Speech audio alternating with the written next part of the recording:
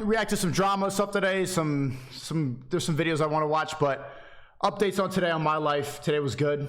Been boxing and working out every single day. Extremely tired. Third week in a row going to the mosque for the Jumu'ah prayer at noon. Shout out to all my Muslims in the chat. Allahu Akbar! Alhamdulillah. Preston over here, he was like, oh, bro, you're actually gonna go to the mosque?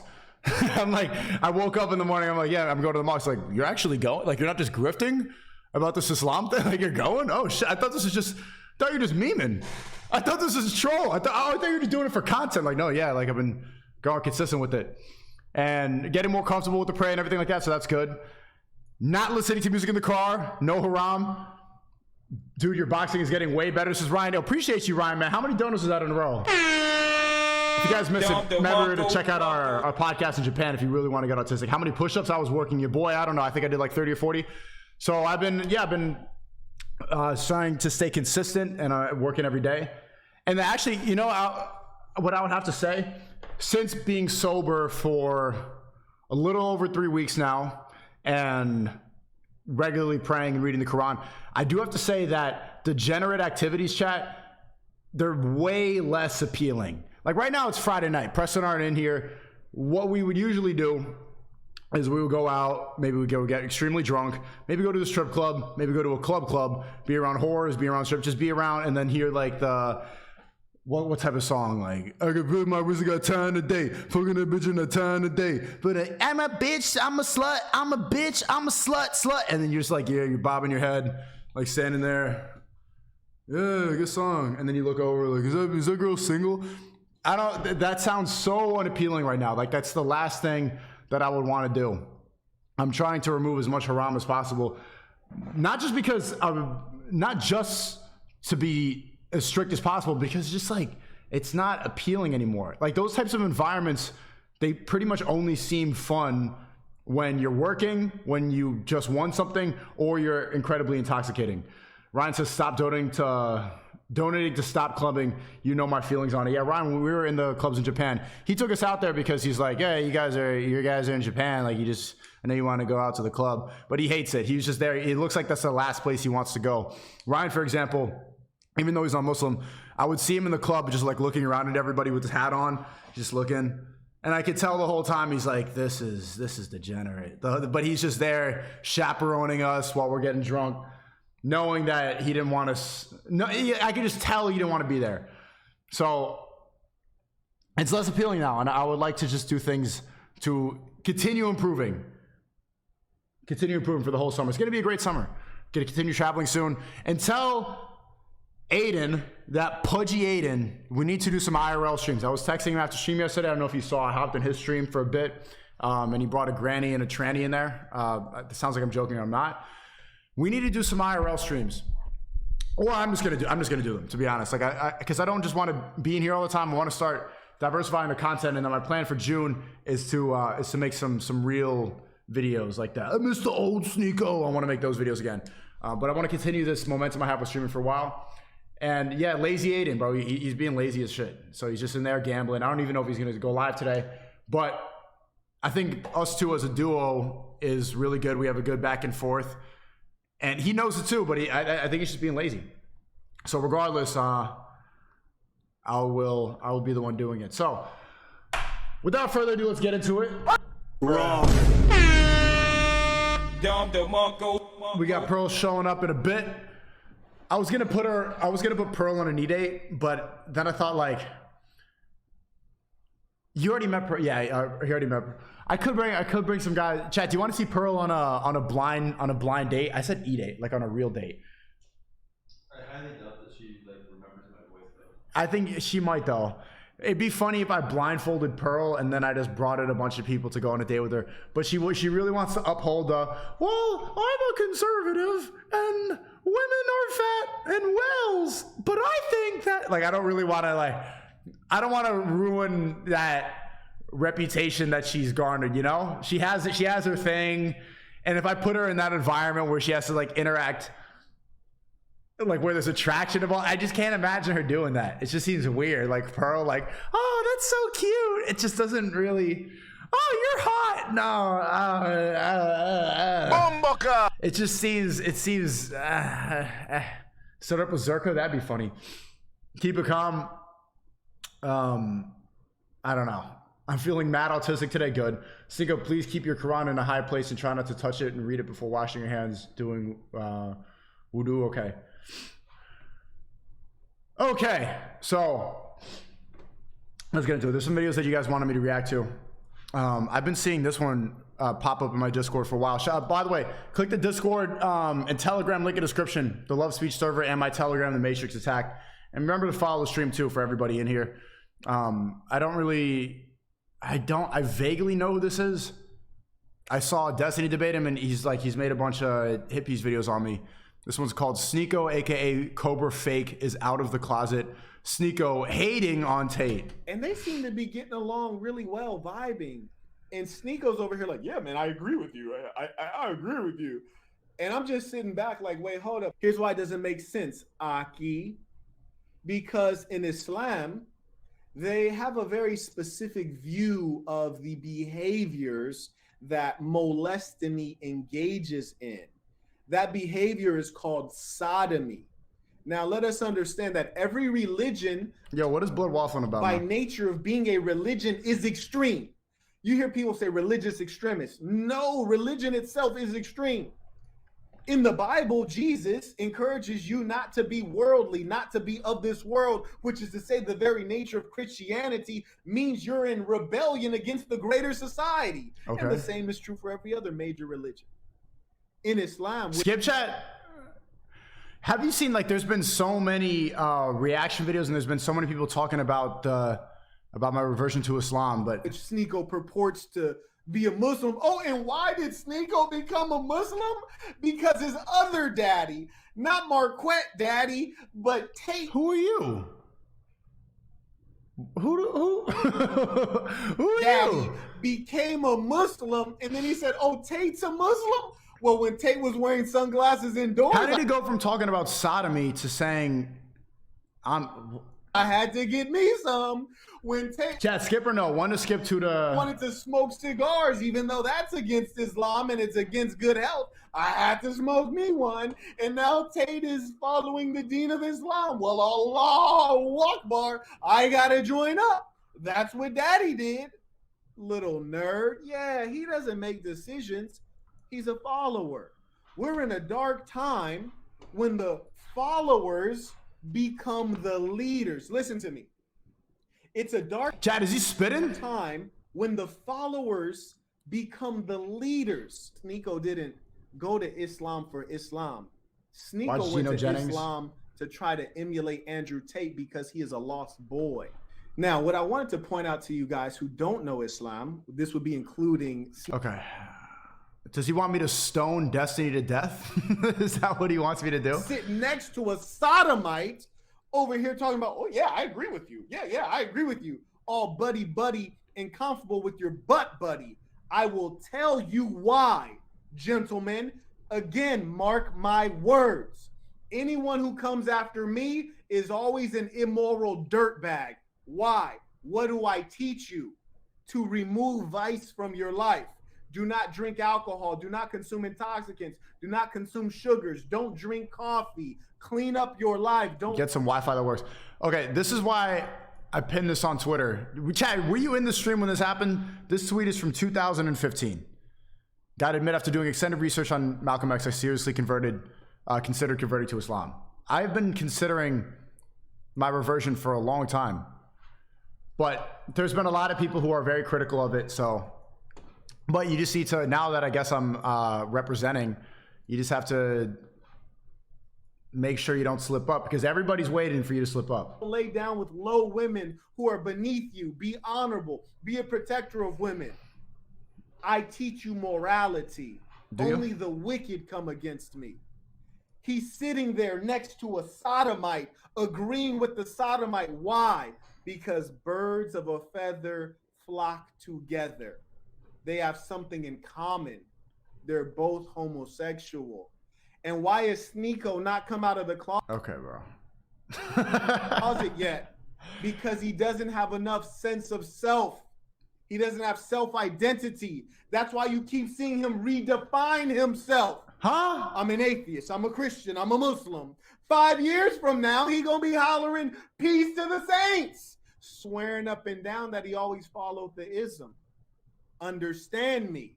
This is what happens when a boy is lost and is raised by the iPad, has no proper parents. Soda says this guy is salty because Destiny embarrassed him in a debate. That's all that I know, or I saw the debate. I thought it was funny because he kind of got cooked. I don't know. I don't know this person. I don't know you. Genuinely, I don't know what you talk about. Searches the internet for a daddy and looks at the one he finds to be the most popular because he goes with whoever's winning. No, I talk about my dad all the time and how he was a superhero to me growing up. And he picks Daddy Tate. The reason he insulted Tate from the beginning is because Tate was the new thing on the scene. He was not yet dominant. When Tate became dominant, then he said, I'm Chad, is he cooking? gonna go with whoever's winning. And that's just what broads do. Understand me, gentlemen. The red pill says, oh, the women, they just want to wait at the finish line and pick the winners. The women don't want to build with you. They just want the guy who already won. That's what Sneako's doing. See, people don't want you, and academics called me up and talked to me about this. He says that the reason he likes my content and the reason why he thinks I'm going to have longevity is because the whole model of my streaming and me being online is the fact that I'm willing to change my mind. It's seeking. I don't know everything, and I'm actively trying to find that, which is good because everybody else is a figure online, kind of like this guy. You pretend or you talk like you know everything. You come in with a specific objective, with a specific ideology, and you think that you know everything about the world and you need to tell everybody that. If you're not willing to go and change your mind, then you're going to be boxed in a lot of ways, and you're going to avoid having a lot of dialogue and conversations with people.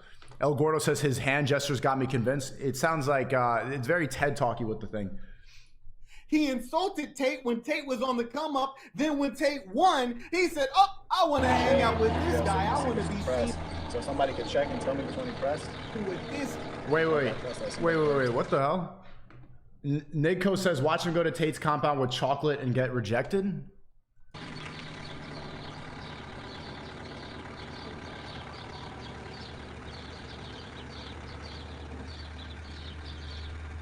What the fuck? Yo. Okay, bro, his whole thing was that your daddy. Bro showed up to someone's house with chocolates that didn't, uninvited.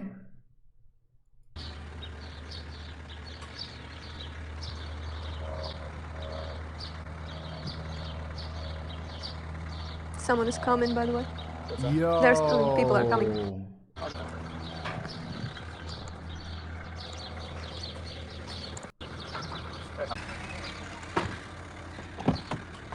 Yo.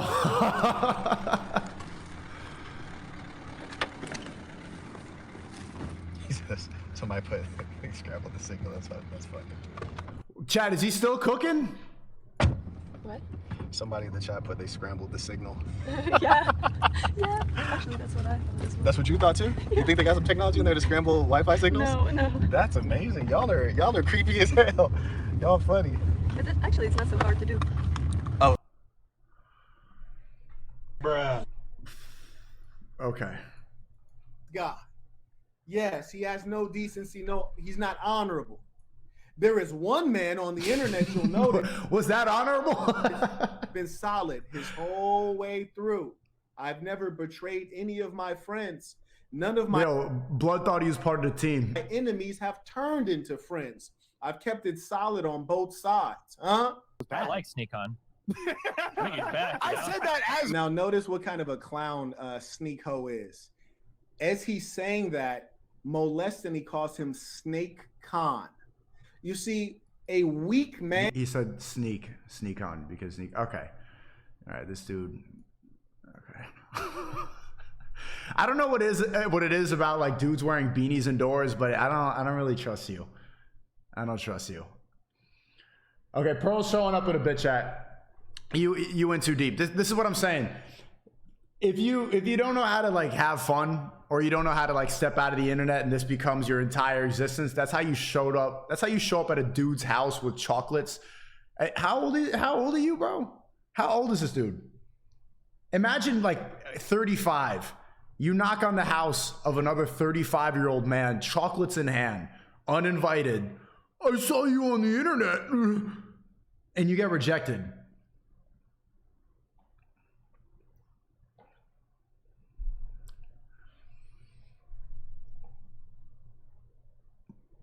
That's tough. So yes, a DNG standing out there like matching like the Vice dude. Okay, yeah. My autistic ass can't focus on what he's saying. I keep staring at his hand gestures. L. So yeah, okay, all right. If that's well, apparently, okay. Goofy. What would you say to someone who says that gender dysphoria is a mental illness? They can go themselves. You don't want to answer that question? My personal opinions would like offend some people. I would let them be Should kids be allowed to change their genders? whoever they want to be. Does this still apply even if they're under 18? We're supposed to be the land of freedom. They could have a lot of regrets. The parent, honestly, they could f off. So today I'm out here and the question I'll be asking is, should minors be allowed to transition? Yes, absolutely. Because it's their body, they're gonna grow up either just like on puberty blockers so they can make a decision later, or feel But they can't vote, they can't drink, they can't fight in a war. comfortable in their own body. I guess more so they should be able to do puberty blockers because that doesn't like affect anything. If they cannot smoke cigarettes or drink alcohol, then what gives them the right to choose their gender? I do believe that it's a huge part of the family too. You know, as an outsider, it's always easy for you to say yes and no. How did he find all these bumbleclots in one area? I like the fact that he's able to stand there and pretend like he's not thinking a bunch of things that are gonna get him canceled. He's like, oh yeah, tell me. Oh, interesting. You don't know that person. But if I am a parent and I see my kids not happy about who they are, then yes, I would let them be whoever they want to be. Minors should be allowed to do what their parents allow them to do. Of course, many people are going to have objections, but people are going to do what they're going to do. So if they don't do it while they're under your roof, they're going to do it later. If it's not Chad, does anyone here live in Austin? Texas is supposed to be this protected place that's kind of like a sanctuary from the rest of America. And then you have Los Angeles in the middle of it. You have the rest of it. Yeah, I'm shooting my gun. Woo! And then you get Austin and they're like, oh, I'm weird. Oh, we do drugs and stuff. I heard about it from Joe Rogan. not approached like correctly, like, you know, they could have a lot of regrets down the road. So they need to get to a certain age where then they can make that choice. So do you think like the cutoff age should be like 18? Who said that 18 is when you become an adult? If I'm a parent, I want you to wait until at least you're like 20, so you know you get to experience the world a little bit. And then I'd be like, if you Notice how all the straight people have the straight answers and all the gay people have the gay answers. still want to go for it, but minors, I don't think so, no. When you look at it holistically, I wonder what he thinks. See the dangly earring? You know his opinion. it's not one person's decision, and it shouldn't be. So the kid can consent, basically. Kids can consent to genital mutilation, but they can't consent to sex. How does that make sense? We have consent laws, but when it comes to chopping your dick off, and you know, basically it is a wound. Do you know that when you get a wound, like when you change your gender, when you cut off your dick, it's just like they literally take a knife and just like have a scab little wound thing that's 2-3 inches deep in there, and then it starts growing hair, and then it gets infected. It's literally a wound between your legs, but if you call it that, they get offended. Because since 2017, there's been a 20-fold increase in gender transitions with a disproportionate amount of cases amongst teens. I don't want to wait any longer than I have to because I just kind of want to get it over and done with. On one hand, gender-affirming surgery has helped many who've struggled with their identity. But when some studies are showing No, it hasn't. No, it hasn't. Don't say that. Don't say that. It helps for 7 months, and then what happens? that up to 30% have detransitioned, we must question the influence of societal pressure and consider the irreversible consequences of allowing life-altering decisions at a young age. And there's so many like people who regret this. I ruined my life. But if it ain't hurting anyone, Chat, type of one if you know a trans person. I was about to say tranny, but I'm being respectful. Love speech. Type of one if you know one. shouldn't we be able to do what we want with our bodies? Because isn't the purpose of life finding ourselves and our identity? Or is this all just a slippery slope to lifelong regret? Guess we gon' see. Currently, there's, age limits for things like getting into bars, drinking, voting. So in that sense, Why are you guys all spamming two? Are you spamming two just because you don't want to? Yeah, I've never met one. Okay, so you've never met one because you stay inside? I've met a lot of transgender people. Not that many, actually. Not that many. Do you think that minors are capable of making a life-altering decision like transitioning?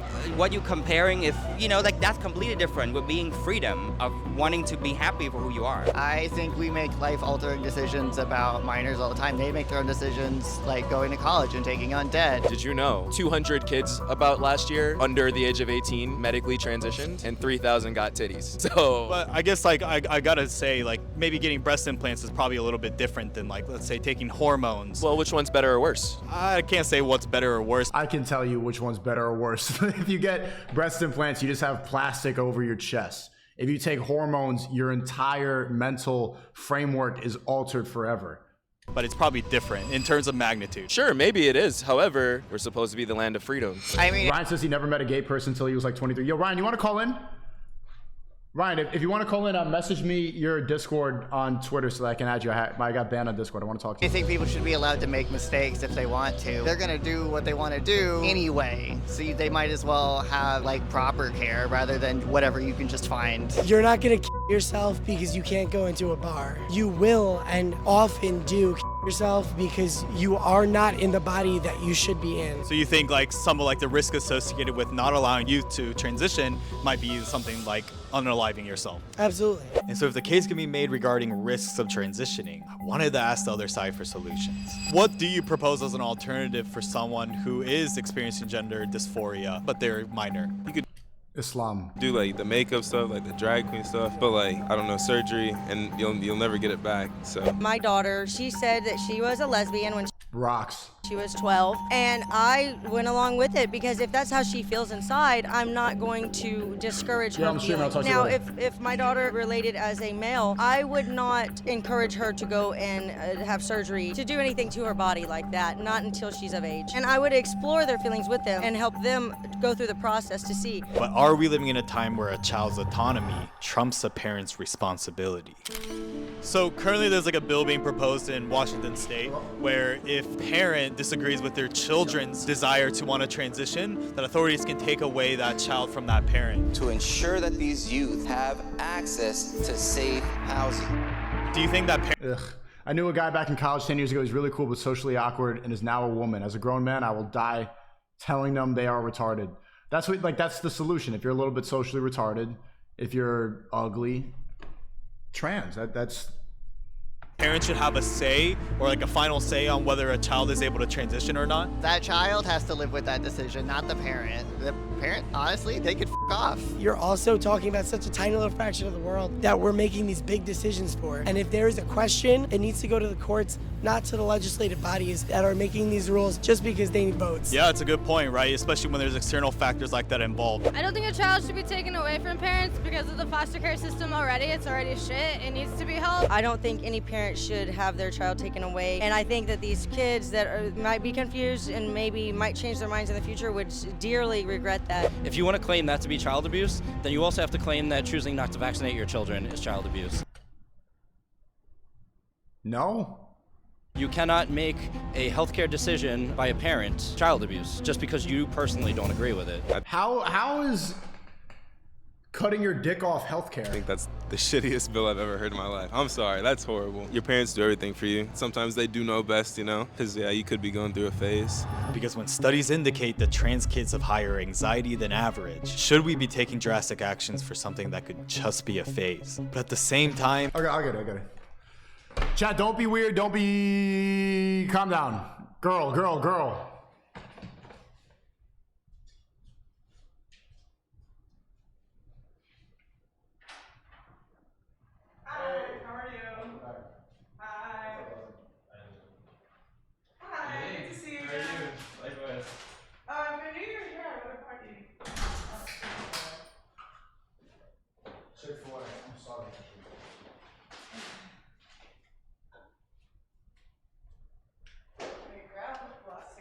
All right, chat. Welcome Pearl back. Everybody be nice. Hold on, okay.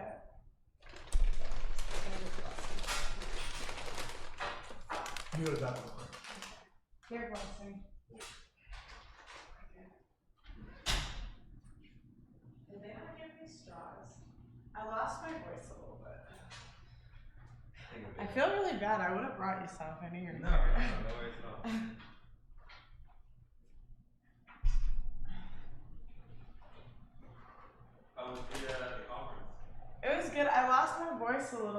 That's like the most I've ever been recognized in my life. I didn't know I had such a diehard Bitcoin fan. Did you get orange pilled? Yeah, I'm basically a crypto genius now. Yeah, pretty much. Which Sneako's on this side, I think.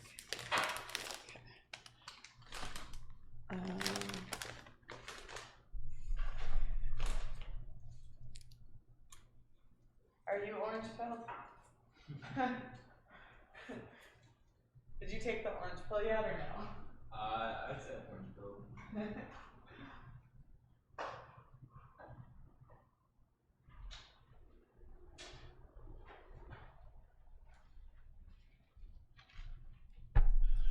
All right, how was the Bitcoin conference? It was good. I've lost my voice a little bit though. What, from yelling at people? No, I didn't know I had such a diehard like Bitcoin fan base. You oh do? My gosh, I've been like this is the most I've ever been recognized in my life. It was crazy. Yeah, conservative people like Bitcoin for some reason. Is there a policy? Okay, bro. Yeah. So what did you learn about Bitcoin so far? So I learned a lot actually. So basically, Bitcoin is a cryptocurrency, and the problem with our money now is they're inflating it. I guess. So Inflation? they keep. I mean, I wasn't big scam. Yeah, I was an econ major, so I know that concept. But so basically, they printed, I guess, 30% of the money during COVID. Yeah. Which is kind of biggest messed wealth up. transfer in history. So it's kind of like the average. That's lemonade, by the way. Yeah, and Chick-fil-A, they're the most homophobic fast food out there. I like. I can say that. Base? Yo, wait. What are you trying to say about bringing Chick-fil-A into the crib? All the other brands have sold out. They've gone trans. This one has stayed strong. They said no to gays. Homophobic food tastes better. Yeah. What? It does. That's pretty good. Blessing. I'm giving him all the American food. Okay, cheers to homophobia. Oh, cheers. Homophobia. Bruh. What?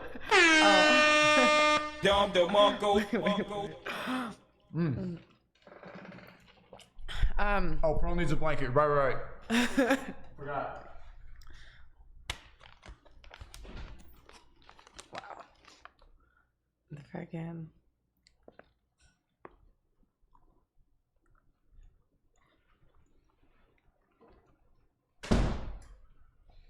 Yeah, tell me more.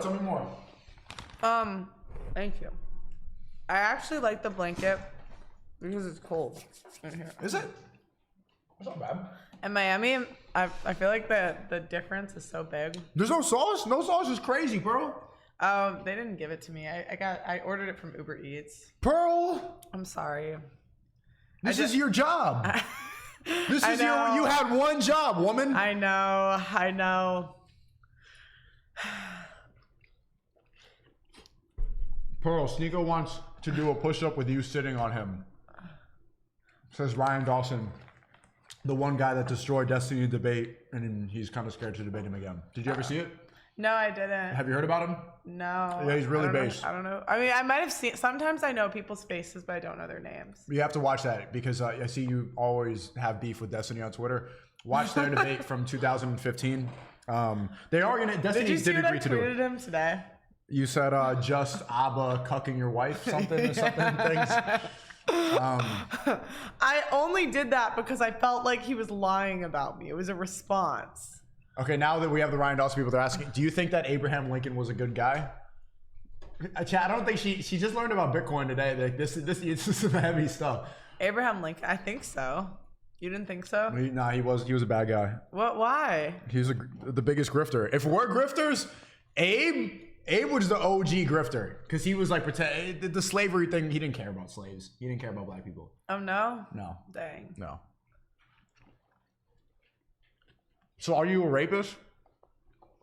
Why is Chad saying you're a rapist? It's a bit rude. No. No? Okay. I've never done that one.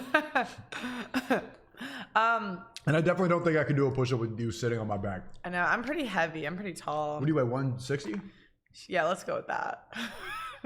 170? Stop. Wait a second. Wait. You're close. Wait a second. For somebody who's saying whales every day. I know. I do need to lose like 10 pounds. So, yeah. I do. I think you weigh more than me. I'm like 165. Yeah, I do. Ryan says Destiny was so butthurt, and that's something because as a sodomite, he used to that. Come on, man. Bomboka! Hey, man. That's my streamer friend. You're only 165. I am only 165. Wow. I thought you were more than that. You're tall as hell. You're extremely tall. Yeah. So, I was gonna put you on a blind date today. Yesterday I had MLD on, and I blindfolded him, and I brought 2 lovely ladies on. I was gonna do that with you, and I'm like, this might be uncomfortable. Like, I can't picture you in a date environment. I don't even want to really see that. Okay. W Pearl says abortion survivor. Thank you, abortion survivor. What do you look for in a man?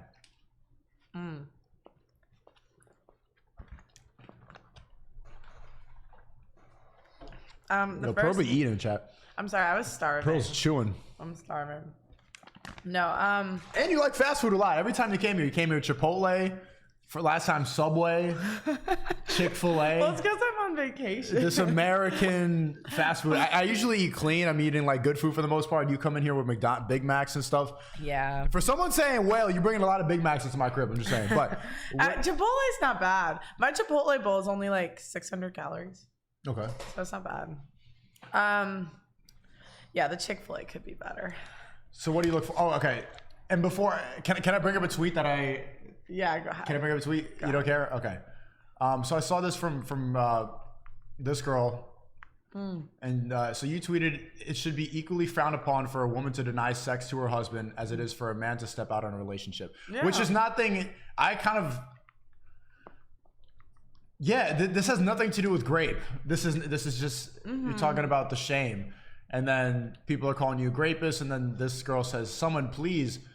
Just take one for the team. Sleep with her. She urgently needs dick in her life. I just have no takers. That's what they say. Yeah. Okay. It's super hard for a girl to get sex, you know. What do you think about? What do you think of? I saw she made a long hit piece about you. Oh yeah, yeah, she did. It was quite rude, but she got it wrong. So like, she kind of pinned together some clips about like my ex-boyfriend, and then it was like a tweet I had, but it wasn't the same person. So they kind of spun, but I'm not trying to get, I don't think he really appreciated being in that video, to be honest. So. Oh, you're okay. Yeah. Yeah, nobody likes someone else to air out your drama. I was looking at, we watched a hit piece right when we started this stream, and someone, like, he was saying that I converted to Islam because of Andrew Tate and stuff like that, and like, Tate is your dad. And then we found a video of him knocking at his door in Bucharest. He flew to Bucharest with a bag of chocolates to try to like say hi, and he got rejected, and they just didn't let him in. It just seems funny, like a guy, I think he's like in his 30s. Get her on so we can have a cat fight. Would you do a debate with her? I mean, I don't know what we would debate, because all she does is attack me personally. That's all she does. She's like, okay, here's your ex-boyfriend, you're fat, you're like, she doesn't make any points. It's all ad homs. Yeah, and so it's like... Yeah, like that one. That tweet this is completely missing what you're saying, and then you don't have... She's calling you an incel, basically. This is like when men call you incel, Yeah. You don't need this right now. I want to keep eating this. I'm sorry, I was so hungry. I didn't eat all them. Okay, tell me more about the Bitcoin conference and what you're doing in Miami so far. That was the main thing. My cousin invited me to it. He's like a big Bitcoiner. So they told me they're printing the money. And the different thing about Bitcoin is that there's only 21 million, and that's always how many there'll be. So they can't like inflate the currency, and everybody's involved in basically like checking it. So like there's too many people involved to make sure it's legit, basically, because there's like this thing called Bitcoin mining, which is really confusing.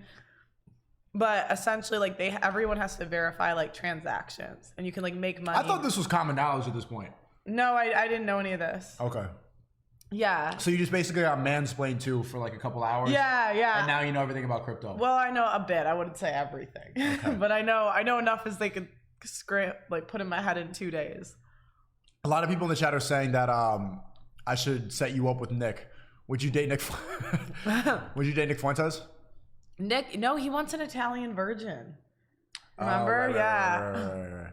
Yeah, he recently was saying, I wonder what you think about this take. Zherka's been making this take too, that women should have kids and get married when they're 16 years old. And Nick is saying that the world would be fixed if women got married at 16. And then... Probably. I think the issue is when you think about it, like that's when we're naturally supposed to. I don't think it's realistic in today's society, but when you think about it, like the issue you're gonna have is men. Like no one wants to see a 16-year-old get played, right? So no one wants to. Chad, is that base take or no? Yes or no? Like no one wants to see, a guy that's like 20, 22 or whatever that's been talking to all these girls. Like come into this girl that's not experienced and play her. Right. And no one wants to see that, but alpha widow her, yeah. Yeah, but it's like I think most women would probably be happier if they were in relationships from like my mom met my dad when she was 17. So is that the different than 16? Bomboka! Yeah, that was pretty common back in the day, but think about what you were doing when I was 16. What was I doing when I was 16? I was just playing Call of Duty in my room. Like I was, so that you're basically saying that the husband should be older. Because like, imagine a 16-year-old husband. So what's the ideal age? A 16-year-old girl. My grandma met my grandpa. They were like a year apart. They just started everything sooner. Okay, but the recent Christian take that I've seen is that 16 have kids at 16, married and kids at 16. I don't think it's realistic in today's society. So why, I agree. So why are people even advocating? Why even talk about that? I mean, I think the idea is that women would be happier if we had kids earlier. I mean, think about it. If I started at 16, I could have like 5 kids and be done by 26. I could be done. And then you still have your youth. Yeah. And then you could just live the rest of your life with your kids, see your great grandkids, all that. 16 isn't too young for men or women, bro. It was too young. I didn't even hit puberty until like I was 17. But you would grow up. Like sometimes when people get in trouble, like have like an unplanned pregnancy or whatever, it ends up being like the best thing that's happened to them. Really? Yeah. Like my mom. Do you know an example of that? Yeah, my mom had 2 people get unplanned pregnancies in her high school. And they both just married the guy. Like back then they would just do a shotgun wedding, get married and figure it out. The issue is I think like marrying young for men isn't really realistic in today's like world. So we could talk about what the world should be or what the world is, so there's the praxeology, that's the argument, and then what's realistic. Yeah, I mean, I want to add Ryan Dawson right now. He actually likes you, so this is not a setup. I'm gonna go and add him. Chat, you want to see Ryan Dawson on? If you guys don't know who he is, he was one who showed me and Preston around in Japan and did 2 podcasts with him, but I think most of you guys know who this is. The name sounds really familiar, but I don't remember. Ryan, add me back. Okay, we could talk about. I want to hear more about Abraham Lincoln. I want to go. Let's. Okay. Because what I like about you is you're willing to learn, and most people don't really want to. Most creators, I think that's actually what we have in common too when it comes to this. Is that like when you don't know something or you want to learn more, you're like, oh, I don't know. Like you're willing. You have curiosity. Most people go in and especially the people that dislike you and dislike me, they go like, I know everything, and then they have one specific ideology and they need to tell everybody that. But if you come in with a willingness to learn, you have better interviews. You have more chances to collaborate. You get to go meet more people. You get to spread more ideas. It's a good. And it's also like framework. going into things in good faith, because a lot of times like all the like they want you to be like, that's not true, that's not true, that's not true, or like spit, I don't know, just argue with them the whole time. But I feel like it's better to just let people like talk, and then you can decide for yourself if you agree or you disagree. Yeah, but a lot of people nowadays, they're like, why are you going to platform? This is unrealistic platforming. Yeah, it's problematic. You need to disagree to platform. Like, okay, well, why don't you disagree in the comment section and I listen. So yeah, Ryan is extremely. Oh, there we go. Let's call him. Okay, this is gonna be interesting. Preston, you should say what's up too. Well, let me just add it up. No. You could just like come over. Also, does she tweet for days about how cheating is that big of a deal? I accidentally made cheating the hill I died on. I didn't mean to. They just kept misquoting me. It was irritating me. You have those? Okay. I think I can. Wait, one sec, Ryan. I can't hear you. It'll be on. Give me a second. Let's see. All right. Ryan Dawson. I can hear you. Can you hear me? Can you see me? I'll mute Rumble so I can just hear you in Discord. Pearl, good to see you. Big fan, actually. Hi, nice to meet you. I'm not hearing anything yet. If you go to your what did you do? Are you like, I've heard your name before, but I can't. His settings are messed up right now. Oh, what did he do? He's a geopolitical analyst for Sneako, I'm hearing it out of Rumble and Discord. Which one do I turn off? Turn off Rumble, keep on Discord. Let's see. Just close Rumble.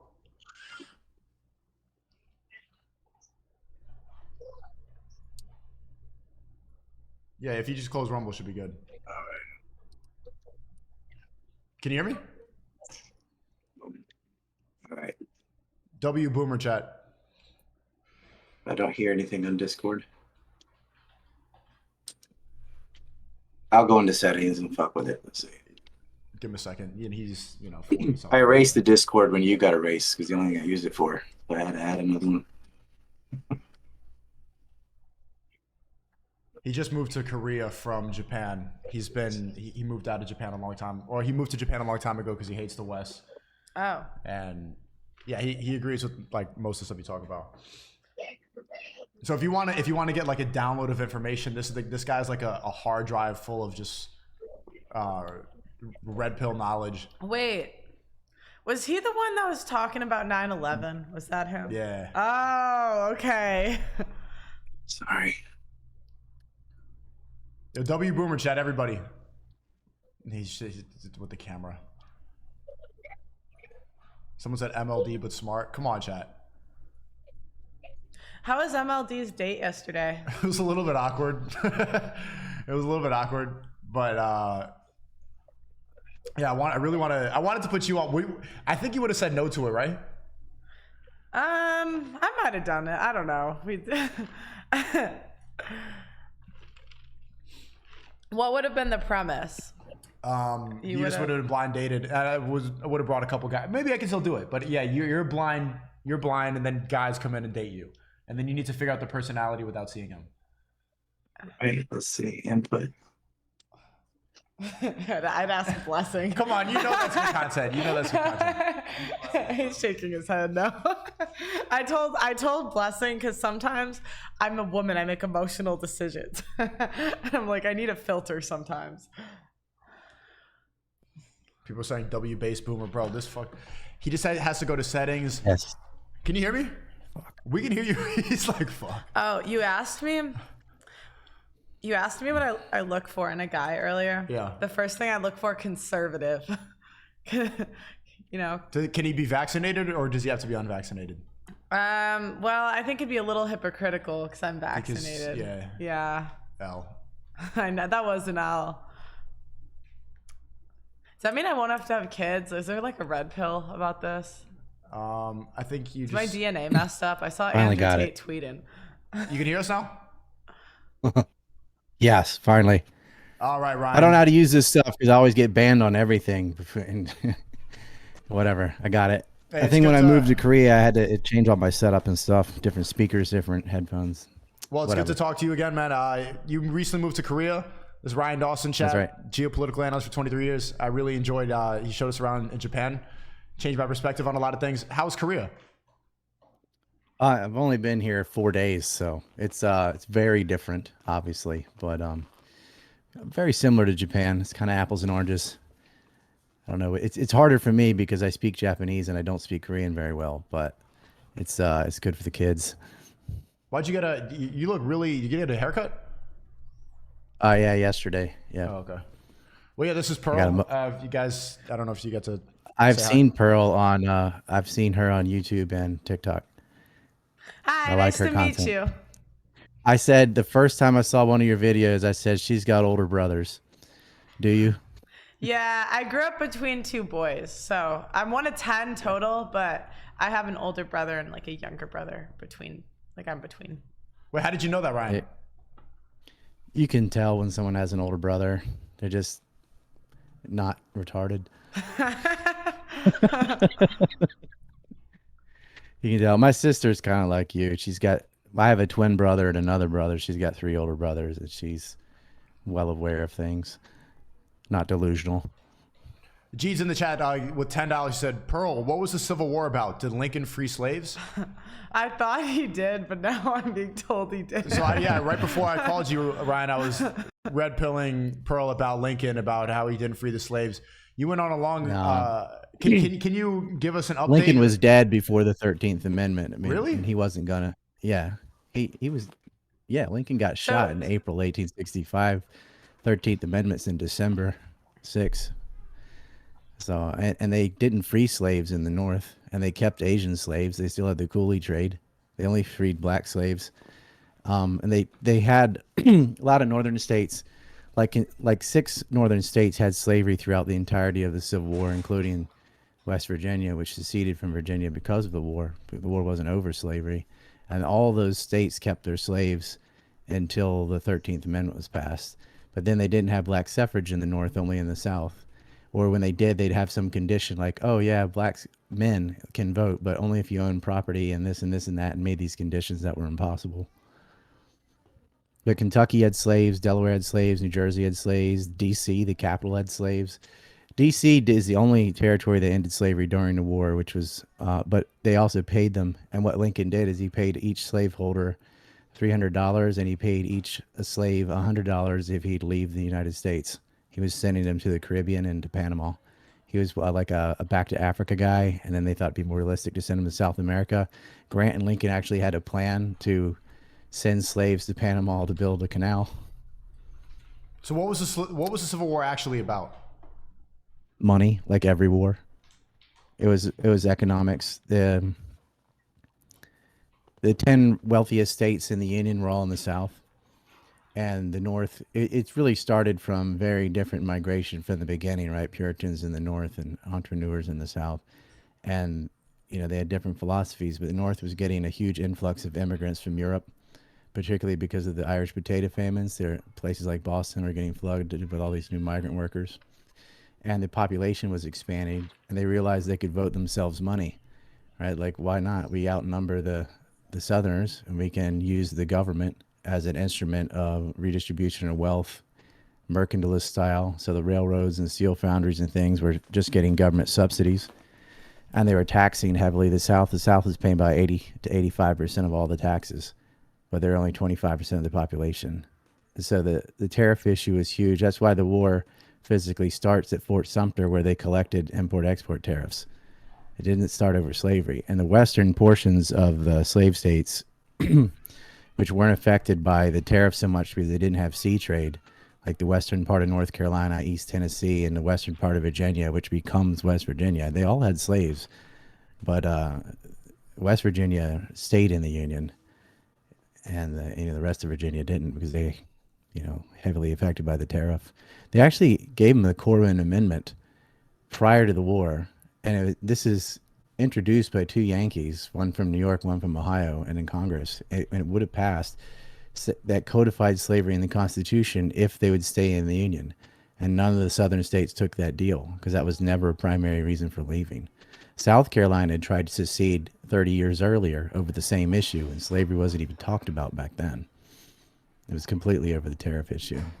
Now, slavery was a issue that was happening at the same time. That's kind of like blaming Vietnam on the civil rights movement. You had 2 things going on, but that's not why they're in Vietnam. I told you he's like a hard drive full of all this information. Like he just goes, man. He can memorize all of history. If you go off on Lincoln, I can quote. I'd quote you Lincoln, but make sure nobody clips it and make sure it says like this is Lincoln saying this, not me, right? Like, Whoa. What's some quotes from Lincoln that you know off the top of your head? What is that super chat? Someone super chat. Lincoln died like the bitch in an opera. No cap. John Wilkes Booth. I have a John Wilkes Booth cocktail every April. So yeah. So what's some Lincoln quotes that you could repeat? Knowing it's Lincoln, just preface it. I really want to hear him now. Abraham Lincoln said, "You and we are different races. We have between us a broader difference than exists between almost any other two races. Whether it's right or wrong, I need not discuss, but the physical difference is a great disadvantage to us both. As I think your race suffers greatly, many of them, by living among us, while ours suffers from your presence. In a word, we suffer each side. If this is admitted, it affords a reason for at least why we should be separated." He would always say he did oppose slavery. Did you just read that, or do you just have that in your head? I've quoted Lincoln so many times. I mean, he said also, like, you know, if he could save the Union by ending slavery, he would. If he could do it without ending slavery, he would. If he could do it by ending it some places and not others, he would do it. But the primary thing was to preserve the Union. His first address to Congress talks about the reason for the war, and the first sentence out of his mouth is preserve the revenue, right? Without Southern revenue, the North wouldn't exist. They were getting all their money from the South. And it wasn't like the North either. It's really just bankers from Boston, Philly, and New York that were pushing it. Bankers? New York City, yeah, well. What you mean by bankers? New York City tried to secede too. And this is funny. It was 1861, January 6th. Halfway. And there was actually a ward that did secede and remained. It was the last place to rejoin the Union, technically. They even had a fire department with a Confederate flag and everything in New York City, and it stayed that way until World War II. Okay. Isn't that funny? Hold on. But like, I need to see the division between like slavery, like why would you, first of all, when the 13th Amendment didn't get ratified on its first go around because 4 northern states rejected it and others abstained. So why would you fight a war to end slavery and then vote against the amendment to end slavery? Okay. So anyway, who is really responsible for the Atlantic slave trade? I saw somebody ratio Joe Biden about the slave trade, and he was talking about a specific group of people that were really behind it. I've heard speculations about this, but what's the red pill about the transatlantic slave trade? You know, Jefferson ended the transatlantic slave trade, and he also tried to end slavery in Virginia when he was the governor, and he lost only by a couple votes. Thomas Jefferson? Thomas Jefferson, the guy that invented macaroni and cheese. When I was in college, they had all these protests, and there was a statue of Thomas Jefferson, and all the woke people were putting Post-it notes on him and saying that he's a slave owner and that we need to take down the statue. I love he had this slaves. topic. Do you? Jefferson did have slaves. Ryan, just to preface it, Pro's getting called racist all the time and a slave owner, so this is pretty sensitive. But that doesn't make any sense. The majority of slave owners were not one race over another. It was the same race. Who? Like, where do you think they bought the slaves? I'm Irish. Wasn't I taken? Irish were, Irish were enslaved for a long time. Dang it. And Irish were put on script pay. Actually, the living conditions for the Irish in the North were worse than slaves in the South. And that lasted much longer. They got put on script pay up until the 1920s. It wasn't until the Blair Mountain Rebellion, which is mostly Irish, and then there was a compound of the Colorado coal strike around the same time with World War I veterans that they start getting real labor rights. Because when you got paid in script, it's not $1. It's like a special kind of funny money that can only be spent at the company store. And they'd do stuff like they'd pay you and then they'd make you rent your equipment and your tent and this and that. And basically you're still free labor. And they did that to blacks and whites. Well, and weren't we like cheaper? Like I heard we got like worse jobs because we were the Irish were like cheap. Is that true? Depends on the time period, but yeah, I mean, they would have signs that would say no dogs, no Irish. There was a lot of prejudice towards Catholics in general. Italians also got that, but especially Irish. Wait, really? And I'm Catholic. Dang it. Well, they didn't like you guys, and that's, you know, the North was segregated. New York City's still kind of like that. It's got a Little Italy, it's got a Chinatown, it's got, you know, L Street with all the Irish hang out. they kind of self-segregate. It's not a rule, but that's just how it ends up. How did the Germans fare in America? I'm German as well. Well, they start as the Hessens before they're German, and a lot of them actually came over as mercenaries during the Revolutionary War, and were looking around and thought, this looks like some nice land, screw the British Army, and they just Wait, really? fled.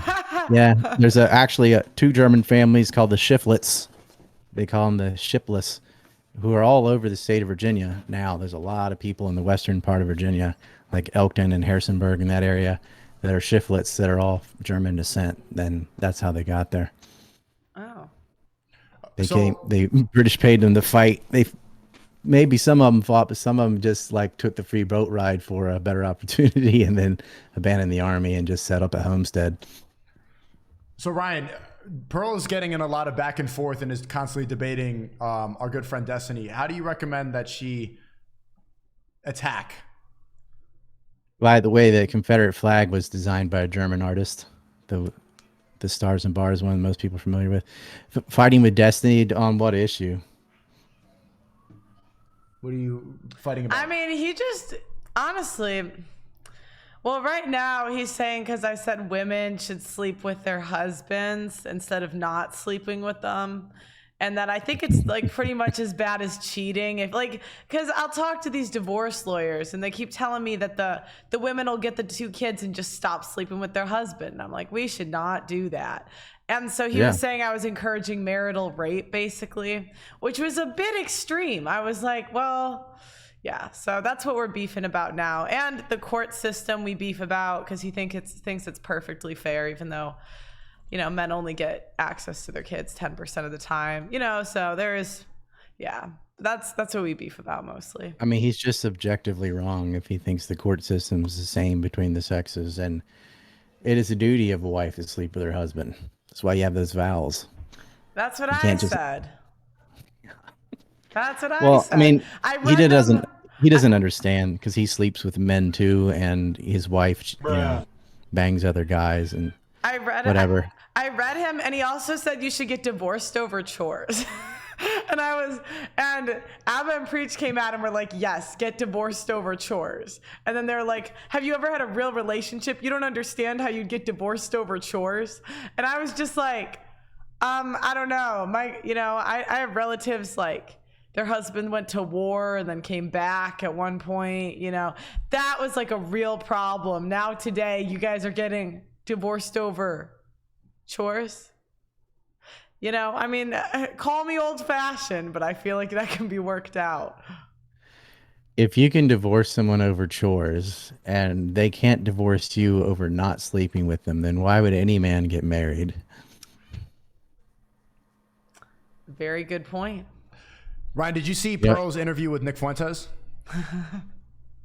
Yeah, well, I saw clips of it. I don't think I ever saw the long form. What did you think about it? I was like, I mean, this is an argument of what ought to be versus what is. And I'm thinking you need to not do that or you're going to lose your YouTube. Like if you're going to have Nick on, do it on Rumble or something because, and I think Nick, I think everyone should be allowed to talk wherever. I'm for free speech, but you don't want to lose a channel that size with that. And, you know, because Nick's going to say stuff that they don't like. And, you know, it'd be better to just get rid of that video or upload it to somewhere other than YouTube.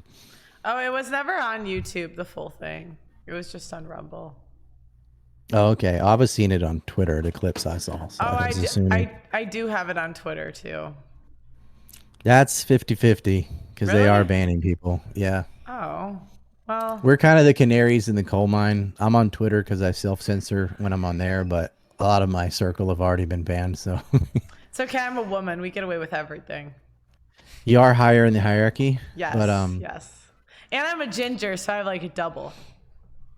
That's true. You're a ginger. I'm red-green colorblind, so I can't tell if from, you know, I can tell from the smell, but like when a ginger is in person, I don't know. It's like when there's a daywalker. Wait, so gingers really don't have souls? Nope. No, everyone knows. They actually have negative soul. Yeah, no soul. What? Wait, so is Pearl a demon? Every time they soak up the soul, they get a freckle, right? Yeah, I steal souls. I'll steal yours if you know. There you go. Allah Akbar! What do you? So I used to have this ongoing thing bashing gingers, not sincerely, obviously, that's stupid, but I would say all these ginger jokes to prove the double standard. Like, replace ginger with category A, B, or C, and I'd never be allowed to say this, right? Yeah. I like being a ginger. I don't mind, but people are allowed to make fun of us, but I think it's okay. People should be bullied a bit. I think, yeah, I used to be very anti-bullying, but looking around, I think, oh, I miss the bullies because look at the results, right? Like, Sky Horton had a tweet today. He's like, I'm starting to miss evangelical Christians because look at what's going on now. It's so bad. Makes Jesse Helms look good. The chat keys is continuing to. They want me to ask you about Freemasons, Ryan. I haven't asked you. That's one thing I've never asked you about. What's the truth? Is that actual? Are they a problem? Are they an issue? Or is it just a psyop? Is it a distraction? The problem is trying to explain that to people who really don't have a grasp of history is kind of a lost cause because they want it to be like a sentence answer. There's no such thing as the Freemasons. Freemasonry is a title that's evolved, and so it's kind of like, I'll give you a very easy example. Everyone knows what this is, like the peace sign, right? Today.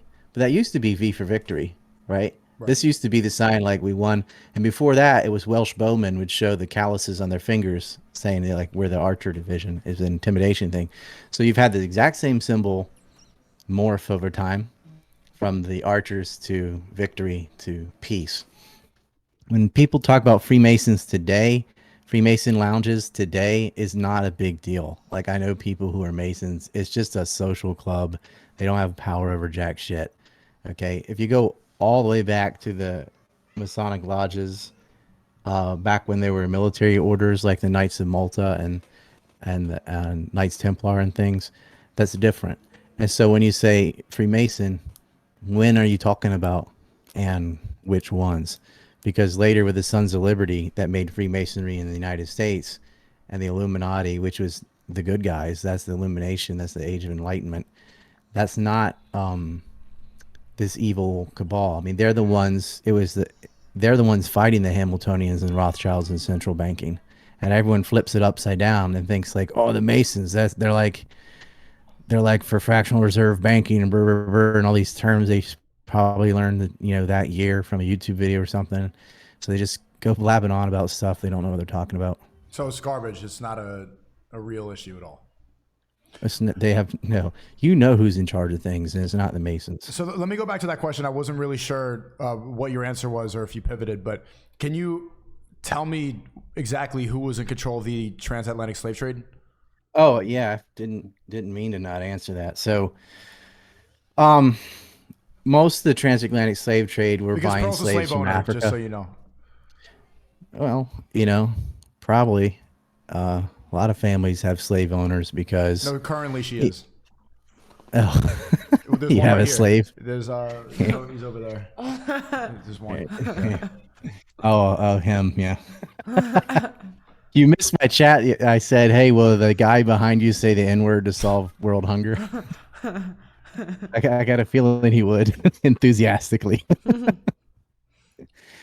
So the transatlantic slave trade was mostly slaves from Africa. So I would say most people have a slave owner in their family because Africa continued slavery for a lot longer than the New World did. And so did the Middle East. Slavery had been practiced for thousands of years. People act like it's some incident of white Europeans in the Caribbean and the United States. Everyone owns slaves, Asians, Middle East, Africa, and it's Africa selling the slaves. And so as to who brought them over, like which companies, East India Tea Company had a lot of slaves. The Dutch company had a lot of slaves. If you zoom in on it, I know it's what you're asking. Were there a lot of Jewish slaveholders? Yeah, disproportionately, I would say. But you still have to have somebody behind. Everyone's involved. Someone sold the slave. Someone bought the slave. Someone transported the slave. I wouldn't blame slavery on the transporter. It's all of them were involved.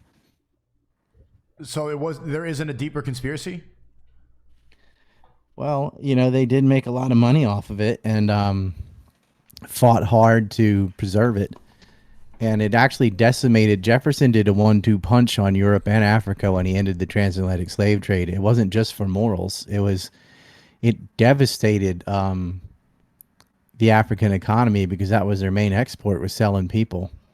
And there was a sort of trifecta or a triangle going in the mercantile trade. They would sell slaves and they would use the money. They'd sell slaves to the Americas, let's say. And it's not just America, it's to Caribbean, Brazil, whatever. They were selling slaves west, and they'd use the money to buy finished products from Europe. And Europe was buying raw resources from the United States. So they'd buy cotton, they'd turn it into textiles, they'd sell it to the Africans would pay for it by selling slaves to the United States. The United States would use the slaves to get cotton, kind of thing.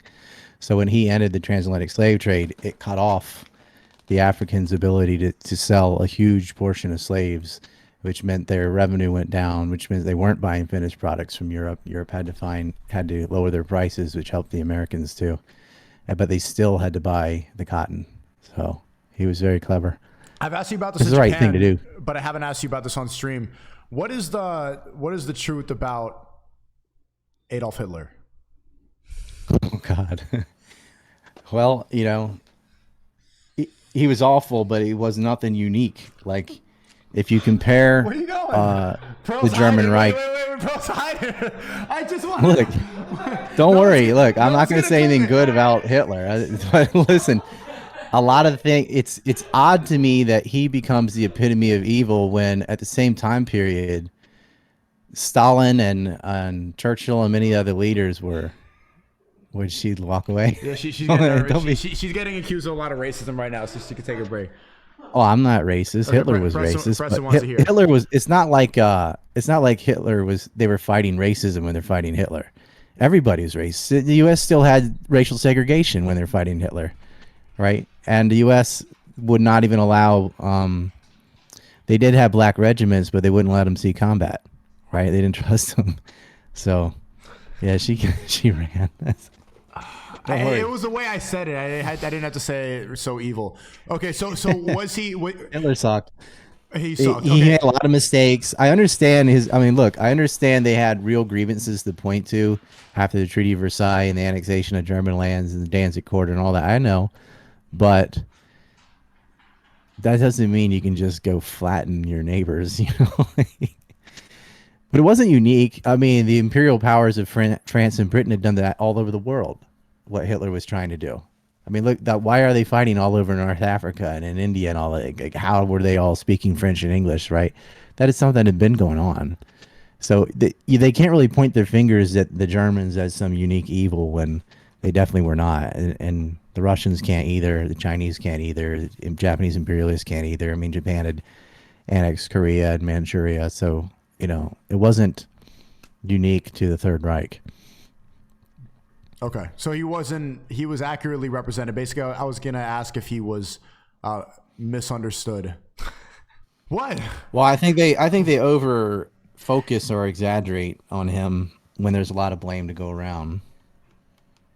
I mean, how could you? With our allied with Joseph Stalin, he had gulags and work camps too, right? Yeah, but there's a reason that Stalin is not seen as the most evil person of all time. Even though didn't he have a higher kill count? Then Hitler, yeah, he did. Who were in his work camps? Mostly non-communist Russians. Well, that explains it. Okay, Pro, you can come back. We're moving on from the H question. Well, that's why I said, I'm like, why don't they demonize the Japanese for what they did to Korea and China? And the answer is Koreans don't own the media. There's certain things I've been accused of recently. Yeah. I get it. Pearl's shook by the woke culture. She's sold out. She wants to keep her YouTube channel. Look. Hey, don't worry. Hitler's bad. We're not. He said Hitler's bad. Hitler's bad. Hitler's evil. He was horrible. Oh my gosh. But so were all of them were. There were no good guys in World War II. It was like bad versus worst. Oh my gosh. Do you know, I tried to bring someone for you tonight. I forgot to tell you. I was so close. I was so close. Who, a girl? Yeah. Guess who? Who? Love? No, guess. I don't think you've met her before. I don't know. But you love her. You're a fan. Brett? I tried so hard. Is she in Miami? Yeah. Wait, she didn't want to come? No, I couldn't. No, you have to like plan shit out with the Daily Wire. What about tomorrow? She could do tomorrow? No, well, I'm not here. I don't know, but I could ask. I've been trying to set it up. Yo, I almost forgot about her.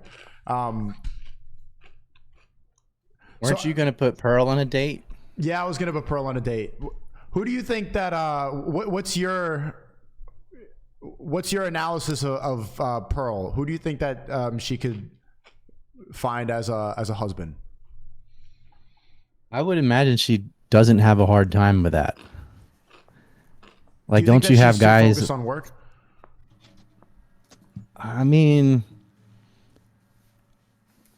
I don't want to say anyone's income or whatever, but I think she's doing well, you know, and can travel when she wants and do what she wants. So she's doing good. Yeah.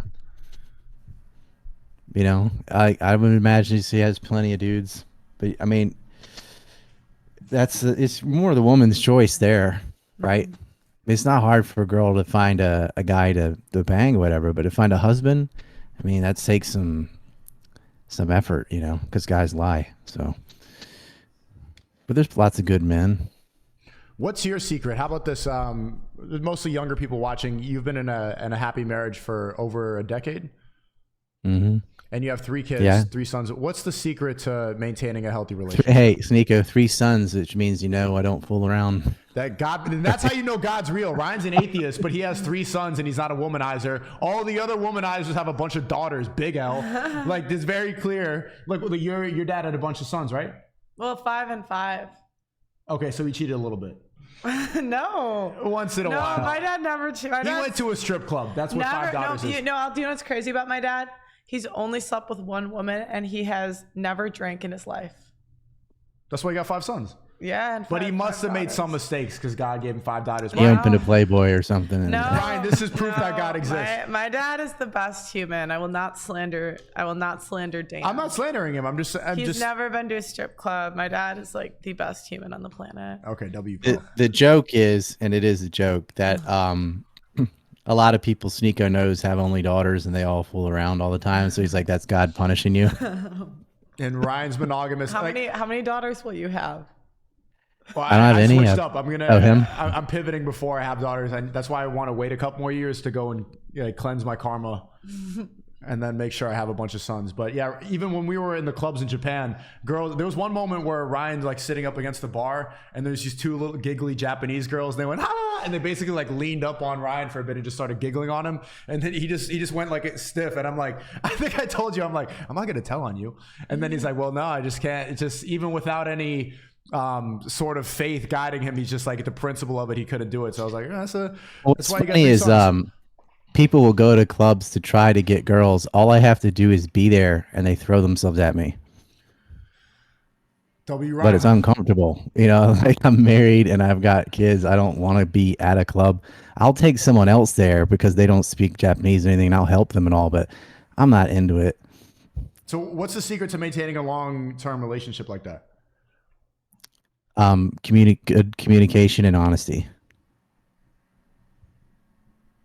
So what do you think about Pearl's take on cheating? Don't ever lie to each other and always communicate to the best of your ability. Like, most breakups always come from lack of communication. They're talking to their friends about the other one or whatever instead of to each other. That seems to be a big problem. There seems to be a lot of new problems that I didn't have to deal with, though. Like, I think I was married before Tinder and all that stuff existed. I'm not sure when they came out or whatever, but like, I didn't even know about it. Kind of innocent. What do you think my take on cheating is? Well, Pearl has recently been criticized for saying that women should stay in the relationship. Like, cheating is not that big of a deal if a man does it. It's basically, it's not like a divorceable offense. It's not that bad. Yeah, but I don't say it's okay. I say cheating wrong. But I found this study that said only 3% of men are serial cheaters, and only 11% of cheaters have done it like more than once, I think it was. So it's like, even if we double the numbers, let's just say men are liars, let's double it. And I'm like, still over half the time it was a one-time thing. I feel like for the kids, we can work that out. You know, that's just my opinion. I think it's less bad if the man cheats than if a woman cheats. If a woman cheats, it's over. But we have to understand, if you look at our social dynamic in our society, A man sort of ups his status and sense of self-worth by having women, whereas a woman is looked down upon for doing the same thing. So for her to be cheating, it's not out of insecurity or lust or whatever. It's over. She's really emotionally attached to somebody, most likely. The man could probably just want to have sex, and that's it. It doesn't make it right, but it's way less of an issue than when a woman cheats. I agree. Like a man's much more likely to hit somebody too. Same thing. We're just built different. You know, they don't have to completely hate someone to do that. Sometimes men fight because it's fun. When a woman's doing that, she's lost her mind. You know, women cheat more than men now. In like in the recent like studies. You agree, Ryan?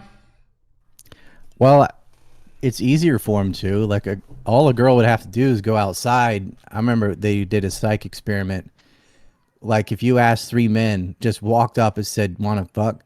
1 out of 3 will say yes, and that's it. They don't have to say like the most of them that said no is because they don't believe it. They're like, "What?" Because it's so out of the blue. But a guy could go do that all day, and unless he's Brad Pitt or something, everyone's gonna say no. You're a creep. You know, get lost, right? So it'd be if everyone's cheating, then women are cheating more because it's so easy for them to do. It takes no effort, especially nowadays with Instagram, which I call OnlyFans Junior. People like your pictures, and you have all these orbiters, and they're in your DMs and compliments and stuff. All she's got to do is pluck one up, and he'll do it, right? For a man, you'd have to go out and take some time and effort, and so it's not that like men are more moral. It just takes more of time and effort to be able to cheat than it does for a girl to cheat. You have a lot of values that align with what I've been reading in the Quran, like pretty much the way that you conduct your life. Some people in the chat are saying that I should give you dawah right now, but I'm not going to. I understand your view of the world. Look, I like the moral principles from religion. I just don't think you need the supernatural explanations for that. You could just do that based on your own reason and empathy. Most people aren't capable of doing that, but that's why most people should have a religion, and I'm all for it. We can have a back and forth about the fact that there must be a creator, that something must have created this, but that's beside. What I really want to ask you about is I had a debate recently with these Christians all the time because people are. I disagree with the point that all was void and had to be created. Okay, but I want to ask you about the Council of Nicaea. That's how you say it, right? The Council of Nicaea is the one that removed a lot of books from the Bible. From the Bible, so the Bible's been a lot of the non-canonical books are the best ones. What did they remove from the Bible that, like, what do Christians not know that they should know? Well, it's weird because they removed a bunch of books, like the Gospel of Thomas. You're Ryan, your mic cut out. Uh-oh, I don't know what happened. No, we're gonna. They got him. Yo, right when I told you not to go the Hitler route. I didn't even. He said Hitler's bad. Hitler's evil. Hitler was evil. You know, when we did the clip on my channel, we had to blur out your chat. Yeah, because they are. Yeah, I know. Yeah. Chat, you are blurrable on YouTube. Yeah. You know, it is what it is. This is what you get when you sign up for autism. Chat, was that the Matrix? Bro, I've been begging asking this question for a long time. Bro. Did they say the Titanic was staged or something too? I saw that in the chat. I was like, what? There's so many conspiracies I want to ask him about, but this is a good one because he was always telling me in Japan how the Bible's been manipulated. I think he even said the Quran was manipulated, but all the other Muslim scholars are saying that it hasn't, that it's stayed consistent for 1400 years. But I want to know like what they removed so there was this thing called the Council of Nicaea where they removed like chapters, like really important chapters of the Bible so that it would be more simplistic or something. I remember learning about that in school, but I don't remember what it was. It was so long ago. And he's a hard drive. Like he just has, like he's just like a book of information. I couldn't remember where I knew him from, but I realized he was on Fresh and Fit's like about 9/11. I didn't watch the full thing, but I was like in and out that day. How do you think they got him? What do you mean? How do you think they found him? You? Yeah. How did you find him? From his Destiny debate. Like after I started debating Destiny, I'm like, has anyone beat him? Can I see the debate Destiny did? It's with so him? long. It's like 2 hours of just Ryan going. Is there a clip that like? Is There's like no him clip. dunking? There's no clip. It's just like so he's basically. So Can I clip it on my channel for fun? He would let you, yeah. It's basically him doing what he does, like on this call. He'll just explain. You see how it's really hard to find a pocket to talk to him, because he's just like relaying information. All Destiny could do was sit there and be like, "I find it hard to believe. I find it hard," and it was basically like an education. It wasn't really a debate, because he really knows his stuff, man. He's difficult to talk to. They took out the apocryphal books, Enoch, Jasser, and Jubilees. I don't know what these books are about though. What's the info in there? If I start streaming on Rumble, I want to react to all the like the crazy conspiracy theories and stuff. Yeah, there's a lot out there. But like, Is it back? And chat, this Conspiracy Friday that you wanted. Yeah, I can hear you now. I can't see you. And chat, I texted Nick. Don't worry. I asked him if he wanted to join the panel, so you guys can stop blame him now. Go message on or whatever. Okay, so we're at the Council of Nicaea. What did they remove? So a lot of the books that used to be in the Bible were removed. So you had like the Gospel of Thomas, the Gospel of Judah, the Book of Enoch, 3 of the books of Revelations. And it's odd because books that are still in the Bible, like Jude and Isaiah, the Book of Hebrews and stuff, will reference the other books, but those books aren't there anymore. But you can read them online. It's odd, and you think,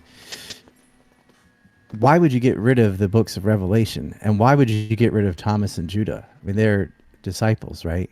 Judah especially. And that book, he's, the Kiss of Judah. He's the only one that could talk to him at the Last Supper. It vitally changes the entire story. And if you don't have those books, you have, it gets Schofielded over time is what happened. And so Christianity is something that morphed over time and got more and more watered down and turned into more like a business, a tax exempt collection plate type of thing than a theology like it used to be. Hold on, I'm gonna add. Have you heard? Like a lot of Christians never read the Bible. They go to church twice a year, Christmas and Easter. It's not taking that seriously. I'm gonna add. Do you know John Zherka, Ryan? No. We have a Christian Crusader. Okay, hold on. This is gonna be good. I really tried for you with Brett. Yo, I really wanted Brett Cooper. I really tried. Ryan, you hear me? I keep getting booted. No, you weren't booted. I'm just I'm adding John Zherka to the call. Hello, John. Hey, is that who I think it is? Wait, let me see. No way. What's up, Zherka? Oh my God, we're doing. We're doing 9/11. Yo, let me get home. Hold on. Oh, I thought he was freaking out because of Sneako. No. He's a good friend of mine, even though he always attacks me. Yeah, I went over these yesterday. A lot of big news on that. So basically, Ryan, he's like you on cocaine. Well, okay. Don't ask him about Lincoln then. I'll be home in 5 minutes. Am I robotic? A little bit, but can you guys hear me? Yes. Have you heard about Ryan Dawson, Zherka? Yeah. Yes, I have. Actually, he's been doing this for like over a decade. Yes. 2 decades, yeah. And the problem I have with him is he doesn't go into code words, bro. Like, when we're talking about a group of people, we gotta go in code. He rings a bell. He has a bell for it. I know, but isn't he the most banned guy? Like, is he on Fuentes level? I got banned way before Fuentes. He's banned from MySpace, Zherka. He's banned. Wait, I got banned on AOL. So why did you go to Japan? Wait, AOL? I just realized. Yeah, I got kicked off AOL. Ryan, why did you go to Japan? Fuentes was in 5th grade. Bush got reelected, so I said I'm out. Like even after the Iraq War, he still got elected, so I just left. Wait, can you guys hear me right now? Yeah, we can hear you good. Yeah, that's why I went to Japan. Did you not hear that? Yeah. Yeah, I went to Japan. I've lived in Japan for 16 years. Zherka, get home, and then we'll add But you. I want to have a proper convo. I didn't have to leave. I just Okay. I still, Okay, I'm literally there in 5 minutes. Like, I can dox myself. It's okay. Okay, don't do that. Get home safe. just your audio is kind of nasty, so just get No, there and dude, then. they can't stop me. They can't stop me because Jewish men aren't that big. They're very short. Whoa. I'm kidding.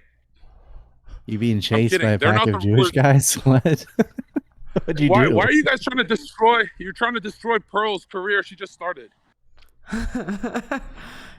Look, I don't get banned for actual hate speech or anything. It's just they just weaponize wokeness as an excuse to get rid of whatever they want. Like, I argue with the race realists and all that stuff all the time. It doesn't matter. Ryan, do you Like, do your own stream? The Like, you have your crazy own people channel? hate my guts, man. Why? Because I'm not a gay Catholic. I don't know. Like, because they have this narcissism of small differences, and so the way they see the world is you have to be a race realist and you have to be their brand of Christianity. What the? I don't think Catholicism is gay. I think the cozy Catholics are gay. They don't even know their own religion. Like, I can quote scripture better than any of the guys on there. He called you gay, Zherka. Wait, wait, Ryan? Do you deny race statistics? No, but I just don't attribute it to biology. Oh, really? I mean, you have you think differences it's more of a between Virginia and West Virginia, and you have differences between North and South Korea. They're the same race, same language. And obviously, you have way different outcomes. Whoa, no, you don't. Yes, you What's the do. difference? Between what's North the difference Korea from and North and South? They're literally the same people. You couldn't even tell in a photo. Well, they look alike. That's about it. Wait, I have a Well, I question. mean- I have a question. So, do you think like that there's like that it's more environment and like culture than it is genetics? No, it's all genetics. No, I'm sorry. I was asking Ryan. If it's all thought you were genetics, asking that. why is there such a vast difference between the two Koreas? No, I was asking. Oh, sure. Yeah, go ahead. Well, I don't think it's genetics. Like, I'm asking him, if it's all genetics, why is North Korea and South Korea so different? I'm disagreeing. I'm saying they're identical. Like, Okay, let's be well, honest, 10% Ryan. of South Let's be Korea's honest, Ryan. population didn't starve to death. Well, okay. But genetically, how are they different? They're not different genetically, but they're very different in terms of outcome, which means genetics is not the primary mover of culture and society or success in civilization. Okay, what about a black man playing in the NBA? Is that cultural or genetic? Height is genetic, and height is a big advantage in basketball. But obviously, most black people cannot play in the NBA. Any people cannot be a professional athlete. No. You would say all Koreans You're cannot. not Most answering Koreans my can't play in the question. NBA. The NBA is not in Korea. All right, but I'm saying, like, genetically, the Asians cannot play basketball like black guys. So if someone's whole No. career is decided by genetics, why would you run? Why would you Short like? people do not play basketball as well as taller people. Yeah, because Asians are short. Yes, height is a genetic trait, and that would carry over into a sport as limited as basketball. But if you're talking about the success of a civilization, that is not based on your genetics. Do you think on like a smaller scale, it's genetics? Like, just okay. I can't really hear. Okay, I'm gonna mute him for a second. So Okay. do you think on a smaller scale it's genetics, like outside? Because I just think of like, this is like a personal example, but my mom and my dad gave up like my brother for adoption, and we met him like later in life, but he had like I didn't meet him till he was 30 something, and he had the same job and like a bunch of like random similarities between like me and my siblings. So to me, see, I have an identical twin brother Mhm. that grew up in the same household. And we're nothing alike. Live in different countries, married completely different types of people, different kind of work. You know, this is all anecdotal, but the race realist presumption is that race is the driving, determining factor of whether a society fails or doesn't. And they'll say shit like, oh, well, white Europeans have invented more stuff than everyone else. Did he lose? Yeah, he's coming back, though. He's getting in his house. Want to ask you... I would not argue about the statistics of who's invented what or whatever, but I don't attribute it to biology. There's so many other factors that are way more important. The reason Western Europe had more innovation is because of free markets, not because of race.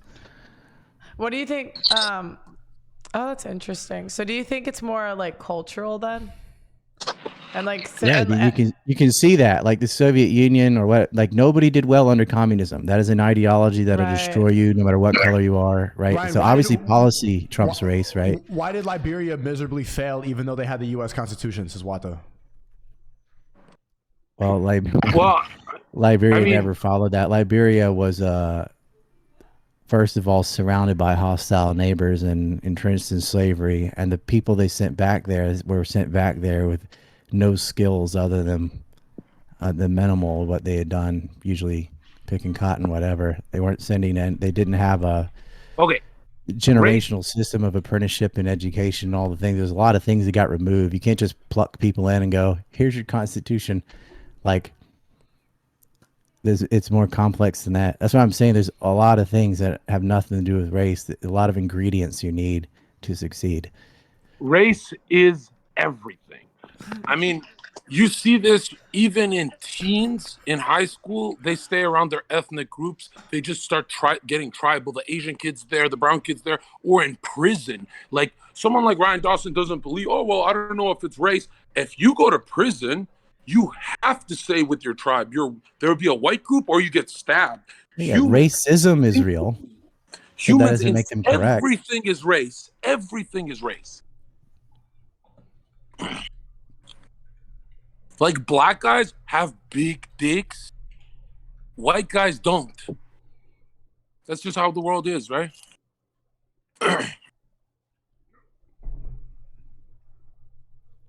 This is dumb. Well, why is that dumb, Ryan? He's got no argument. There are genetic traits that are all physical traits. You're talking about someone's dick size or how tall they are, what color their eyes are, the texture of their hair. That's all genetic. But what we're talking about, race realists do, is you're moving the goalpost away from being the determining factor for whether or not a society succeeds to, yeah, but there's physical differences. No shit. We're not saying race isn't real. Like if you get a bone marrow transplant from the wrong race, you'll die, right? Like, a society succeeds because of the IQ group, right? Certain races have certain IQs. No, they don't. I mean, that's not why you succeed either. I mean, the average IQ of the UAE is about in the 80s, and they're doing fine. Well, all right, let's talk about. It's about having the most conducive thing to success is capitalism. Are you joking me? Like just free trade? That's it? That's the answer? What is that's it? The most important ingredient. All right, Dawson. Let's say you're correct. Okay, let's say you're correct about that. Okay, let's say I'll still beat you even if you're correct. The byproduct of your capitalism right now is degeneracy, pedophilia on TV, and people selling their tits and pussy for anything for $1, anything for $1, because you wiped away that kind of Catholic system. You clearly destroyed the world with this gay capitalist system. Okay, just pause. Capitalism has nothing to do with wiping out Catholicism. Right. No. Don't make that argument. Make the argument is capitalism is the byproduct of capitalism degeneracy. Anything for $1. No, the byproduct of media is degeneracy. For $1 isn't degenerate? No, it's not anything for $1. Where I live, what's the argument? 80%. You gonna let me answer it, or you just want to? I'm not going to sum this up in 1 second because I don't have your level. Like, I probably do a line. Everyone do a line. IQ over you. You think IQ is important? I probably got 50 points on you. You're not even going to understand this answer, but I'm going to say it anyway. Oh, it's your worst nightmare. Hey, what's up? Nick and go I easy on him. Along. He's low HP. I already opened up. He's low HP. Go easy on him, Nick. How you doing, Nick? What's up? I'm good. How are you guys doing? Hey, this is Nick, it's been a long time. Yeah, what's up? You should. His power level has doubled since the last time you saw this kid. You understand? Anakin, start off with Did you hear what we were talking about, Nick? No, I just. Well, he just he thinks race realism is stupid. Lolzor. Nick's well aware of that. What I think about that. That's true. Yeah, we know. We know Ryan is not in agreement with us on that. Nick, don't certain races have like different IQs? Lol. Yeah. Like Albanians. I'm Albanian. Have you seen their fucking IQ score? Fucking retards. Yeah, well, you're a testament to that. Oh, whoa. And check this out. And Ryan, the funny part is you lost to a retard. You had no argument this whole time. And now Nick's gonna finish you off, little boy. It's like arguing with a child. You're already at 10 HP and Nick's gonna finish you off, little boy. Dude, Nick, just he said why a society succeeds is because of capitalism. You can't repeat what I said 2 seconds ago. It's too complicated for you. The byproduct of your gay capitalism is degenerate. North and South Korea are exactly the same because they look alike. What? Whoa. Yo. Earlier he said North Koreans and South Koreans are so different. I'm like, really? You can tell them apart? What's different about a North Korean and a South Korean? What? I didn't say North Koreans. I said North Korea. You're making an economic argument. You're making are economic completely argument. opposite. God damn, you're dumb. Nick, who do you agree with? The dumb guy or him? Well, I'm a race realist. What you're saying is so team stupid. dumb. Let's go. So hold on, team hold dumb. on, Ryan. So he shares the same views as me, and he made $1 million, 20 years old, banned off every platform. This dumbass is this dumbass is gonna humiliate you. Nick, I don't want to take all the airtime. Go do your thing. Hey, Albanian, subhuman, low IQ. We're not even debating or arguing. Nick hasn't even spoken. You need to be polite. Nick is a little white boy. Nick is a little white boy, and he doesn't say the N-word. He's like, he's not that nigga, so he's gonna be polite. But Nick, he's totally attacking our movement. Go after him. Well, it's like Ryan said. I mean, I've known that Ryan doesn't agree with us on this for a long time, but I'll just say, for starters, hello, everybody. Let's say hello. How you doing? I just got here, okay? I just got here. I'm already in a debate. No, that's so gay, Nick. We want to go to war. We don't want to debate. This guy's too stupid to talk to. Like he needs to just drop off. I'll mute and watch Nick. You need to mute yourself because the rest of us can have a civil conversation. I'll mute and I'll watch what Nick does to you. Okay. Well, you should watch the debate we already had. On what? What's the topic? On the same shit. But he was 19, so who cares? Maybe I'll react to it on my Twitter.com. Yeah, you go do that. You should go do something with your time. Hey, Ryan, you're looking a little pale. Are you afraid of the Catholic theocracy coming in less than 10 years? No. Oh, yeah, that's going to happen. It seems like your movement's a lot bigger than Nick's, right? What movement? What are you talking about? Oh, right. You don't have one. No, I'm not a cult leader. I am, though, for real. Hi, Nick. For real, How are I you? think he does have one. Hey, Pearl. How's it going? I'm good. How are you? Good. Gay small talk. Gay small talk. Zherka, we don't always need to attack and yell at each other. Sometimes But we can you have a have conversation. You have a It doesn't need to be yelling over the sword over shitty microphones while you're walking around smoking a No, cigarette. We Nick could say and I hi are- for a second, and then we could talk about what we want to talk about. Nick didn't even know what you're like, attack, and Nick's like, what are we talking about? I just got here, so. It's like you think everything is a battle. Like sometimes we could just figure out what we're talking about. There's like huge threads online convince Nick is a cokehead because he gets the sniffles sometimes and he talks fast. Nick, have you ever done cocaine? No, I've never done coke. So go do some and destroy Ryan. What are you doing? I just got here. So Why do you like coke so much? Like, what's your? Because I've been watching Nick since Scuff Podcast, D-Live, all that, and I used to believe those conspiracy threads. So I'm like, dude, maybe I can be a good debater if I do coke, and it worked, but it damaged my health. Like I destroyed Destiny in debate, I destroyed everyone. But I'm tired. In his mind. Nick, take over. Okay, maybe you could just learn to like debate better and not do coke. Yeah. Nick, did you lose against him on the last debate? I don't think so. I think Ryan does, but I don't think so. Yeah, he did. He thought religion was objective. And he thought I was a liberal. He called me a liberal. You that was are. your opening Well, salvo. On you what? kind of are a liberal. I don't want to murder Palestinians. That's not a liberal value. That's a By normal human definition, value. you kind of are. I mean, because you're like pro-free market, anti-religion, against anti-race religion. essentialism. Well, I mean, you're an atheist, correct? I don't care what someone else's religion is. I believe in freedom of religion. But you wouldn't want like a state-sponsored religion, right? That's what they have in Iran. It's up to their culture, their decision. No, Okay, he'd rather have this. He'd rather have Netflix Shut up, do dude. his pedo TV religion. This conversation. Okay, I'll mute. Go. Yeah, piss off. Come on, we like that. Zherka. Zherka's, Like, that person's too fucking stupid to talk to. And he just yells the whole he's time. just Chad. He's raw Chad energy. Yeah, just We're dumb. a great combo. We're a great combo. Classic combination.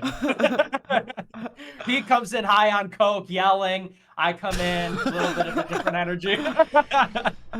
It's a great team. It's the good cop, bad cop of Christianity. Nick is the Trump of our. Nick is the Trump of our team, and I'm the right wing Hunter Biden to bring balance to the force. I like that. Yeah, Yeah. we don't need a Hunter Biden on our team. Did he get kicked or did he leave? He just left. Oh, I didn't kick him. damn. Speaking of Trump, what do you got? What are your guys' opinions on this 2024? I think it's going to be a sweep, personally. You think he's gonna win? Yeah, I think he's going to sweep everybody. Is Ye doing? Is he really running for president, or is that fading? Well, I'm not really at liberty to comment on that. There's been no announcement, so I can't break any news here on this stream. But I'll talk about the state of the race as it is. I think that Trump is for sure going to win the nomination. I don't think anybody doubts that at this point. Totally diverging in the polls with DeSantis. But I think it's just going to be tricky because, I mean, I agree. I think that all things being equal, Trump would beat Biden, but you have voter fraud. I think that with mail-in ballots, I don't see how he overcomes that. And I would like, and I said this on my last stream, I went over his rally, the last exclusive Rumble stream I did. I said, the problem is he's going to go to a rally and say 2020 was rigged. They're going to rig it this time. But he's not providing anything for how we're going to prevent that, which you need to do. I mean, because he said the same thing in June 2020, he said they're going to rig it with mail-in ballots. Like 3 months after the COVID pandemic broke in America, he said that's how they were going to do it. And Alex Jones, Darren Beatty, I think you, Ryan, me, many people said a month before the election, like, it's going to be the Red Mirage. It's going to be, they win on election day, they steal with the mail-in ballots. Like, everybody knew, and yet it happened. So we have foreknowledge this time as well. How are we going to not get the same outcome? Where's the roadmap? Do you think it'll make a difference that several states pass voter ID laws? The problem is it's not. It wasn't in the swing states where it He said, W. Nick Ryan. Except for Georgia. Appreciate you. Well, and in Florida, in 21, DeSantis actually passed a good bill in Florida, which restricted the absentee ballots. And as a result, and I've been saying this on the show since the midterms, in 22, did he sign that in Tel Aviv? Not that one. No, you think he signed that one in Florida. But Sneako, you know about that? About what happened in Tel Aviv? What did you say? I even tweeted, I was like, Tel Aviv is not in Florida. Yeah, he's been going nonstop signing all these hate speech bills. He's spending more time in Israel than in Florida right now. It's pretty disheartening to see, especially because people, I don't want to name names, but a lot of people that I respect are saying that Florida is a safe haven from all the wokeness, because I've been trying to figure out where to live. That's why I traveled to Japan. And I recommended Nick go travel to Japan. I think that when he talks about America first and this conservative place that he wants to go to, it's everything he dreams of. Japan except is that. Asian. It's just yellow America first. And I think you should go see it for what it is. But I was talking to a lot of people about like where I should live and where I should go. And a lot of people told me Florida's a safe haven. And then you see the governor is signing all these hate speech laws in Israel right now when he should be in Florida. And it's just like, how are people still like painting this guy as a huge hero because he signed a couple trans laws, but he's not one of us. Let's say that. Where have you narrowed it down to where you want to live? I don't know yet. I really am still trying to figure it out. I mean, maybe Nick can save America in 2036. We'll see about it. But hey, Nick, it's just hard to be optimistic about the future of America. And I think that's why I agree with Ryan on a lot of that. Of course, I like the work you're doing, but why resonate with Ryan is Ryan's a little more realistic about it than I think you are, in a sense. Like you're very American. You're like, I grew up with the white picket fence and the fire truck and ice cream cones and all that good old fashioned, you know, the 50s American. And then Ryan's like, oh yeah, well it's over. And he's just looking to raise his family in a good place. So, and the way I see it, at some point you need to be self-governing and need to raise your family and prioritize yourself. My thing is, I've got country. kids, so I still fight the fight, but I don't see a reason why I have to be over there to do that, right? Like, I don't want my kids in public education with homosexual strippers. Yeah, I mean, can you blame me? Like, I don't need drag queens talking to my 2-year-old. I agree. I mean, I'll probably go into exile at some point because I'll just have to. I think that it's already at the point where things are getting scary, and I think eventually, like, they'll try to kill me or throw me in a cage. So, I mean, I'll probably have. Are you allowed to fly? Like, could you come over here? I don't know. I mean, I am allowed to fly, but I do get worried about international travel because I know people, maybe not Japan, but like even coming to the UK when I did my interview with Pearl, I was worried that they were going to stop me at the airport at customs because, you know, they've done that before to Lauren Southern. They've done that to other people. So, yeah, but I might come check out Japan. I've heard a lot of good things about it. You definitely should. It was eye-opening because everything that you talk about, people dressed in conservative clothes, no degeneracy, everybody voting for the same party. My bad, my camera. That's exactly what is in Japan. It's just, I kept telling Ryan there that this is the America that you conservatives want. For but they're not 55 years white. in a row. But they're not white. That's the only thing. That's if you could just get past that. If you could put the David Duke book to the side and just enjoy it, I think you would really like it. I thought you got along with Laura Chen. That's true. I think Pearl would like Japan too. I've been to Japan. I used to be obsessed with Japan when I was in middle school. I would wear like kimonos everywhere. It was quite strange because it was like. Can you guys hear me? It was like this. Yeah, we can hear you.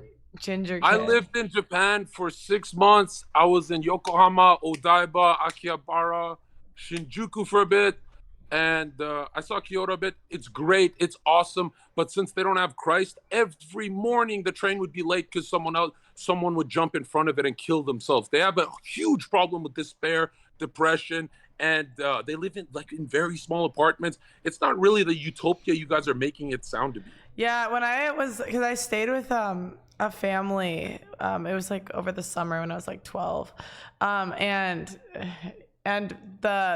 it was crazy how long they worked. Like I couldn't believe how long like the dad was gone and the kids, and they did school all summer. I don't know. That was what their I remember. spirit. The Japanese people's spirit has been broken because let's be honest, I don't want to hurt no feelings, but Japan's just the American colony at this point since World War II, and they don't even have their own Shinto Buddhism. I don't know about that. Well, it's true. Just like Germany. No, they are not colonized by the United States. They don't even have their history and Shinto Buddhism or anything. They just have technology and all this kind of American stuff because it's been stripped from them. They're not that masculine anymore. They're not samurais. The last samurai was a white guy, Tom Cruise. Japan's That's a movie. Okay. Well, he's right. And they have Buddhism and Shinto. No, I'm saying the people are I took nihilists. Sneako all over to People Shinto are and Buddhist atheists, shrines. Ryan. Admit the people are nihilists.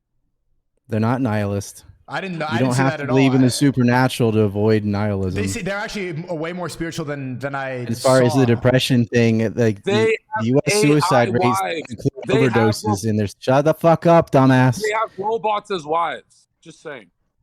No, they don't. That's just not true. That's like a fucking Vice piece or something. Okay, you're right. I don't know. You're right. They're not killing themselves. Lol. The houses are smaller. No, the U.S. has 100,000 overdoses a year. They have a fentanyl and opioid crisis that doesn't exist in Japan, and that's the majority of suicides. But it's not categorized as a suicide. They count it as an overdose. Ryan, I'd make the argument that that's even worse. That in America they do the most drugs ever. The highest suicide rates are among young white males. Hold on. Just a second. Nice and easy. In U.S. No, you don't get a second. You're high, and you don't get the talk. I'm not high today. I'm yeah, low energy. fuck off. Fuck off. Okay, hold on. Let me make another point to embarrass you. Just hang up. Just hang up. You're dumb. Dude, I'm not even going at you. I'm going to Japan. There's not even your people, you race traitor. Dumb. Let me just Don't. I'm just gonna talk over you the whole time. Just hang up. No one cares what you have to think. No one cares what you have to say. Think of the U.S. All right, Ryan, I'm not talking to you. Think of the All right, go ahead. U.S. Why is Block. he triggered? All right, I'll play think some of the music. US. I'm just gonna keep talking.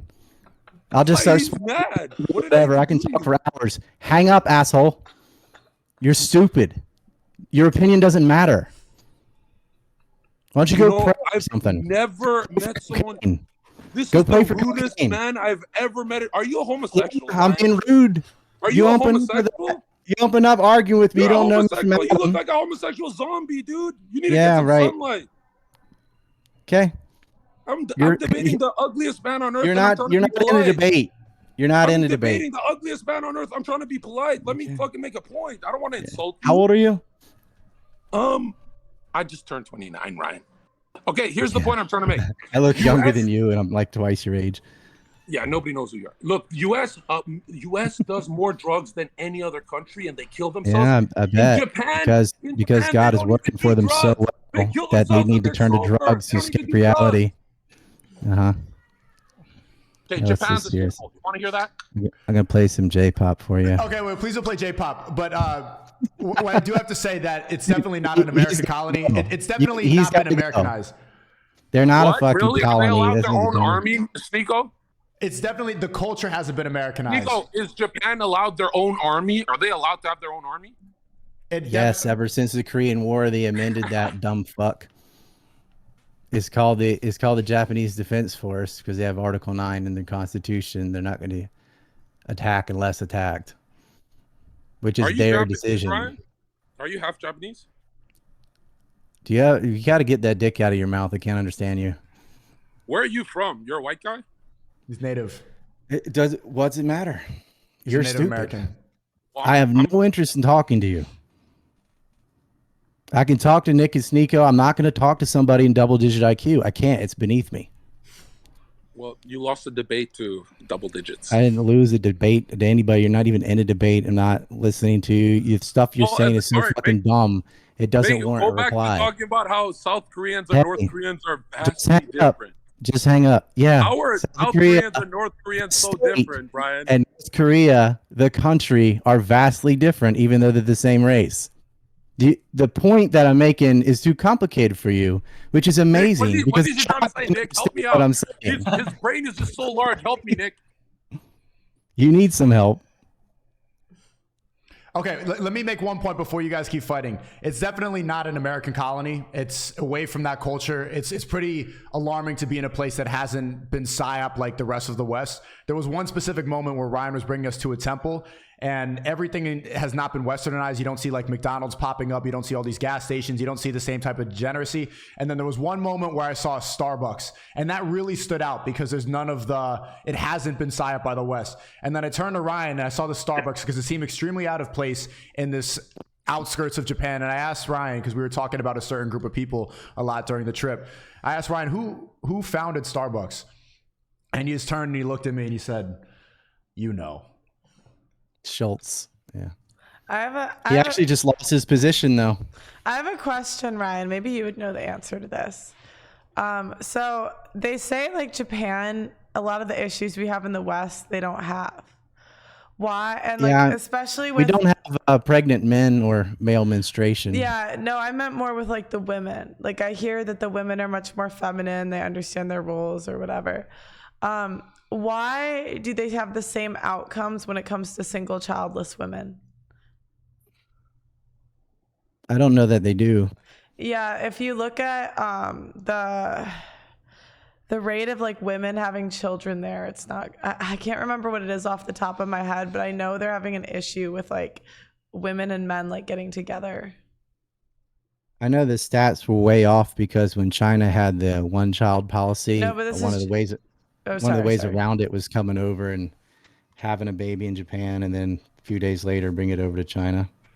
No, But- Japan's great, but I don't like that they like. Dude, why are you here? Didn't they just Why are you assassinate? talking? the Why is- You still here? You're still talking? What? How did he get assassinated? I'm Oh, so curious. Yeah, Japan. Wait, Ryan. Japan leads the world in childless middle-aged women. I didn't know that.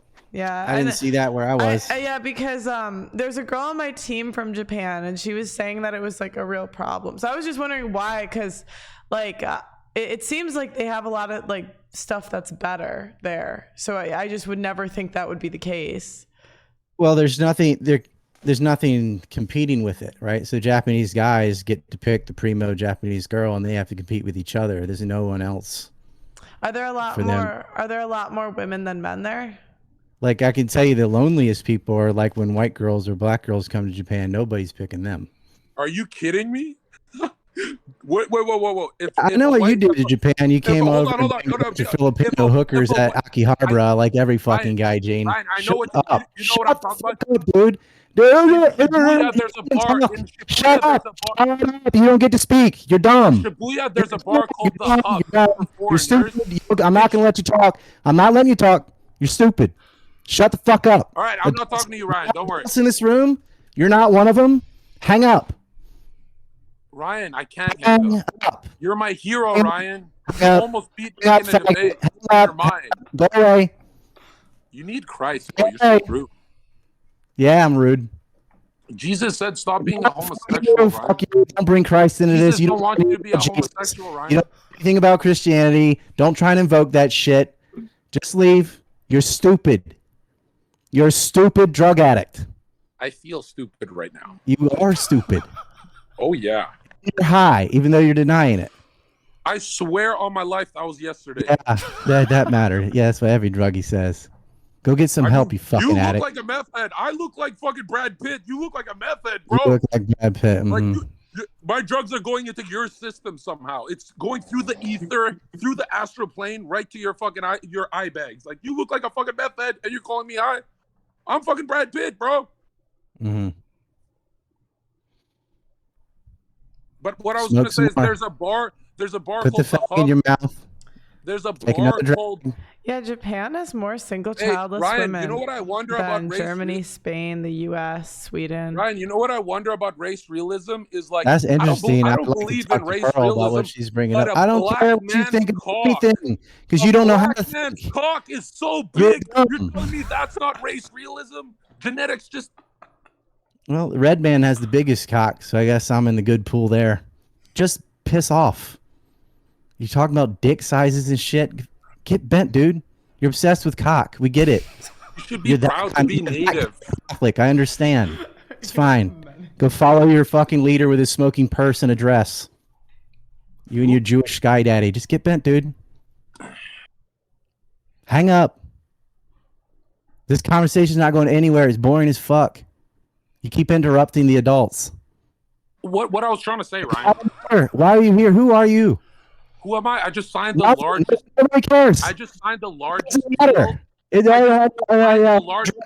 what you are. My life on Ryan Dawson is a homosexual.com. Hey, Go to faggot. Ryan Dawson is a homosexual.com. Take a cigarette and put it in your mouth because you can't get through a day without a drug. You're right. Freud You said don't it's have an the oral willpower fixation. to stop smoking I tobacco. think he was Jewish. You're Jewish? Great. I am, yes. I just came from Well, Israel. that's it. And you have a pack of Jews chasing you down the road.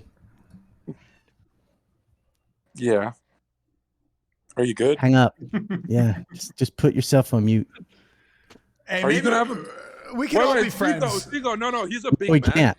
I'm not talking to this He's fucking gonna have idiot. a mental breakdown if I I'm like, cannot be around dumbasses. You're Ryan, too you can do beneath this, me. bro. You can do this, Ryan.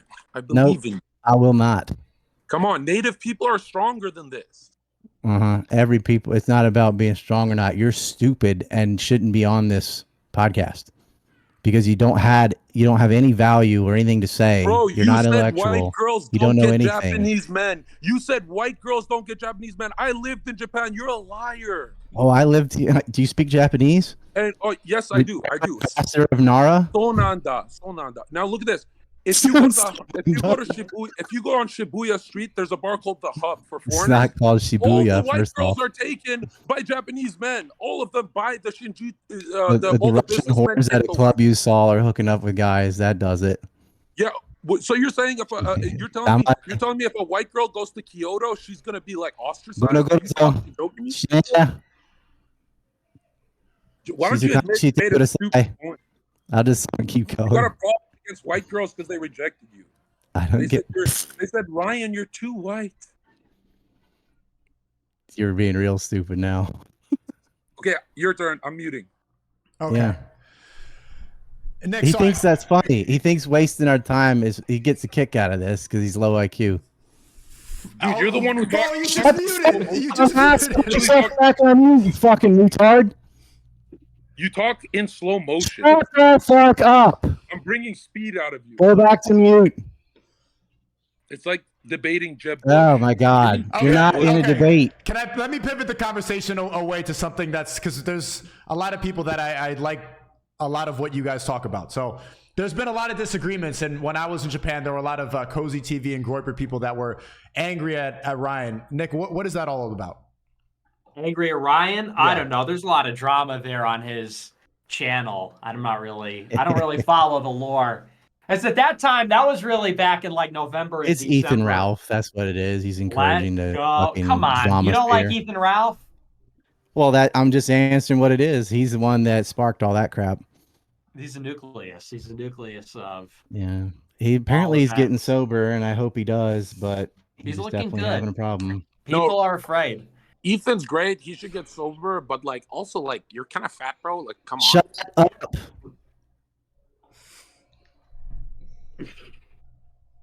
Anyway, so single This childless sucks women 'cause in I haven't Japan. talked to Nick in forever. It's my first time to meet Pearl. I'd like to be having a real conversation, but we brought on some fucking lowbrow trash heap fucking drug addict retard. Little boy, No, shut up, dude. You don't Shut have, up. You don't have the Shut clout. up. You don't have the clout. I'm the famous guy here. I'm not the letting you most famous guy here, little boy. I'm the Yeah. famous man. You're not You're kicking out famous, the all right? No famous one man. knows who the fuck you are, dude. You're not You're lowering not our viewer important. count with your You don't boring matter. ass, Hey, I'm Ryan Dawson. I'm gonna fight Right. Jewish people with my low energy. Like what? Yeah, I'm not I'm not competing with Jerry Springer. You didn't make one of these, and you never understand this shit either. Because you don't have the mental ability. You couldn't even like read those names. You couldn't even you lived in Japan, you couldn't even pronounce the name of a street correctly. You fled to Japan.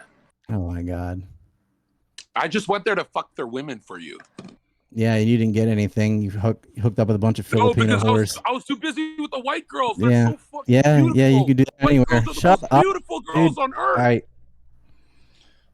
He has to go. It's him or me. Nick, what That's what they say about Assad. That's what they say about Assad. Who must go? Who must go? Okay, Zherka, I don't know. I don't I'm want to hoping have you curse. Zherka, can you? No, yo, check this out. Oh, we'll do come a on, man. compromise. Come on, man. We'll do a compromise. I will mute for 2 hours, but I want my beautiful face here because, like, you know, Nick and I are the only white guys bringing the viewer count up with our white good genetics. So, like, you know, I'm out, dude. I'm not listening to this fucking mouth. Okay, he's gonna mute. He's gonna mute. Zherka, if you No, he's gotta leave. He's gonna leave. Come on. He's gonna mute. He'll be a good sport. He Okay. looks good. Look at that hat. Zherka, if you unmute again, I'm gonna have to kick you, okay? And then I know he's gonna go and schizo post about me on Twitter about how I'm a fake friend for a long time. Don't. Why, whoa, bro, what the? Just get rid of this fucking idiot. Okay, he's gonna. Can he say like that, Ryan? No, he's gotta leave. Yeah. Okay, he's gone. Okay. You kicked him? I didn't kick him. He left. He left. Oh, okay. I didn't kick him. He's gonna go lie and say that I kicked him. When's the last time that you guys spoke? I'm actually really excited about this panel over here. When we got banned, or when I got banned from YouTube. When he got back kicked in off YouTube, 2020. I had him on. Yeah. That was the last time you guys spoke? Yeah. Last Yeah. time we spoke on a stream, yeah. Yeah. We spoke a lot about your ideas in Japan, Nick, and Ryan. I would say Ryan respects everything you talk about, but he thinks that there's too much anger with your messaging. And I would say, and that's not even just a sentiment that I've heard from Ryan. I've heard from a lot of other people that I respect that you have the right ideas, but and I defend you. I say that it's because you've been canceled so much and because you've been deplatformed and people always attack you that's instilled a lot of anger. But I think your messaging can be directed to more people if you separate yourself from that anger. I'm I not don't think angry. it's his Go ahead. anger. I think it's his followers give him bad optics. Oh, boy. Like sometimes you gotta just take garbage and Do throw you it think away. he's an angry guy? Not at all. Nick? He can be. I'm like, I've never really seen him super angry. Sneako has. Oh, you have? Maybe I mean, you are. I've seen him throwing ketchup at people and stuff, but you know, I'm sure I they did earned see it. that. Ketchup was thrown at me. Oh, was it the shake you threw? And or then he a threw drink? the I Sprite back. retaliated. Oh, Yeah. I forgot about. I saw that clip of you like fighting dude or something. Oh, yeah, that was. Oh, you hit somebody That the guy other hit day me tee. first. That's great. I was Okay, I guess he attacking can be Butler. angry sometimes, but I feel like most from the streams I've seen with Nick, he's always smiling and trying to be charming and stuff. But some of his Groiper army or whatever just completely toxic. Oh my And gosh! it's they- like the in group yes, is they so are. tight that when Toxic. someone else wants to join, they all gang up on him because you're not exactly like us. Get out of the group. Get out of the group. That's what I've seen. Yeah, and they also, yeah, your fans are a bit toxic on Twitter. They are. Now you sound like the blue pill community. Your fans are toxic. Your fans are, dude, they're like angry. You gotta redirect those vibes somewhere else. Sneako, our country's taken over by Jews, and you're like not mad? Okay, but what does The that? world's how an does that- angry place. How is that the proper solution? Okay, Ryan, here's a better question. How do you think that Nick is 24 years old. How can Nick become the eventual president? So many things would have to change before he'd be accepted. What is the biggest change he has to make? Because right now, people who've never talked to Nick, don't know Nick, their quick, like, assessment of him is on his optics, which is just like, oh, he's a Holocaust denier and a racist and all these things that are like the epitome of evil in our society. And he's smiling. And so, Gonna get popular. well, yeah, maybe he is those things, but they see that as just the darkest a person can be. Whereas it doesn't bother me at all. Like, if someone's racist, it's something I disagree with, but like, I'm much more concerned about, are they anti-war? Are they concerned about, a whole litany of policies with the country? So I can talk to someone like David Duke. He's a Christian guy. He's against all these wars. He's against the sanctions that starve Iraqi children. Like, that's the moral position. It's just the one thing about race, right? But in our society, they treat someone, if someone's racist, that's like being a rapist, right? And to me, it's just not that big a deal. It's something like we can, like anything we could disagree with on taxes or whatever. Like, oh, you believe in racial teleology. I don't, I'm more the Thomas Sowell camp, whatever. Should be allowed to have a discussion about it. The problem is those discussions never happen because the people being labeled racist and the people who actually are racist, neither one get to speak. And so when that dialogue never happens, there's no resolution. But I think what they've done is they've weaponized wokeness to get rid of political dissent. I don't think they really care what Nick's views on race are. They care about his America First and conservative views, and they're using the race thing as an excuse to shut him up. And you're handing it to him by doing that. Disagree. I think the race thing is totally central to the conversation because they go after people specifically who are pro-white, like specifically in terms of censorship. In 2018, they did the first editorial-based censorship on Facebook, and they said if you're a white separatist, if you're a white nationalist, you're banned. And it's always been this way. It's always been that they've stigmatized anybody that's pro-white. Even guys like Tucker Carlson, like you could say that Tucker Carlson is, as you say, anti-war, America First, populist. And he's certainly in the Thomas Sowell camp. He talks about colorblind meritocracy. But he draws a line and says, well, I won't support a white identity politics. He says, I won't support that. And Tucker Carlson, although he got fired at Fox News, which is Rupert Murdoch, and that's Jewish affiliated, Tucker Carlson is able now to go on Twitter. Rumble's making him an offer. Everybody's making him an offer. So clearly, even within the controlled opposition on the right, with the exception of Fox News, although he was there for years, he is more mainstream and more accepted than me. And what's the difference? The difference is specifically the race issue, but even more so the Jewish issue. And I just feel like those are things that have to be confronted. I feel like those are the most censored. Those are the most taboo because those are the most important and the most central. I think, you know, But they ban like that. people that aren't racist just by being like myself. Like I've been banned on everything too without But you being get banned racist. because you're a so-called conspiracy theorist. A lot of people would call you anti-Semitic, even though I know you're not. Right. But that's the labels. Well, I'm saying they would, even if you're not those things, they'll use that as a weapon to get rid of you anyway. So in your example, like Tucker won't support white identitarianism, but he doesn't support any kind of identitarianism. I know, and He's as not such, an identitarian, so that's consistent with him. and as such, he still has a Twitter account, and he was on Fox News for 7 years. They couldn't even mention my name on Fox News, but Tucker Carlson. I think it had was a show. harder to erase Tucker Carlson because he used to be a total shill, like wanted war with Iran, and you remember like during the whole build up to Iraq, he was pro Iraq war and all that. So he built up a presence as a talking head on the media, and then one of his sons was in the Ron Paul movement and he got to talking to him, and you saw Tucker kind of evolve, and he even talked about great replacement and stuff like that. You know, stuck his pinky toe in the water, you could say, but he's saying that with a lot to lose, you know, whatever $100 million job or whatever it was, like he's bringing the ball as close to the line as he can get, and they still got rid of him anyway. But it appears that it wasn't his stance on Ukraine or race or any of that. It was some woman that worked for him. You can interrupt, but I can't interrupt. You can interrupt. I didn't know.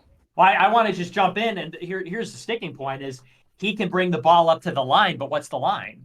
He will talk about great replacement, some say, but in actuality, he doesn't talk about race. He says that it's really about voters. He says they're bringing in Democrat voters, they're bringing in a compliant population. He doesn't say that it's about race. In fact, he says the opposite. He says great replacement's not about race. But that's the opposite of what it is. Of course it's about race. By definition, it's about race. They're replacing whites in white countries with non-white immigrants from the global south. So when you say he's able to bring it up to the line because he has a lot to lose, I agree with you, but what's the line? He can do anti-war. He can do America first. He could do populism. He could even criticize the ADL. I know you remember what I'm talking about in June, I think 22 or 21. It was Megyn Kelly, I think. He said, fuck the ADL. But yeah. Then he got canceled. Well, but he kept his show. He kept the show for time. They were after him, and there was an employee that was after him, but you're kind of making my point for me. Like, yeah, he didn't talk about race, and they still canceled him. No, I'm saying that he was able to do a show for 7 years. When you say he was able to dance around the line, what was that line? Well, like six of those years, he was establishment kind of guy, though. No way. The last 7 years, he was totally America first ever since he got on prime time at 17 and replaced Bill O'Reilly. Has it been that long? Yeah, I just remember him supporting the Iraq war and talking about nuking Iran and a whole bunch of dumb stuff. I don't really watch Fox, but I guess maybe I watched Tucker from the COVID stuff onward. He'd been pretty good. He was the only one that really challenged the big pharma too, and that it's hard to know exactly what got him canceled because he was saying all the things you can't say. They say that this Media Matters piece came out, and they say that it's because he said, like, white men don't fight like that. They say it was comments like that contributed to it. And, of course, New York Times did a big hit piece, and they cataloged every show where he talked about white identity. And so that gets to the point that insofar as you don't talk about white identity, insofar as you don't talk about Israel, people would consider that like dancing close to the line. Even guys like Charlie Kirk.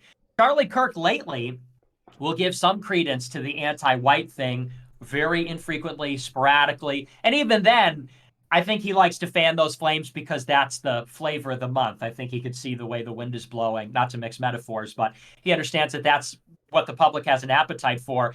And so even in like a group Turning Point, which gets millions of dollars from Zionists and Jews, and I think their whole donor base is Zionist Jews, they can give a little credence to the white stuff, but never too much.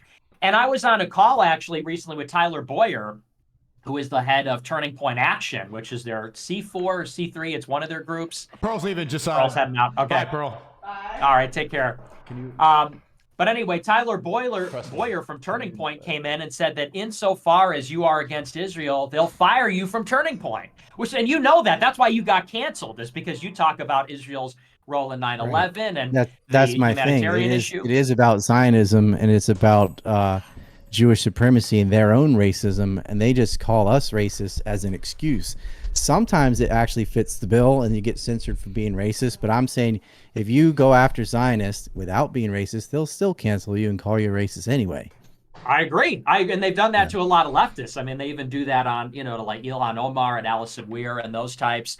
But I think that the Jewish issue, the race issue, those are also major, major red flags that'll get you banned. I mean, I did a show last night or 2 nights ago talking about James Lindsay and Chris Rufo. They were the 2 guys that popularized the CRT, critical race theory thing.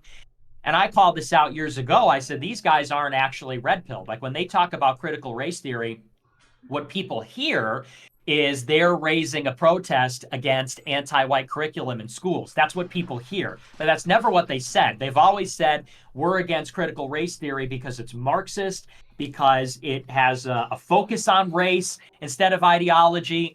And here we are 2 years later, and you got these guys like James Lindsay, who goes out and says that actually gay civil rights and gay marriage is totally cool. It's just no trannies.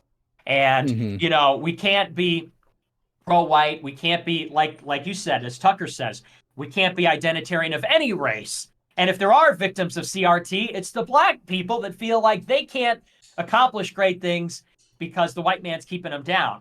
And so it betrays the fact that a lot of these people like Tucker, Lindsay, Chris Rufo, others, they're allowed to exist in a mainstream space as long as they stay on the other side of the line of white identity, Zionism, anti-Semitism. But those are the big 3. So I don't think, in other words, I don't think that racism is a diversion, or so-called racism, white identity. I think that that is just as much a part of it. It's all the things you said, and you could also you couldn't challenge them on COVID, and you really can't challenge them on Ukraine either. Those are also landmines. So but that again, if you really zoom in on the big pharma, and you really look at the government of Ukraine, it's Zionism again. I mean, that's really anything that opposes their political power. And identitarianism, they are the old school identitarians. Jewish nepotism, I mean, that's what Zionism is. It's Jewish supremacy. But it is what they like to do is get everyone fighting about these social issues about sex and sexuality and race and trannies and all this stuff. It's the old Frankfurt School of division. But there's really one of the most protected class. If you were to make a hierarchy of who's the most privileged, Zionism is at the very top, above anybody. You could be a handicapped mixed black race left-handed Eskimo, you're still gonna have less rights than a Zionist. Well, I agree. I mean, Israel can bomb Syria and it's not even in the papers. They can kill Palestinians and won't even be reported. I joke always Netanyahu could get on stage and eat a baby and they'd blame the baby. That's true. Well, but that's because they're a mafia that controls the government. But I mean, so this is where we disagree, though, and this is why I called you a liberal. I didn't call you that as a pejorative, but, liberals tend to view race, sex issues as, like you say, a diversion. And that what we really need is something like a neutral government that allows people to express their religion, sexuality, gender, race, and really just be an umpire. If you say you're from the Thomas Sowell School, that's really sort of tracks with that Chicago school idea that the government's role is to call balls and strikes on contracts and protect people and things like that. But I would disagree fundamentally because I believe that the government has to have a positive moral vision. Has to say, I mean, I believe that the only way the law works is if it's a moral law. I think that there are no other laws other than moral laws. And so it depends on what morality, it matters a great deal what morality the government is governing based on. Yeah, we do. Right now. Our government is moral? Totally. Well, moral in the sense that they make laws based on their view of morality.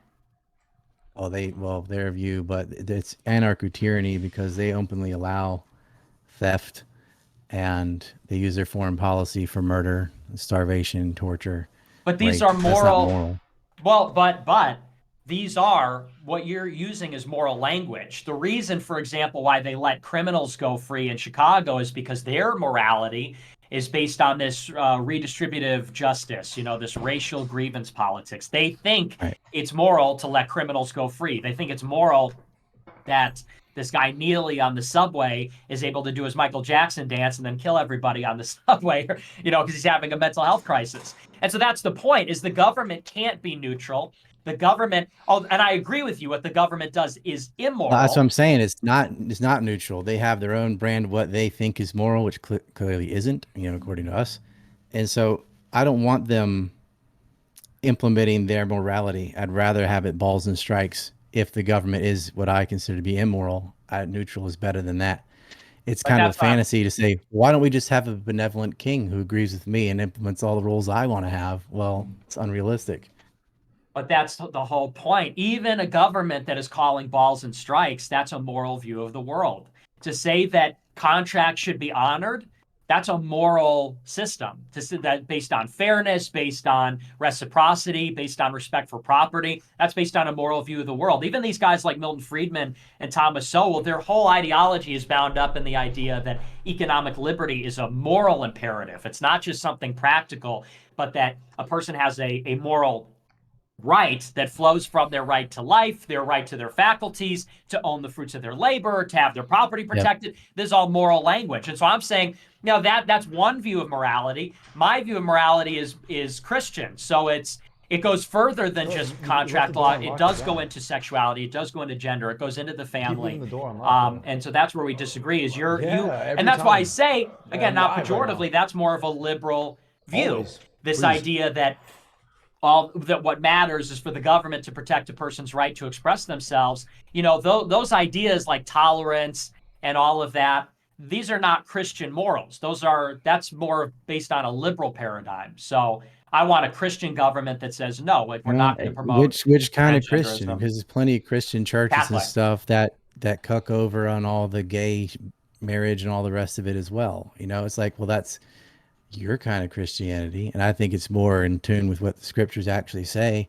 But religion is as religion does, and so you've got endorsements, like a lot of the people involved in all this tranny stuff and stuff. They're Christian. Wait, so their Ryan, schools are Christian. Ryan, the majority of the population is Christian. You think the Catholic Church has remained the most solid out of all the factions of Christianity? I don't know enough about Eastern Orthodox, but probably one of those two. The Protestant sect has been largely taken over by consumerism, it seems like. Nick, have you looked into the Council of Nicaea and what was manipulated in the Bible? I was learning about that from Ryan, and then the panel got crazy. No, what was manipulated in the Bible? Well, the first Council of Nicaea removed a bunch of books from the Bible, so you didn't get to hear whole Gospels even. And it's weird, like, well, why did they decide to remove these particular books? And then, Christianity, as it was compared to now, especially with the Protestants, especially with the Schofield version, has been subverted. Well, the Council of Nicaea, the task was to evaluate which would be the canonical books of the Bible based on their authenticity. And so, if you have a particular argument about which Gospels deserve to be in based on their authenticity, I'd be interested. But but it's not a question of you'd manipulation. include like Judah and Thomas, right? Like they're all in the other books, so they don't get to say their own. But do you know about their credibility, their authenticity? Are they authentic? Well, I don't think any of them are authentic, so it doesn't matter to me. But I think they're as authentic as the other ones. I mean, there you go. They definitely. I think if you include them, you end up with a better version of the Bible than what's there now. But I think that gets to the heart of the matter, because if you believe that the whole Bible is fake, you're saying, well, the Catholic Church manipulated the Bible because they're not telling the other side of the story. And it's like, but you don't believe any of it. You don't believe any of the books are authentic. I think they're useful. I just don't add the supernatural stuff to it. Okay, but I don't think they're useful if they're not supernatural. I mean, they might be interesting, or they might be, elucidate anthropological information. But the point of the scriptures is to get us to heaven. It is a supernatural basis. So, I mean, that's my problem. A lot of people... Yeah, you have to believe in heaven and all first to think that that's what they're doing. Yeah, well, exactly. And, right. When you come in and say, well, the Bible's been manipulated by the Council of Nicaea, it's like, well, I mean, you think the whole thing's manipulated. You think that, religion is manipulating people, right? Yeah, because Would you what say they the did, same like the about Book of Islam? Romans had, yeah, same thing. They've got the divine right of kings, right? Whether it's sultan, kings, whatever. That the form of government under Christianity is supposed to be a monarchy. We live under Right. a republic. Most Christians today are not advocating a return to a monarchy. I am though, but I Well, am, and good for that's you. well, Like, but but then most of them that's the aren't. thing, is and this also gets back to the liberal question. There's a really good book by Alasdair MacIntyre, he's actually a Straussian, and I don't like Straussians because they're hardcore Zionists, but Right. he has a good book about the history of liberalism, and his idea about it, and I tend to agree with this, is that liberalism is an innovation that comes out of the Middle Ages, and specifically the religious wars. It comes out of the 30 Years' War. It comes out of the English Civil War. It comes out of the beef between Protestants and Catholics. And the innovation is this. If people cannot come to a consensus on things like, what church do we believe in? Where do we go when we die? What God do we believe in? Liberalism says, let's defer all the important questions. Let's say that it's okay that we all disagree. Let's defer having a consensus, and therefore any authority. Like the government can't say, you have to be Catholic or you have to be Protestant. We're going to fight and die for it. Because if we did that, it would be nonstop fighting and dying. So let's put an end to the fighting and dying, and we can agree on one thing. And the one thing we can agree on is we all want to live. We don't want to be in the state of nature, right? Or we don't want to have fear for our lives because, Rousseau and Hobbes say that if you're in a state of nature where you're constantly concerned about being killed and everybody's a threat and everybody's a danger, then everything is permitted. Like any action, killing, stealing is self-defense. So the liberal consensus is to say, let's just have a strong state that prevents people from killing each other, because that's the only thing we can agree on is we all want to be alive. And therefore, we don't need to have convictions about things that people are willing to fight and die over. That's the thing. I'm not a liberal. I reject liberalism. I want to move beyond liberalism and say there are some things that are worth fighting and dying for, which are the true church, which are the real God, which is right and wrong. And I think that what you and a guy like Destiny have in common, I know that's not a flattering comparison, is that in my conversation with Destiny, he said things like, there's nothing that's worth fighting and dying over. He says, I don't even think about the afterlife because it's not practical. It's not important. We can never know. So why bother talking about it? Whereas Christians, no matter the stripes, say, we deeply care, and we are people of faith. We believe in an afterlife. We deeply care about debating where we go and what is real God and what is the authenticity of the scriptures and how do we interpret the Bible and so on. And so, that's where the fundamental disagreement is I sort of reject the big thrust of the last 500 years, which says, let's just put our differences aside and make some money and live a good life. I feel like to live a good life, we have to be virtuous. We have to observe morality. We have to get into those things. And the thing is, because it is subjective, you have all these different sects, and if they all have your ideology of it, I'm willing to fight and die for my version of whatever religion they're following, we have centuries of war, and which is why we stepped away from it. I'd rather have peace and trade. There's still things worth fighting for. I'd fight for my kids for anything, right? I'm fighting against all this woke nonsense and stuff. I'd even be willing to die for it. I don't know that'd be a situation where I could die to fight it, but you can have those moral principles without having supernatural beliefs. The thing is with dogmatism, though, is each one thinks, well, this is the truth, and the rest of them got it wrong, right? But my version of my religion is the one, but the other guy thinks the same thing, and another guy thinks the same thing. If you all have these different Protestant sects and Catholics and all fighting each other, and Muslims fighting each other, and Muslims fighting Christians, it is better not to kill each other over your certainty of what you think is going to be your route to heaven. I'm pretty sure it's not endless war. I disagree. I think that war is worthwhile, and I think that killing is now. Hang on. I'm not advocating violence. Okay, I'm not advocating violence. That didn't sound very Christian. Hey, look. Sometimes, if the war is in your backyard, you have to do it, right? Well, but it is a dumb thing to start a war over which church is getting the money or something. That's the thing, though, is you said yourself that you would fight for your kids. And so, like, deep in your bones, you get that there are things worth dying for. There are lines that can't be crossed that be worth taking up arms over. Now, things like transgenderism, I mean, you say that's, and I'm not trying to debate here and say, so what you're saying, but I'm just I'm just using this argument. It's just people playing pretend. Well, okay.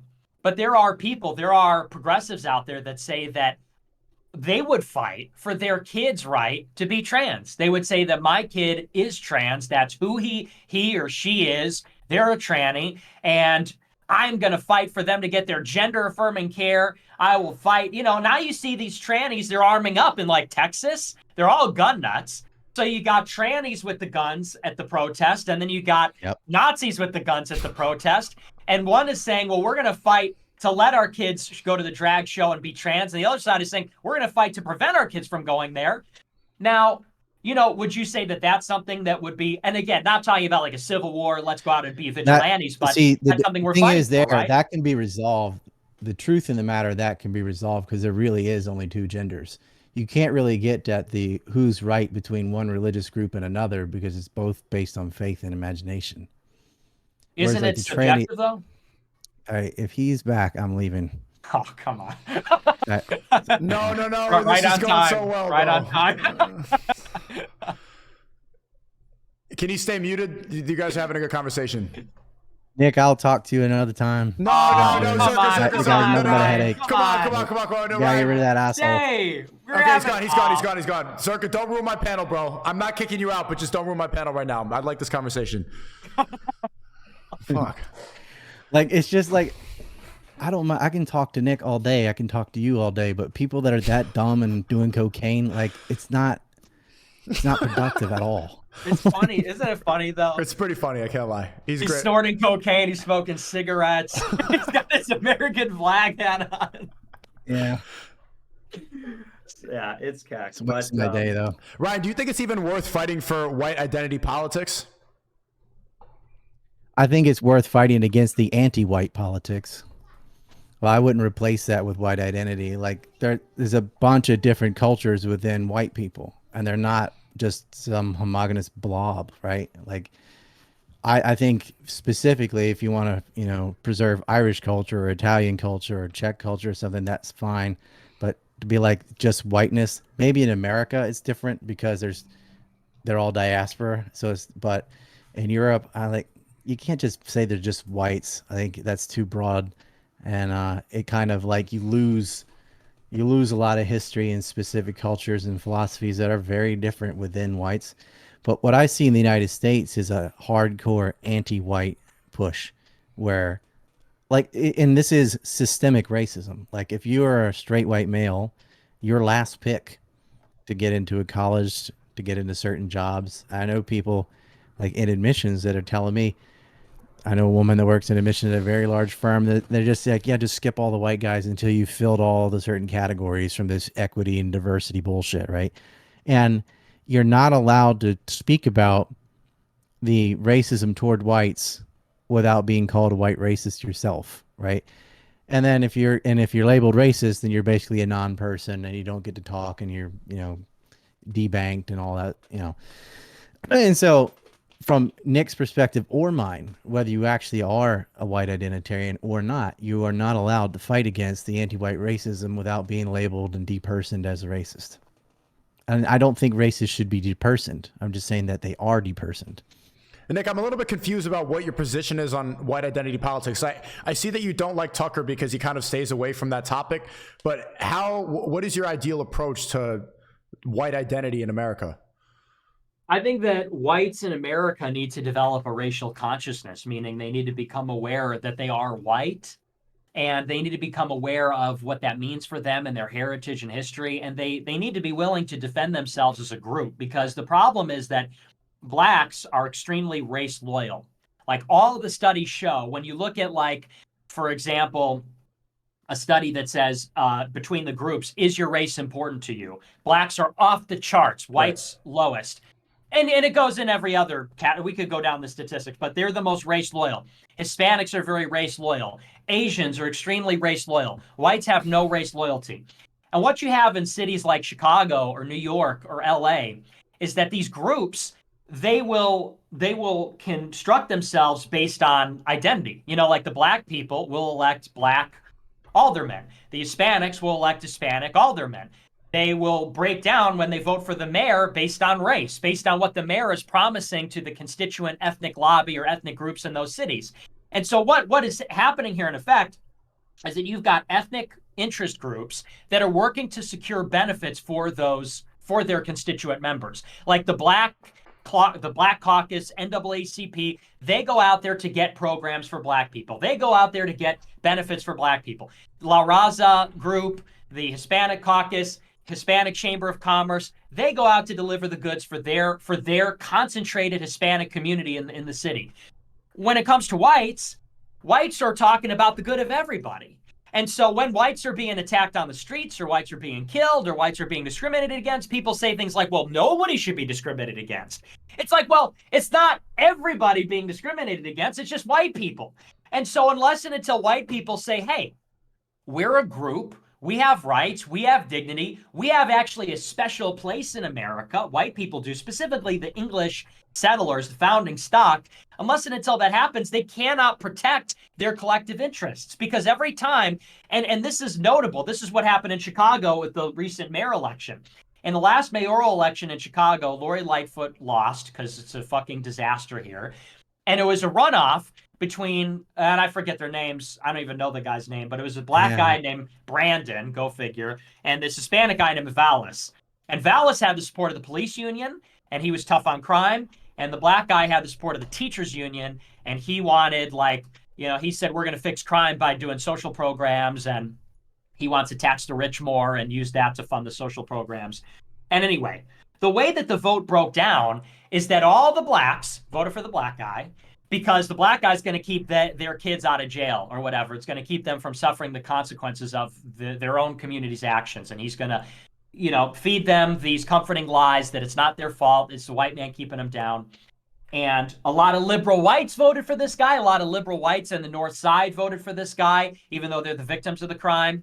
And it was basically split 50-50. If all the whites voted for Vallis because they said, you know what?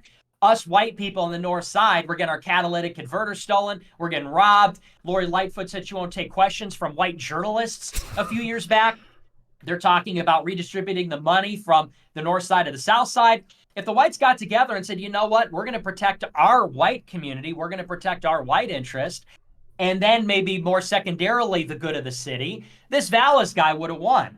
And the cops would have been back on the streets, and the crime would have went down. I mean, it would have been perfect, but it would have been better than what we have now.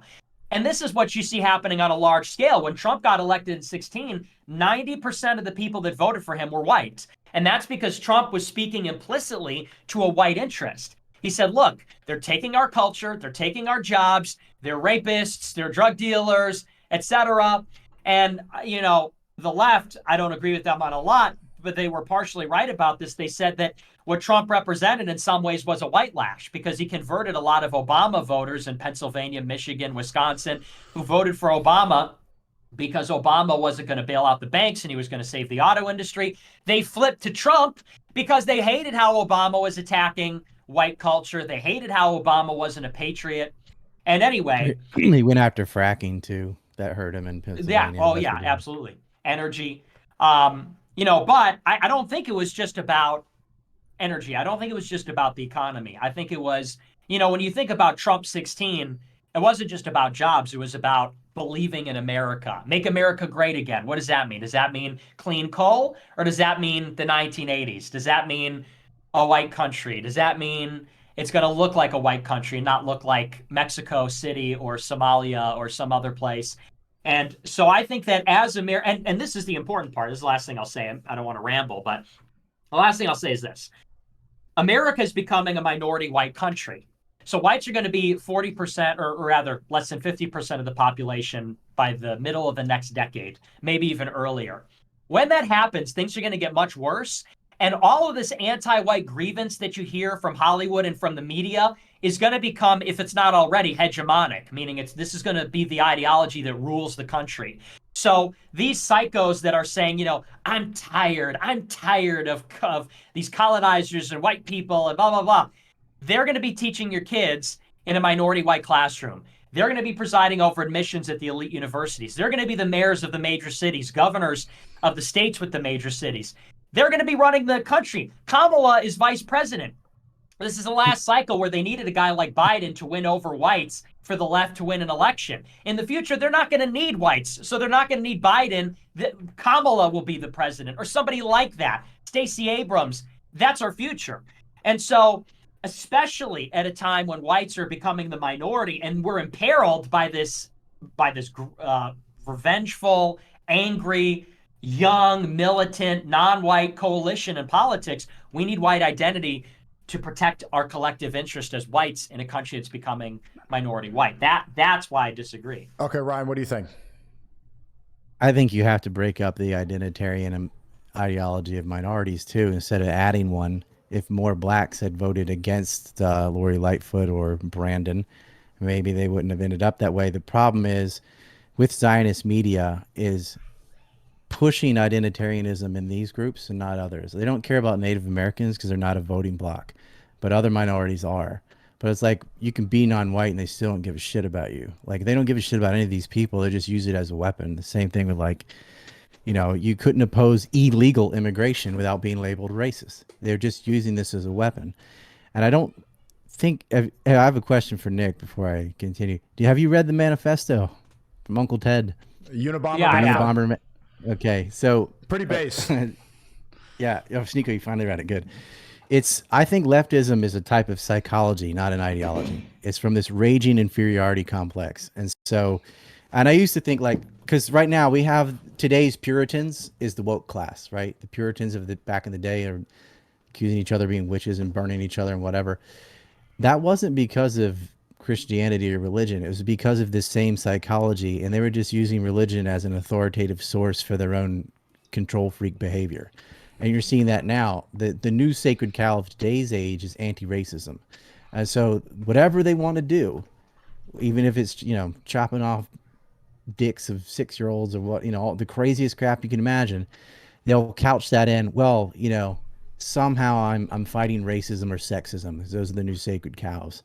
And it's from a psychology, and we really have to fix that psychology. And it won't be, you can't do it with a religion or something, because they're just going to make whatever they adopt fit their needs, right? They're going to absorb whatever has the power. So back then it was the church. Now, you know, it's this sort of secular Zionist media.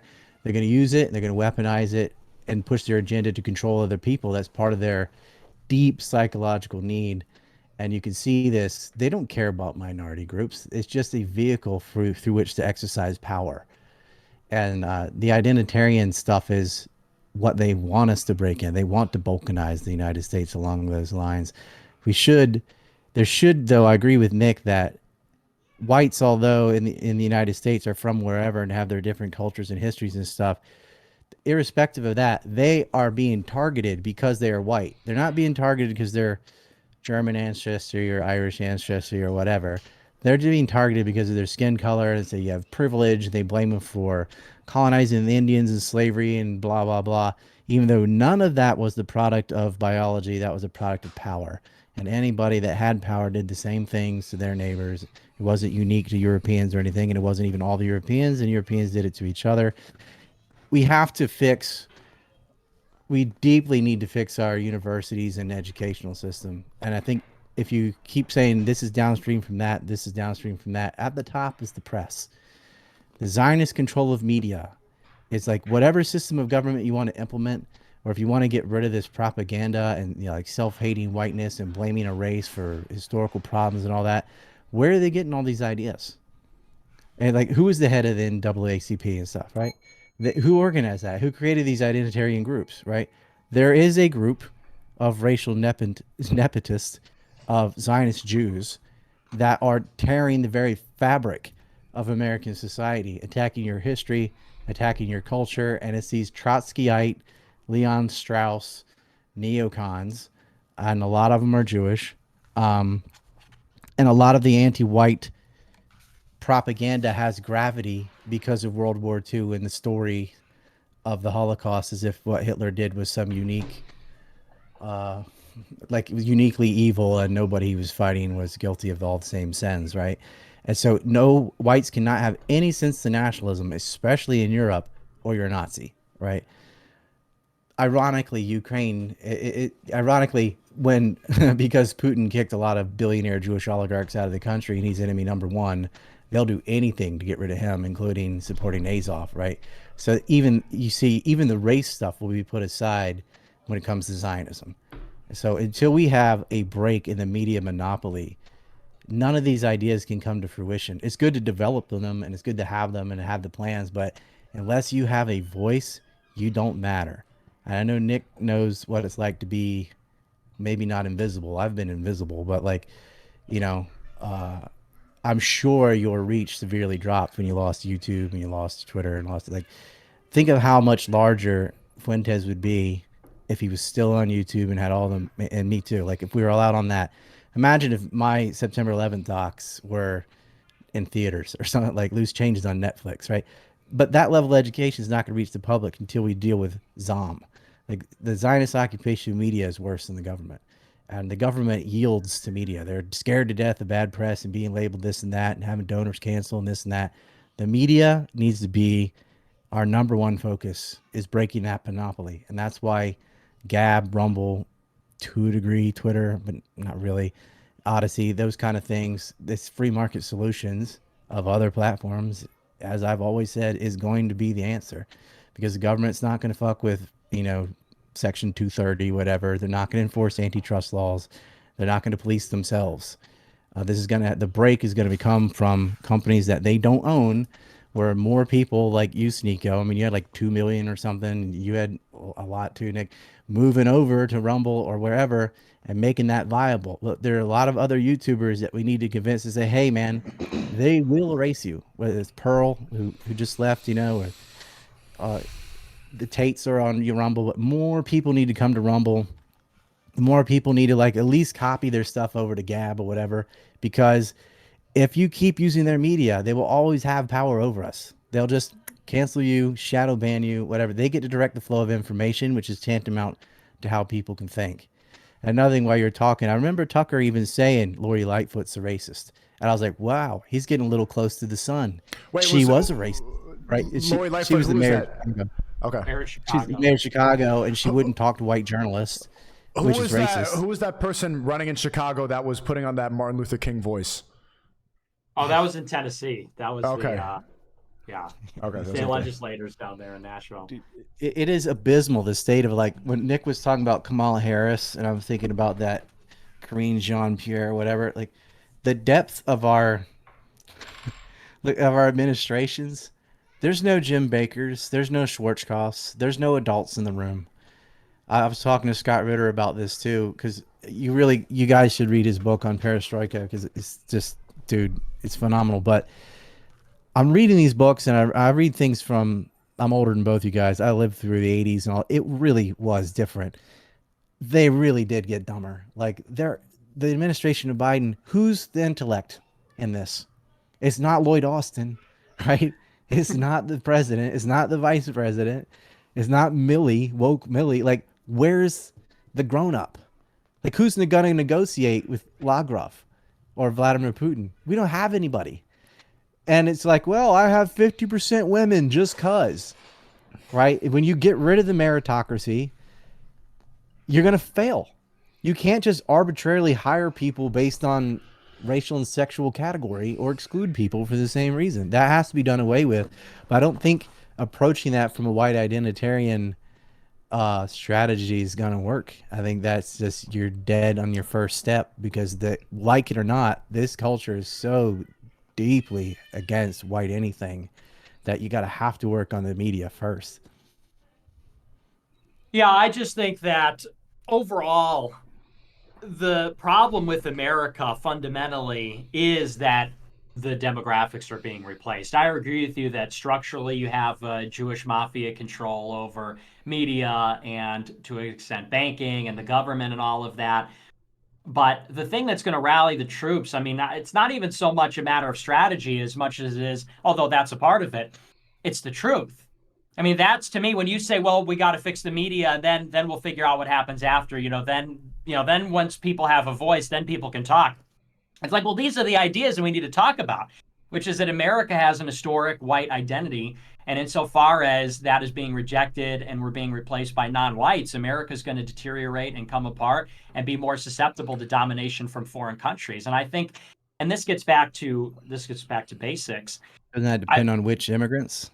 I mean, I think if Well, you look at but now Guam or you're- Hawaii, have been greatly increased by Korean and Japanese immigrants and is. businesses. Do you think, though, that America becoming a minority white country is going to be better for America than if it was majority white? No, because of the way they're doing it now, they have all these identitarians. Is there any way that America could become minority white where America would be even the same or better? I don't think so, because it should be, with the birth rates, would be majority white unless you're bringing in people from the third world and they bring their third world ideas with them. Yeah, But I would not attribute that to biology. Well, there's two issues here. I mean, on the one hand, you've got the prosperity of the country. Canada's very white. It's woke as hell. Portland's the whitest city in America, and it's woke as hell. It's like there's nothing intrinsic to the race that makes them resistant to being a woke faggot. Like, so we can say that because we're on Rumble, right? You can, It's not, white genes are not like, oh, well, then they'll behave. Not really. Like, some of the worst, most liberal, most woke people are self-hating whites. Okay, And it's but see because of that- the media. The media is the problem. Oh, come on now. Well, okay. There's a lot of ground here to cover. And I was about to say that you have to separate it out into prosperity and then identity. I think that America would be more prosperous if it was more white than it is now. But I also think that even irrespective of that, whether you look at Portland or Canada, it's about what America actually is. And the idea is that even during the Soviet Union, even when you had a communist government in Russia, it remained ethnically Russian. And so Russia was on one side of the Soviet Union, and then Russia came out the other side of the Soviet Union. With mass immigration, whites go in, they're on one side of progressivism in America, but they're not going to come out the other end. That's the point, is that no matter how bad the ideology is, French Revolution, Napoleonic Wars. Isn't Russia doing a horrible lot time. better now than as the Soviet Union? Yes, but the point is that it's still Russia. America bringing in such a large amount of immigration in such a short period of time, it's not going to be America. On the other side of this, if we ever get on the other side of this, is going to be a country that's unrecognizable. It's not going to look the same, sound the same, speak the same language, have the same culture, have the same genes. And so, that's really more to the point, is they're erasing America. Now, as far as why they don't like that, I think it goes all the way back to, like you said, the Holocaust. And we don't need to get into the veracity of the Holocaust, but suffice to say, I think I can read your mind, what you want to say, and you don't have to say it. But to my other point about Canada or Portland, okay, hang on. Can I finish my point? You can say it. Okay, thanks. Address what I said. So the foundational idea behind, okay, you took me off my. This is train of Sneako's thought thing, here. so be careful about the Holocaust come on, man. stuff. Come on, man. Like, you can talk to No. me about it, Okay, but so now don't do we- that here. Come Okay. on, man. Like, What do you mean, come on? We're talking about do the you truth here, know aren't how we? taboo that topic is? Please, not on mine, please. I already lost my YouTube channel platforming you. All right, I'm not going to say what you think I'm going to say. Okay. You can tell me later, though. I'm interested, just not here. The veracity of it notwithstanding, let's say for the sake of argument that, and it's true, we all believe in the narrative, okay? We all believe in the narrative that's promulgated by the museums and by the government, okay? Absolutely. Well, this narrative is so central because it specifically has to do with these Jewish people in Europe, in America, which is to say that when they go out there and say Donald Trump is evil and he's a Nazi, well, why is that? Why did they say that Donald Trump is a Nazi? Why did they say that Donald Trump is evil because he's a Nazi? They say, well, he's like Hitler. Why is he like Hitler? Because he's what? Pro-white, a nationalist, wants a strong military, all these kinds of things. He believes in the strong gods of the society. Family, fatherland, the Volk, the nation, the people, being together, united in a common purpose. Now, he didn't say it in explicitly those terms, but, liberals could pick up what he was putting down. Now, why is Hitler evil, they say? Well, because Hitler did the Holocaust. Well, as Ryan said, dictators have done many genocides throughout history. Stalin, Mao, Pol Pot, King Leopold II in Belgium. History's full of them from every place and every time. But so the narrative goes, what Hitler did was so evil, specifically because of how technological and systematic it was, because they introduced technological horrors such as the train cars and the camps and the gas chambers, but also this industrial killing, which had never been seen before in human history, because you've got, of course, Industrial Revolution. They've industrialized genocide. Yeah, electric floors, terror. It's just terrible what they did there. But now, okay, now. I wonder how they got the poison fangs in the German Shepherds. But... well, you know, it's evil. Evil has a way, right?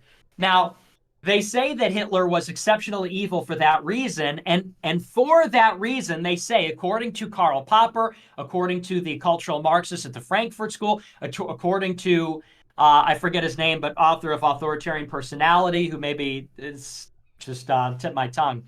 But they all say after World War II that what caused the Holocaust, and by the way, they never talk about the Russians that were killed. They never talk about the gypsies. They never talk about the Catholic priests. They never talk about the Polish. They never talk about Eisenhower's camps where they killed the Germans. They never talk, or the Japanese. They never talk about the rape of Nanking. They never talk about those things.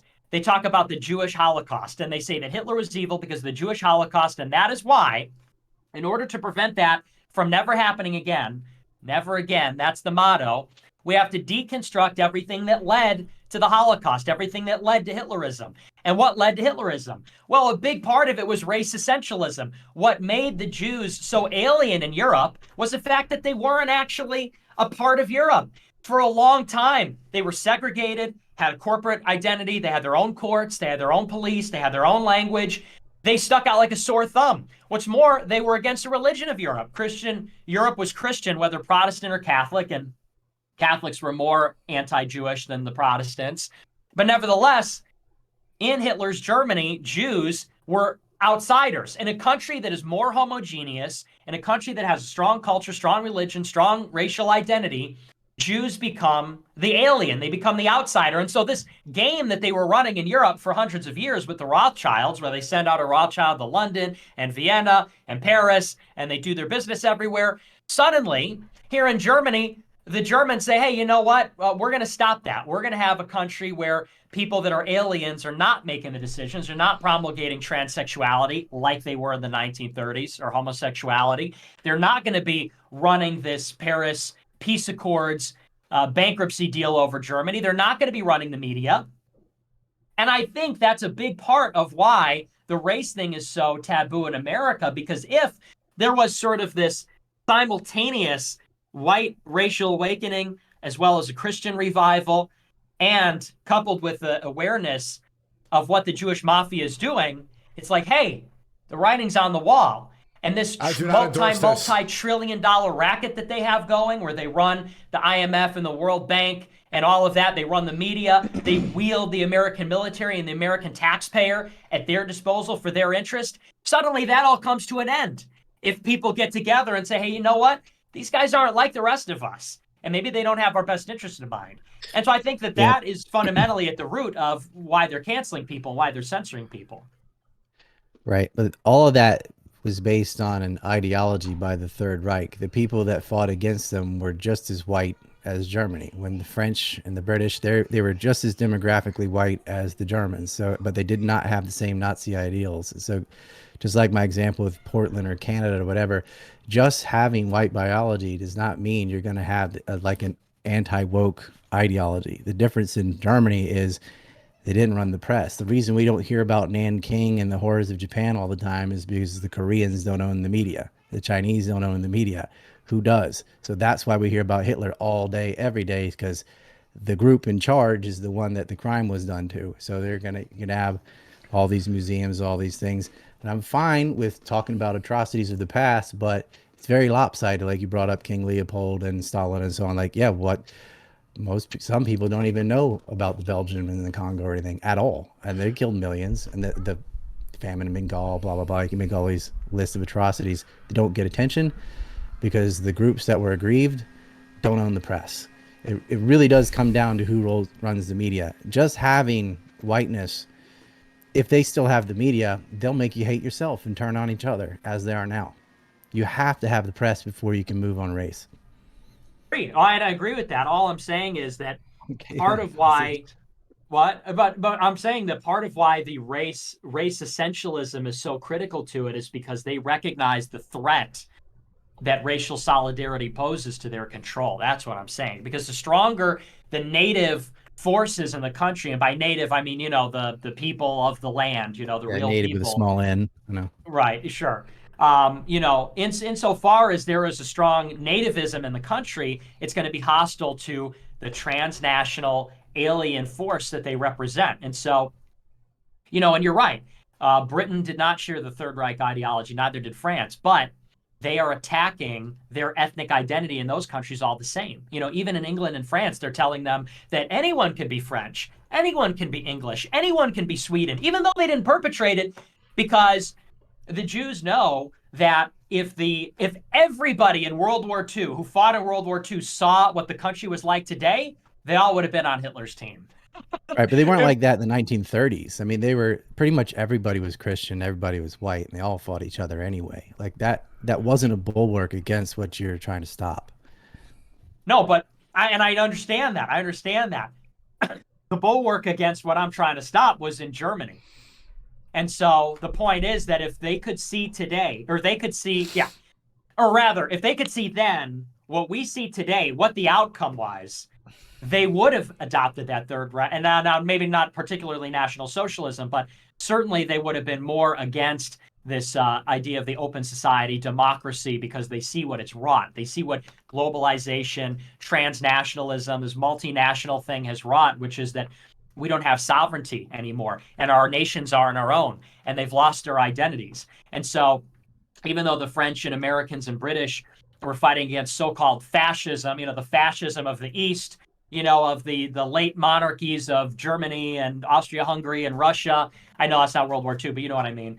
They're fighting against that that war. Continuation of the First World War anyway. Right. If they hadn't annexed land and done the Treaty of Versailles, there wouldn't have been a Hitler. But the other ingredient for Germany was losing a war. I mean, the pain of losing their territory, losing a war, got people hyper-focused on politics, whereas maybe in France or Britain, whatever, they're just, buying pantyhose and the newest whatever gadget. Consumerism, had them.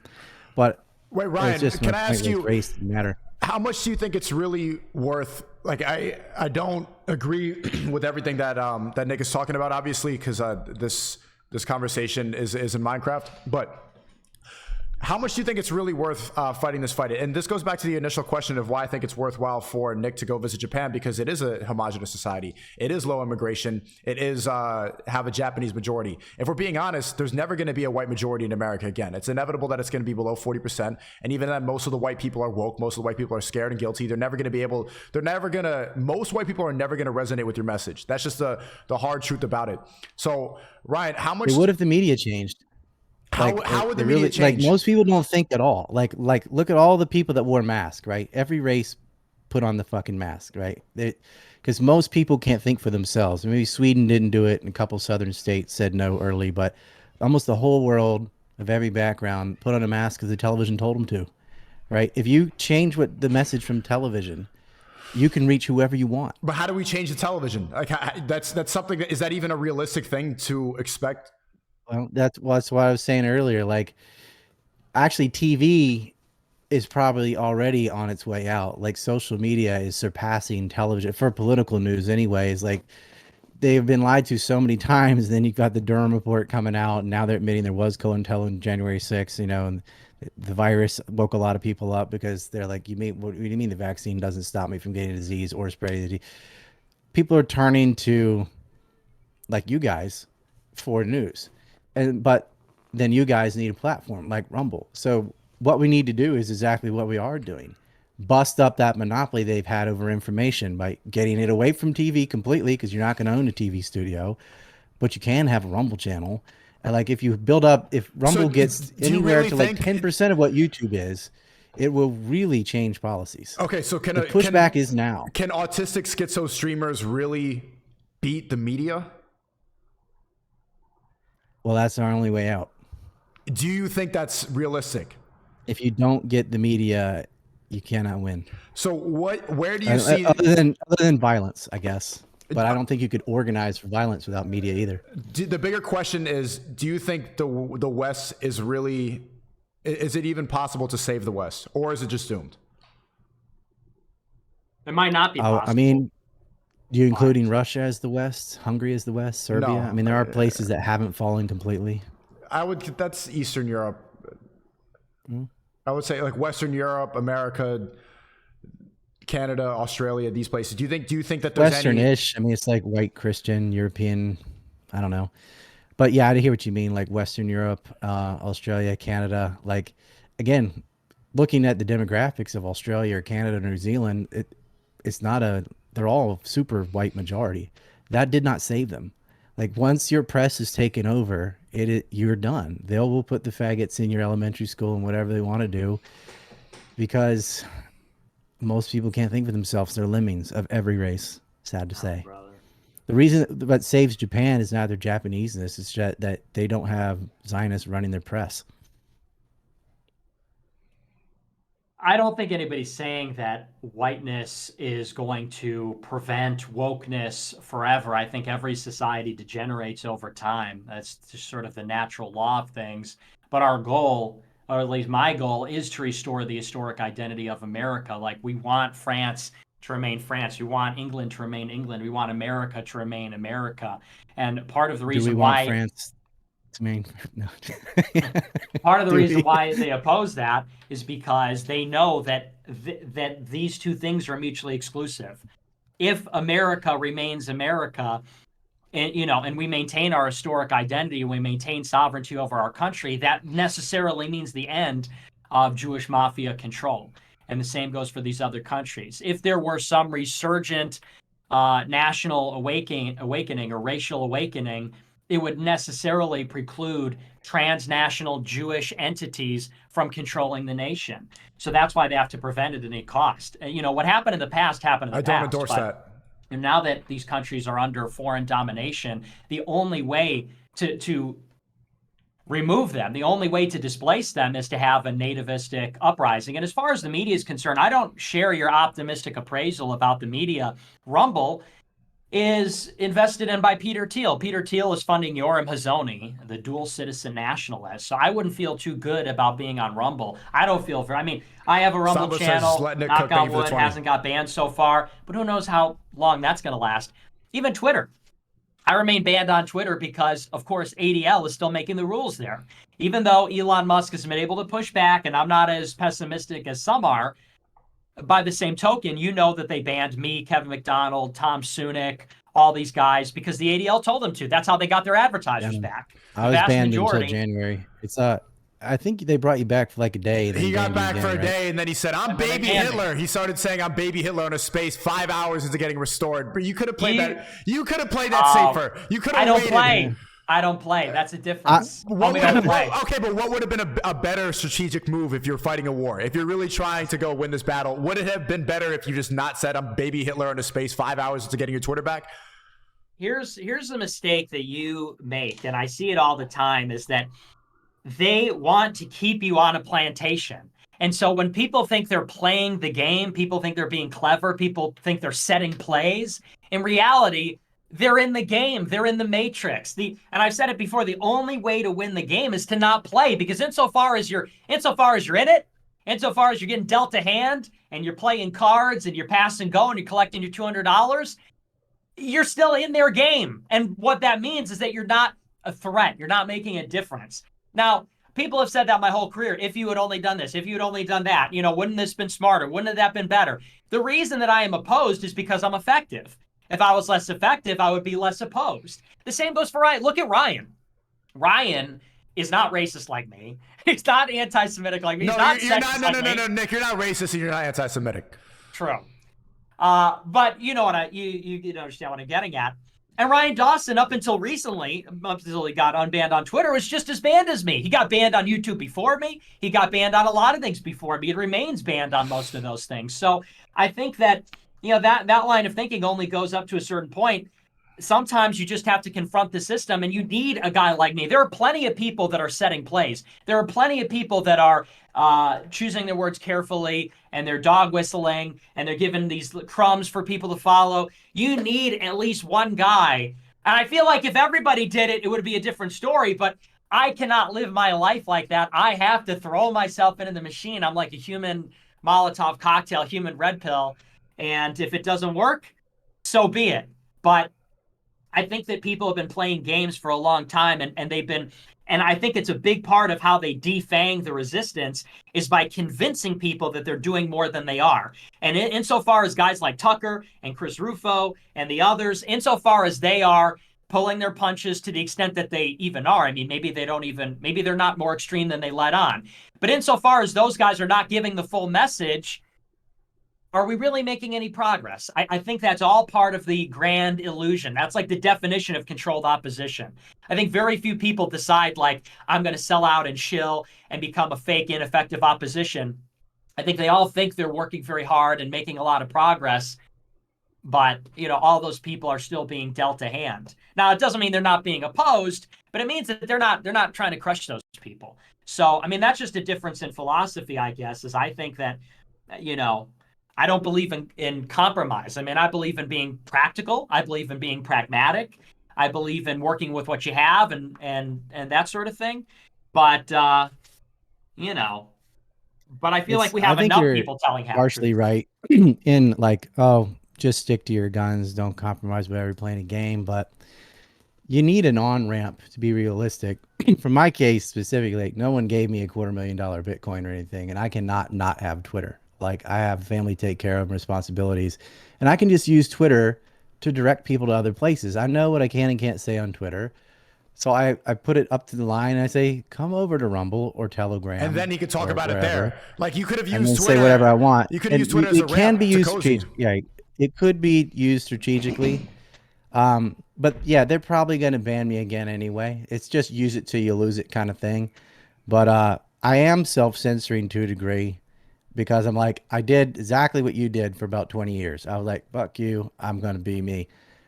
I'm done doing that. Like, I'm sick of being poor. I'm sick of being people, you know, trashing, defaming me everywhere. You can't Google my name. I'm like accused of, you know, I'm baby Hitler too. And I'm not at all. Like, and that's not me. That's not me being tactful. I sincerely don't hold those positions, never have, right? They're going to throw me on the bus anyway. So I still think Twitter is kind of a mystery. Like, I know they rebanned Scott Ritter. They wouldn't let Jeremy McKenzie back on. They banned Sarah Westall. As the people you named, like, a lot of people never on it again. The people from like Mike Enoch and those guys, Daily, what's it called? They're not on there. So it's not completely free speech. And then it's like, well, we have Ryan Dawson on. I'm like, yeah, for how long? And I actually did get suspended in February. So like, as soon as I got on, a month later, I'd already got suspended. I did appeals. I got it back again. I'm like, man, can't lose this. Because since I've been on Twitter, like, I met up with Sneako. I met up with Myron from Fresh and Fit. I'm on like all these different circles. Andrew Tate followed you. Andrew Tate and Tristan Tate. Tristan has retweeted me and stuff, and it's gotten my name out.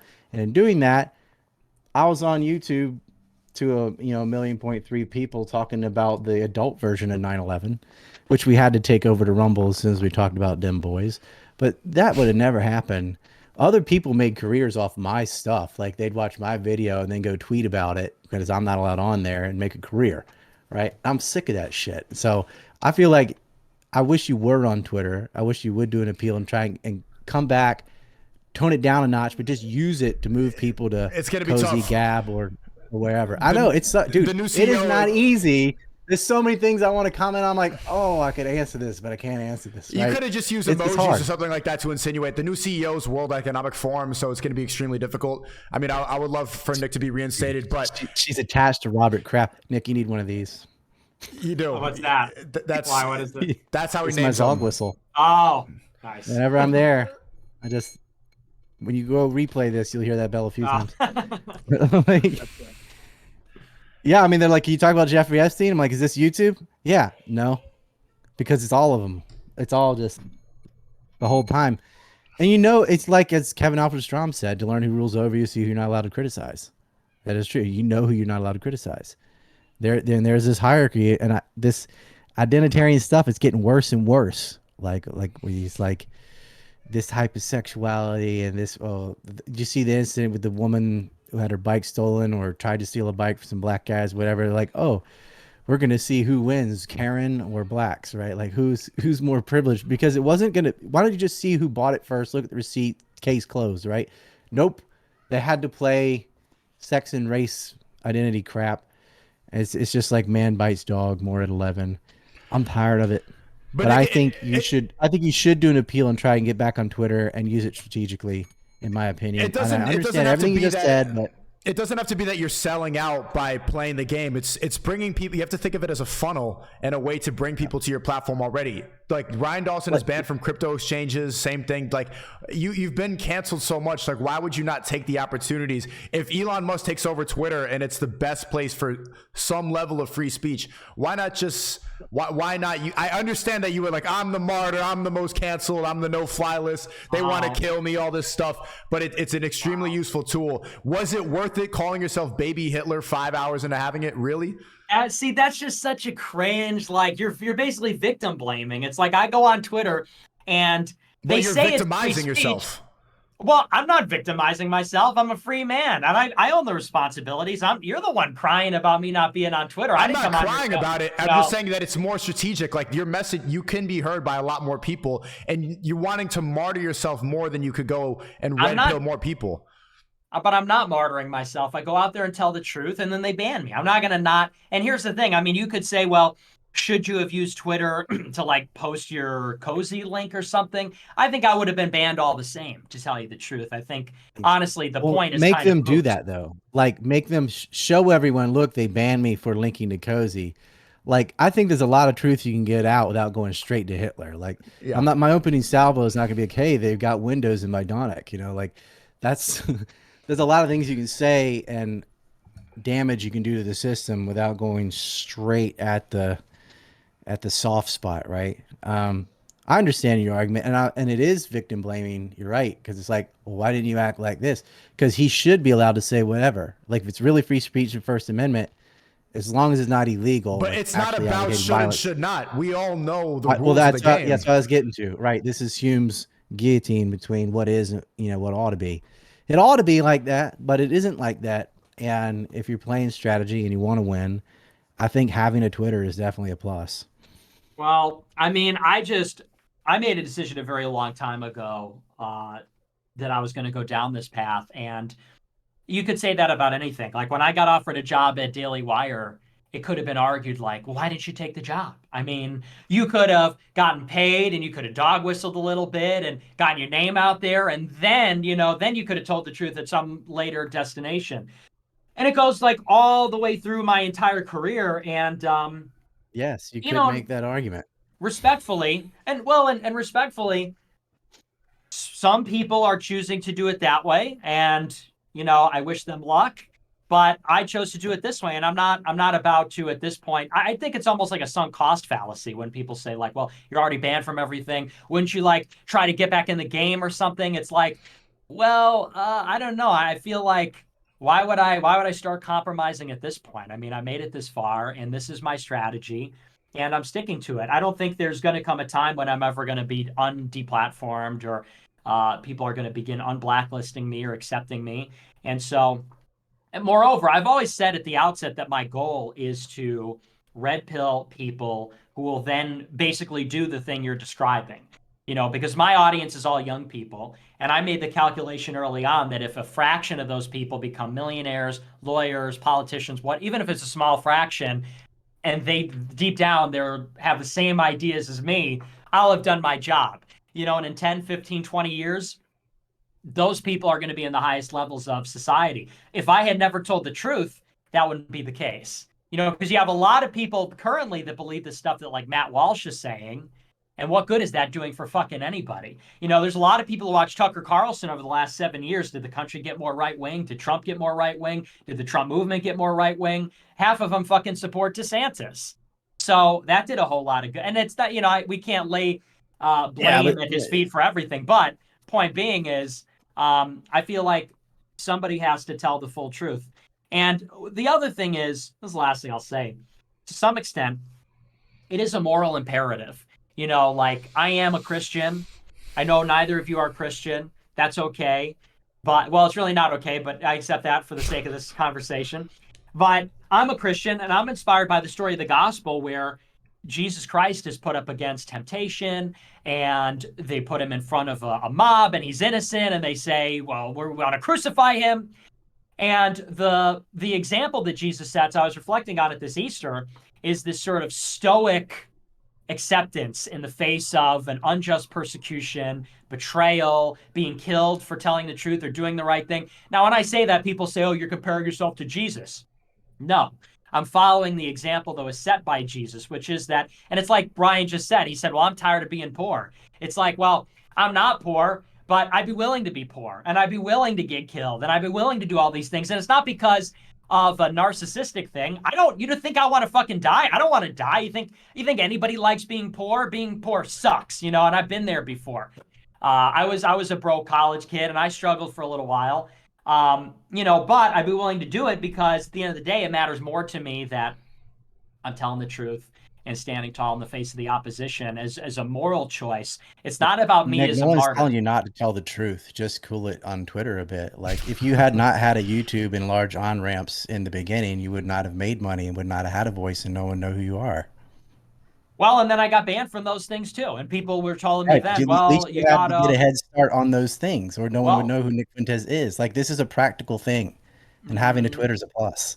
I think that you're trying to play chess with life. You got to stop setting plays. You got to just do what you got to do. What I said is just true. I mean, I understand. I like your conviction to Christianity and doing it like an example of Jesus. If that's your reasoning, then that's what you have to do. But realize that much of your success is because you did have a YouTube for years and you were not being canceled at first. And that let you gather a large group and followers, and then people willing to help you, and then have a Gab and like an Andrew England and whatever his name is. Like, that wouldn't happen without a YouTube. Like this, you have to have an on-ramp or you're invisible. Well, I could have made it further with YouTube, and I made a conscious decision in 2020. I said, like, I could stop, because at a certain point the YouTube terms of service got so restrictive. And you know, I'm sure you follow it closely. Yeah, I mean, I remember you're like, I'm not even going to appeal. Like, I'm done. But like, I feel like you had established yourself enough and were well enough off financially and stuff that you could walk away and do something else. But well, and then I got banned from D Live, and then I got banned from, you know, I got banned from a million things. So I mean, you could say, well, you were on YouTube for a couple of years, but it's like I got banned from everything, and there were decisions all along the way where I could give you 100 like inflection points where I could have made the decision. Like, all I'm saying is I get where don't you admit that having a YouTube is like got you all that ability, and wouldn't having a Twitter add to that? You just don't have to go straight to Hitler is all I'm saying. It's a slippery slope. I think that it doesn't have to be slippery slope. Just cut off the Hitler 5 hours in, you know? Okay, but listen, like I said, there were 100 inflection points where I was faced with a decision, which was I could self-censor to get this strategic benefit, or I could not. And, you know, there were 100 instances like that. And, you know, which ones to take and which ones not to take. I mean, if I had taken the first one, I'd be like Matt Walsh. You know, if I had taken the first one, I'd be on some Fox and Friends show, and I'd be talking about the latest funny dog video on the 5 or something. I'd be like, hey, how about this funny video of, you know, how about these leftists and their freaking cancel culture? You know, like, there were 100 different times where I could have said, I'll say less, I'll do less. And I feel like it's paid off. I mean, I had dinner with Donald Trump and Kanye West. I'm on the stream now. I think I'm a pretty well-known figure. So I feel like you're right. It hasn't been beneficial to be banned on Twitter or YouTube, but it hasn't been detrimental. But there's a key thing. I don't think you don't really need it because you're so established. But no, I'm giving this advice to everybody. There's a key thing that you said, Nick, that I think you should reevaluate. You said that why are you playing chess with life? Well, it's not that you're playing chess with life. You think that you're trying to make actual changes. Like in your mindset, you're fighting a battle. You're fighting a war. So it's not like you're strategizing your entire life. It's strategizing the message that you're trying to spread. It's not strategy. Yeah. Yeah, it's okay to play chess, especially talking about what you're talking about. You don't need to think of it as selling out your life or selling out your morals and principles. It's just strategy. I just feel like there's, now don't get me wrong, like I said, I'm practical and I'm pragmatic, but what you're talking about is a whole different mindset. And I think that what I'm talking about is once you start thinking that way, where does it start and where does it end? I feel like a lot of people think their way into a position of compromise. And so you're saying, well, just don't say Hitler. Yeah, okay. And 5 years ago was just don't say this and just don't say that and just don't do this and just don't do. And No, you can say Hitler, just not on Twitter. Just say it on Cozy. All I'm saying is once you get into that mentality, it's a whole different kind of logic that you're working with here. And I'm saying that it's easy to say that in retrospect. It's easy to say that in hindsight and say, well, what about this particular instance? What I'm saying is over the course of a lifetime, you're faced with many decisions like that. And those decisions ultimately shape who you are and what you do and what your legacy is. And yes, what your strategic output is, what your actual benefit in the world is. I would say that strategically, I'm like red pilling more people than anybody. Like if you call me a white nationalist anti-Semite, I'm like the #1 anti-Semite white nationalist of the 21st century, basically. That's what they call you, but you're not that. Disputed? I'm the kingpin #1. So I feel like as far as my you're goals, not really those things, right? Okay, but you understand what I'm getting at. They call you that. Right. For lack of a better word, I mean, if we're going to use a shorthand. We're compromising right now because it's Sneako's stream. I mean, this is exactly what I'm talking about. This is strategy. Well, okay, so you're not a white supremacist and not, or you are? I'm not a white supremacist, but I'm a white racist. separatist. I'm a race realist. I'm a white loyalist, whatever you want to call it. So, look, I think that you guys, because, Sneako, you always come in here and you tell me, like, you ought to do this, you ought to do that, you ought to do that. And, like, I've considered these things before. I've made my choices. I think that you should consider what I'm saying, which is that it's really a different way of living, which says, I'm gonna say what I'm gonna say. I'm gonna do what I'm gonna do. I have these goals. I have this message. But once you start getting into the habit of playing not to lose, I can't lose my Twitter. I don't want to lose my YouTube. I don't want to lose respectability here. Again, you can point to one thing, but a person makes that decision every day. And once you get in that mentality, I think that that's what leads to a lot of people becoming controlled opposition. I think everybody starts out wanting to change the world, and then they play themselves. And a person makes that decision every day. Into a box. But once you get in that mentality, mute your mic, man. Just in He's time. playing a loud TV. Keep going. This is a good one. Thanks. So yeah, I can't knock it because I did the same thing for about 20 years. But after a while, I got sick of beating my head against the wall. And I think I don't think we can completely write Twitter off. I know how bad the new CEO is going to be, but I'm seeing it's definitely better than it was. And a lot of people who were banned did get returned. And you are able, at least like fighting with like transgenders and certain things, he's allowing that. You still can't really talk about Ukraine. There's certain things you can't really get into on Twitter, but it's definitely improved. And I'd like to get in there and sort of help move it the direction I want. And this is where this is where I see Nick and Ryan separating. Is where like at some point you need to put your family first. Like I always see family coming first. Like I see this more as I'm streaming because this is also entertainment. I'm not just fighting a battle on here. I respect like that you are fighting a battle when you stream, but at the end of the day, this is to make money, to entertain, and to eventually start a family. Ryan has a family. Ryan's married. Ryan's able to move away. He was very close to not being able. They froze a lot of his accounts and stuff like that. So if you lose a lot of these platforms, and if they really do put you in jail, which we've seen happen at Andrew and Tristan Tate for this stuff, then you're not even able to live a life worth living. You're not. They can kill you. Like they will really ruin your life. So when does it separate, and when do you actually provide for your family? When are you able to put your family first before the battle? Well, it's God first, then the family, then Nick, whatever else. Nick, just one thing. Sneako, why you're not understanding Nick's point?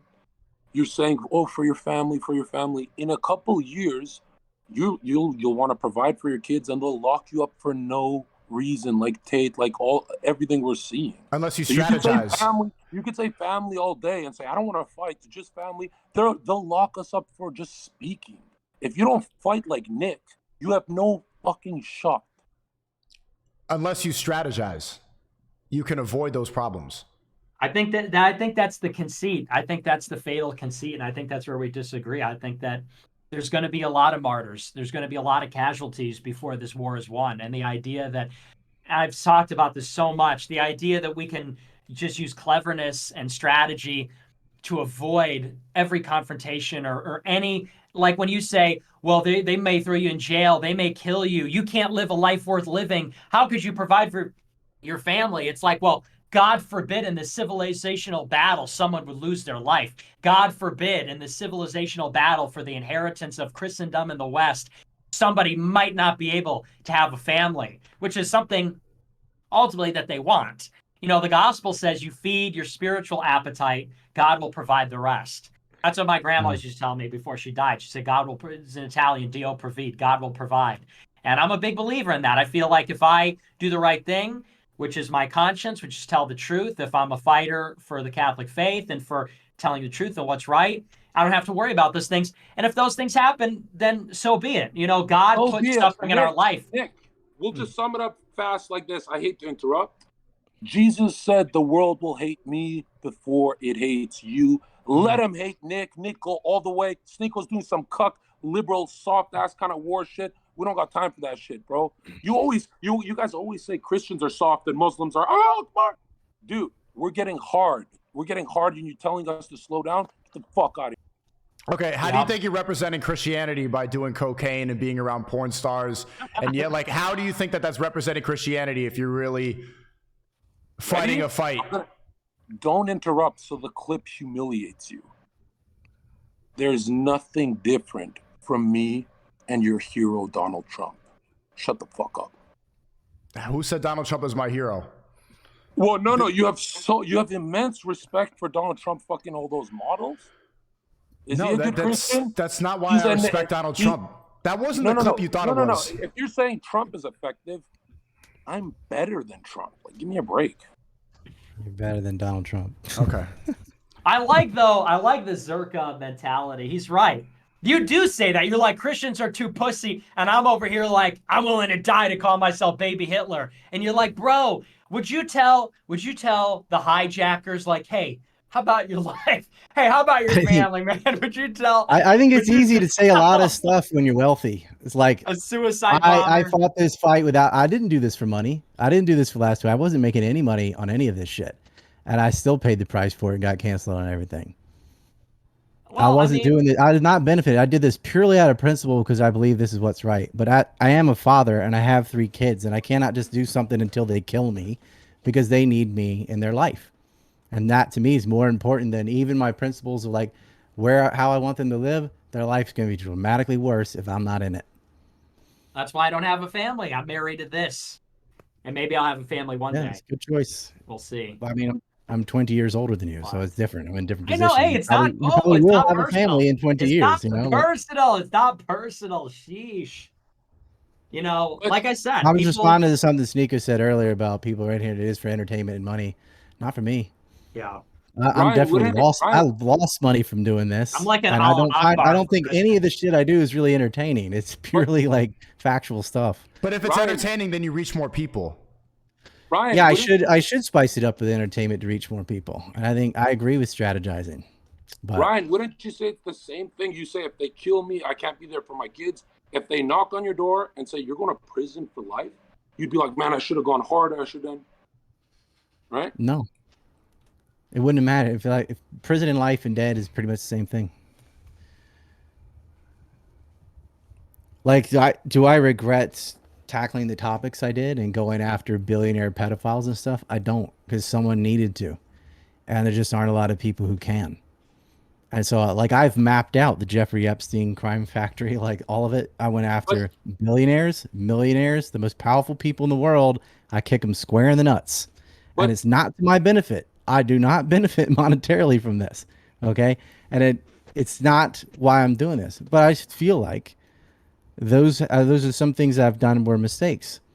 Having a Twitter has definitely allowed me to reach more people with the exact same message without watering it down. And I agree with Fuentes that many people will turn that into a slippery slope, but you don't have to.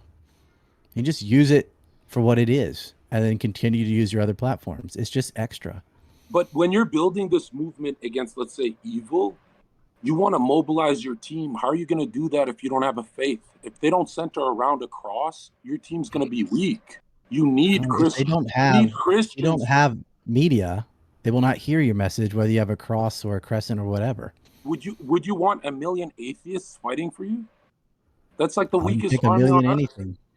Okay. That's the weakest army on Earth. Go to war with China then. I mean, the Chinese Here we go. are ruling the world. An right? army's an Don't ban army. me If you if have a the million Chinese- people, you got a million people. Like, what wins wars is technology, and throwing it into science, and that's how you get better weapons. How did It's mouth Taliban and win? prayer. The Taliban You know? didn't have technology.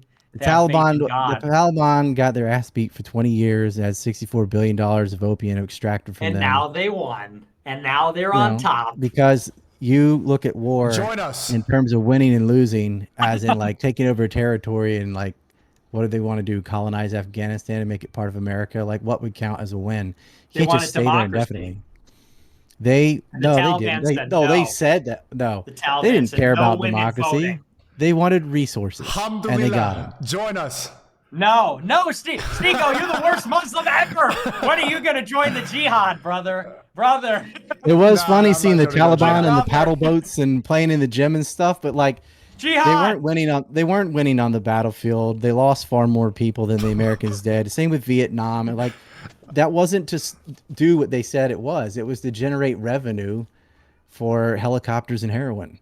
And like the MIC made a lot of money off of all these wars. That was their actual goal. They won, they did it, and they were able to do that because they have a more powerful military. But the Taliban's back. They raised the white and black The flag. Taliban can be there because they were never really trying to get rid of them. Brother, The Taliban was just a pretext to go into Afghanistan and get the opium. They Well, don't and care if it's the Mujahideen or the Taliban or whatever. I'm like, what's the other choices? They all suck. Just like the Taliban, when all is said and done, the Catholics will be there. Well, when all of this is gone, when all this liberal, Prague, whatever stuff, just like the Taliban, even if we have to emerge from caves with rags on our heads and AK-47s and a we're going that crucifix direction. around our neck, we'll be there. The only thing we have to worry about is What is the most powerful Catholic state? the only thing we have to worry about is Poland. Italy, one maybe? thing- Poland? Yeah. One thing we should all worry about is Sneako joining Israel because this is entertainment for him, right? He can be bought. He can be bought out. This one. Is this not entertainment here? Snorting coke to go and debate and yell insults is not entertainment? Sneako, I'll tell you this: if I was to join Israel, I would go right to work for ISIS. Okay, man. I'll That's see the you there. smartest thing he said the whole time. That was pretty based. Yeah, like if you're working for Israel, you'd be part of ISIS. Yeah, he'd be in the ISIS department of Israel That is the I would Israeli be in ground force. You guys are the diplomats, and I'm the crusader with my sword. I'll do the macho stuff. You guys do the diplomatic stuff, okay? And Nick, who do you think would win in a fight, Ryan or Zherka? I don't know. I Yeah, mean, right. I'm dying. Zherka's big, but Ryan's like a karate guy, right? Ryan's I'm a big pretty dude. big, too. Ryan's a big dude. I never met Ryan, so Zherka. Well, I don't know how big either you are. Zherka's like a 6'5" gorilla. I don't know. It's a tough one. Tough call. We should set it up. Creator clash. No, you know what we should set Rumble up? brawl. Ryan, I don't want to piss you off, but this is what we should set up. The Rumble. No. To find the difference in race, the North Korean versus the South Korean. Like, who would win in that fight? You talking about countries, or are you just talking about I two want to go back to individuals? that topic. That topic is blowing my mind. I feel a North Korean and a South Korean have way too much in common. Like, you have to tell me the difference. North Korea is a country, not a race. And South Korea is a country. No, and they're the same race and the same language, but they have completely different outcomes, which shows you that something else other than race must be a larger driving factor. I feel like if the North Korean came up to sell me a dumpling and a South Korean, I'd be like, no, it's the same people, you know? I don't know. Okay. Probably Chinese too. You wouldn't know the difference. No, a little different. You wouldn't know. Yeah, I wasn't saying they're not both Korean. That was my point. They are both Korean. They are the same ethnicity. They have the same language. They are as close as you can get genetically as possible. One's 99% Korean. The other one's 95%. They're all Korean. They have vastly different outcomes because your race is not the determining factor of your civilization. That was the point. Well, I disagree with that, though. I think that, don't you think that North Korea, South Korea is like a very specific situation going on there? What's the best example of the most homogenous? Like most other places are all mixed up. In Asia, it's not. So you have Korea. It's like 95% ethnic Korean. North Korea is almost 100% Korean. The communist aspect is much more of a large factor than them being Korean. Being Korean did not make them successful. But just Having because free markets did. Just because there's another variable doesn't mean that IQ isn't also a variable. It doesn't mean it's not also a variable. But the argument I have with race realists isn't that there is no variable. It's that it is not the top variable, that these other things trump that. I disagree. I mean, like, you have differences in economies in the sub-Saharan Africa, and they all suck. Yeah. So. So I mean, like, you could be that's free pretty market, much that's you could pretty be much how it tyrannical. goes. No, that's how it goes for landlocked nations anywhere. So now it's because they're landlocked. Africa sucks because it's landlocked. Northern Africa doesn't suck. You haven't heard me Northern say Africa's a different race. Northern Africa's yeah. all Arabs. Sure, but they also have a coast. Their quality Even of life, within the same country, right? Like coastal China is more successful than inland. Coastal Australia is more successful than inland. Coastal US is more successful than inland. yeah, but you would rather live in inland United States than inland Africa. Yeah, I would rather, because inland United States still has railroads and airplanes and things connecting them to the sea. Germans and Irish and Scots, and Africa has Jubu, And Africans. Gubangways. Oh, come on. Sorry, you're Haitian. Come on. Come on. I didn't insult Haiti. You have before. Yeah, that's true. It is. I mean, but you got it. Look at what's going on down there. You want to take a trip to Haiti? You want to prove me wrong? Hey, man, Trump was right. I got triggered when he first said that, but Haiti is 100% currently a shithole. Haiti's a shithole. Yeah. But if they adopted the free market, they would be rich. They would stop eating mud. They would Come on, bro. They would join. God, it's true. They eat mud. They were making. More. There was a video of a woman making mud cookies. There's okay. I'm just saying, listen, Sneako. But that can be improved by today, today is National Haitian Flag Day too, and you're doing all this. Oh. There are studies that show high testosterone with low IQ equals criminal for some races. Do you believe that, Dawson?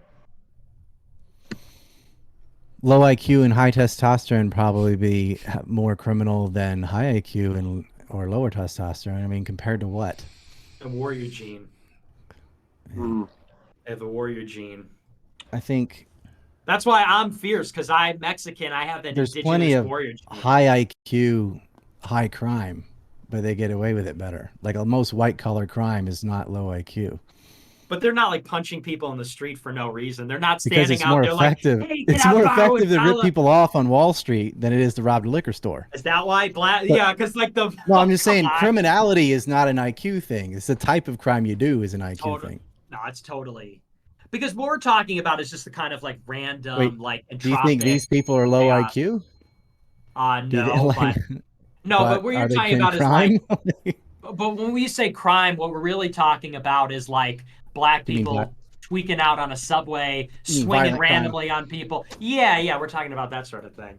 Because it's true that like everyone can be unethical, but IQ matters. Like IQ, literally, you can break it down in terms of what kinds of tasks people are capable of at various IQ levels. Like that's why they don't let certain people in the military. You think they don't want an infinite Yeah. number of people in the military, but Plenty some of people stupid can't people are do- not criminals, though, and lots of smart people are. Like, I don't think the decision to do crime or not is because of your low IQ.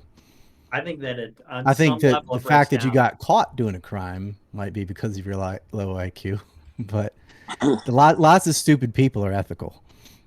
I think that if you have like a 65 IQ, and like you said, high testosterone, that plays a 65, part. yeah, you're basically handicapped. So So I'm talking Yeah. about. Ryan, If it's earlier that when low. you were talking to Nick about morals and stuff, You're an atheist, right? So what? So like, what do you go by? My own empathy and reasoning. That a pedophile can The say same thing you go by. A pedophile can say the same thing. In Nick's society, it would be off the good book, right? It would be way better. A pedophile can say, I'm going off my empathy, bro. I'm not going to trust them.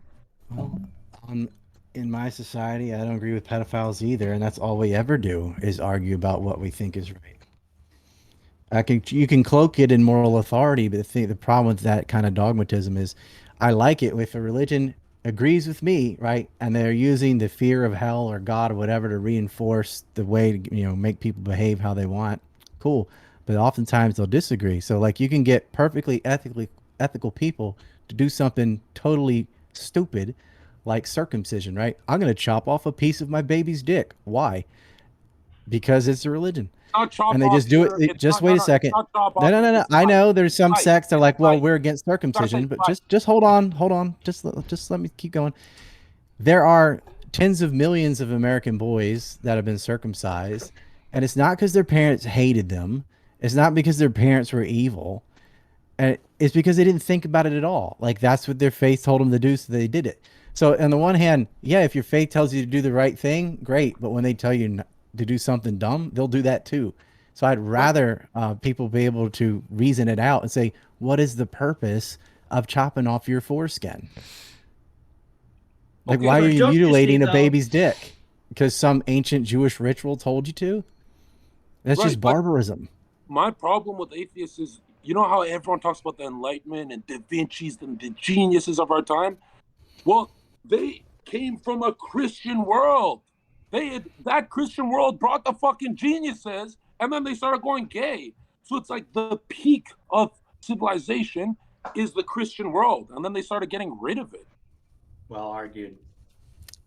They're contrarian to the world around them, and they're having their books burned. In some cases, they're jailed or killed. We would have progressed a lot further with religion out of the way. Like a lot of Christians today have to adopt and go, well, I'm just going to make it a metaphor and reinterpret my literal, flat earth 7-day creation story into, well, what it really means is, billions of years in evolution. They just change the religion to fit whatever the science of the day says, so that they can have both, right? They want the science because it's factual and produces results. But they want the religion too because it's a psychological crutch. Right, but you have faith in this Big Bang theory, right? That's your religion? No, I don't. No. Do you buy into the Big Bang? No. What about dinosaurs? Yes, there were dinosaurs. And that's not based on faith, it's based on knowledge. We have fossil records of them. How do you know the fossils are real? I gotta know. When's the first dinosaur bone because of argon dating. Ryan, when was the first dinosaur bone ever found? I don't know. It's as late as the 1700s. Thanks, Gossip Girl, for the 5. Morality comes from religion. Man. It's to attack the Bible. It's not dinosaurs aren't a thing. Or it's not to attack the Bible because you can just say God made the dinosaurs. Like it's no. Whatever they want it to be. When they talk about aliens, ancient aliens on mainstream media, it's to say you're not created in ancient aliens. Aliens out there. There's dinosaurs. Everything is an attack. Were you smoking weed the whole time you were gone? You believe in aliens too? I don't. But Ancient Aliens, that's a TV show, right?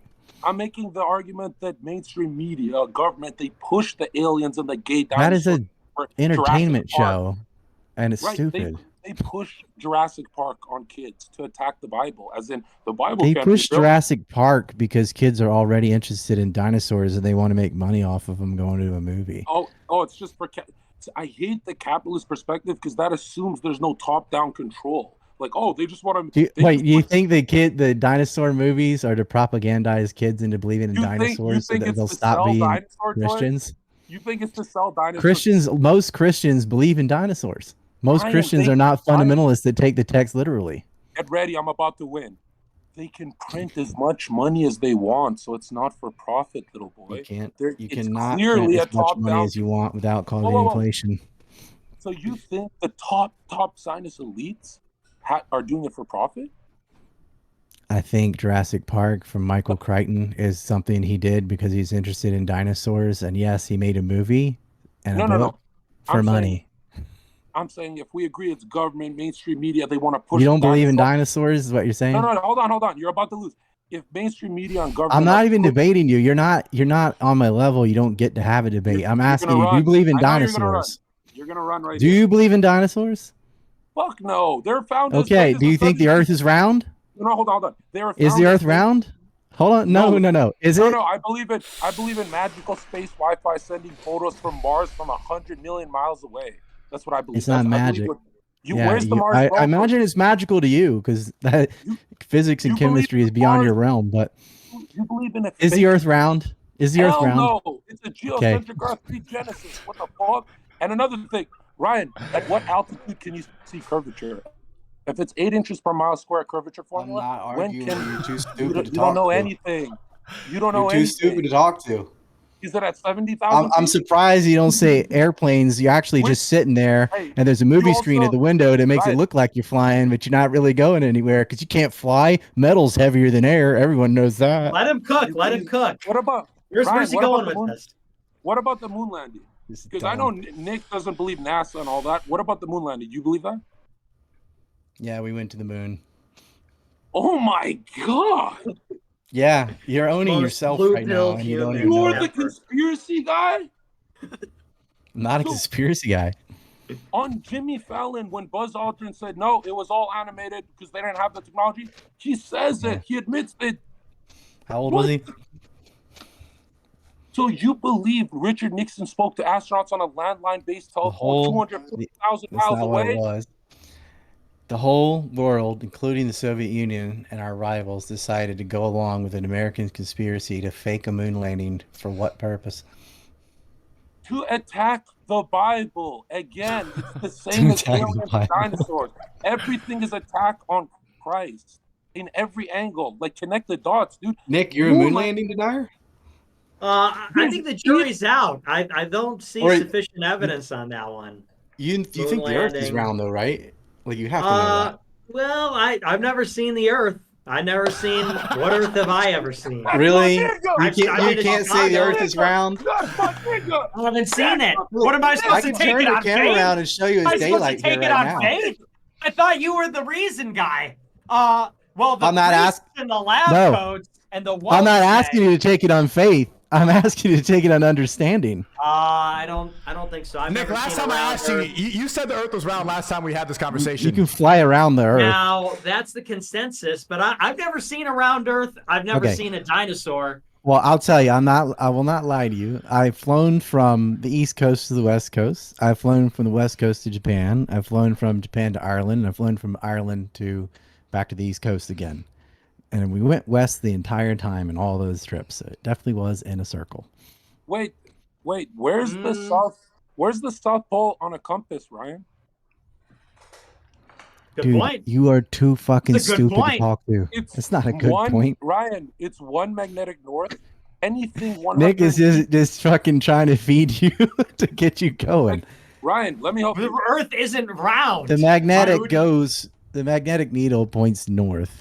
What's inside the Earth? No, hold on, Ryan. Core of the Earth. The point I'm making. What are they hiding in there? The compass is a flat Earth instrument. Secret city. That's where the Nazis went. Okay, you know what? No. On the dark side of the moon. What was he? Come on, Zherka. What were you saying? Right, Nick. I don't want to embarrass you. Please tell me, Nick. Where's south on a compass? Is it a flat Earth instrument, the compass, or not? I don't know where south is. It certainly doesn't have a magnetic field, so I don't think there's anything going on down there. It would be the exact opposite of where the needle's pointing north. Exactly, 180 degrees. Exactly. Away from north, right? And you circumnavigate east to west. South is away from north.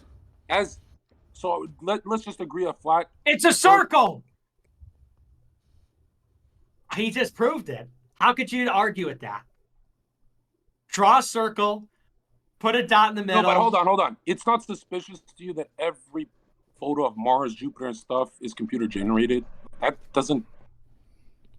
And all the astronauts caught with chroma key screens, green screens, blue screens, they're caught in underwater chambers. He makes a good point. They're all Freemasons, Operation The Paper. photos of planets are made of composite photos, like putting puzzle pieces together, because planets are very, very big. I feel like this is Kamala Harris.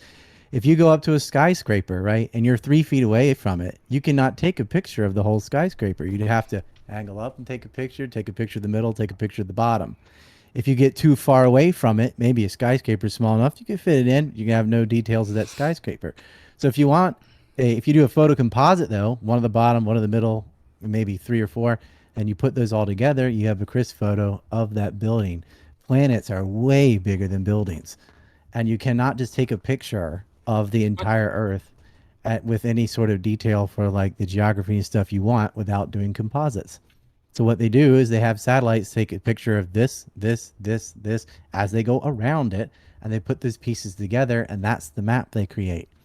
That's why they do that, because planets are very large. All right. Look, Polaris, the North Star, has not deviated an inch off the sky for thousands of years. You say it's an acentric model, that we're flying through space. Star trails have never intersect. It's the same fucking stars, because there is a firmament. The creator of the rocket, Werner von Braun, on his fucking tombstone, it's Psalms, and it says firmament. No. Look at the tombstone of Werner von Braun. You ever seen a UN map? The rocket, man. The rocket. It's a big ice wall around the Frisbee. No, it's not an ice wall. It's the highest shoreline on Earth, idiot. Antarctica. Google it. And it goes around us like a donut, right? Yes, just like Admiral Byrd said. The first person to travel to Antarctica was Admiral Byrd, and there's more land. You keep going, there's more. Yes, Antarctica is on land. The ice is on land. That's true.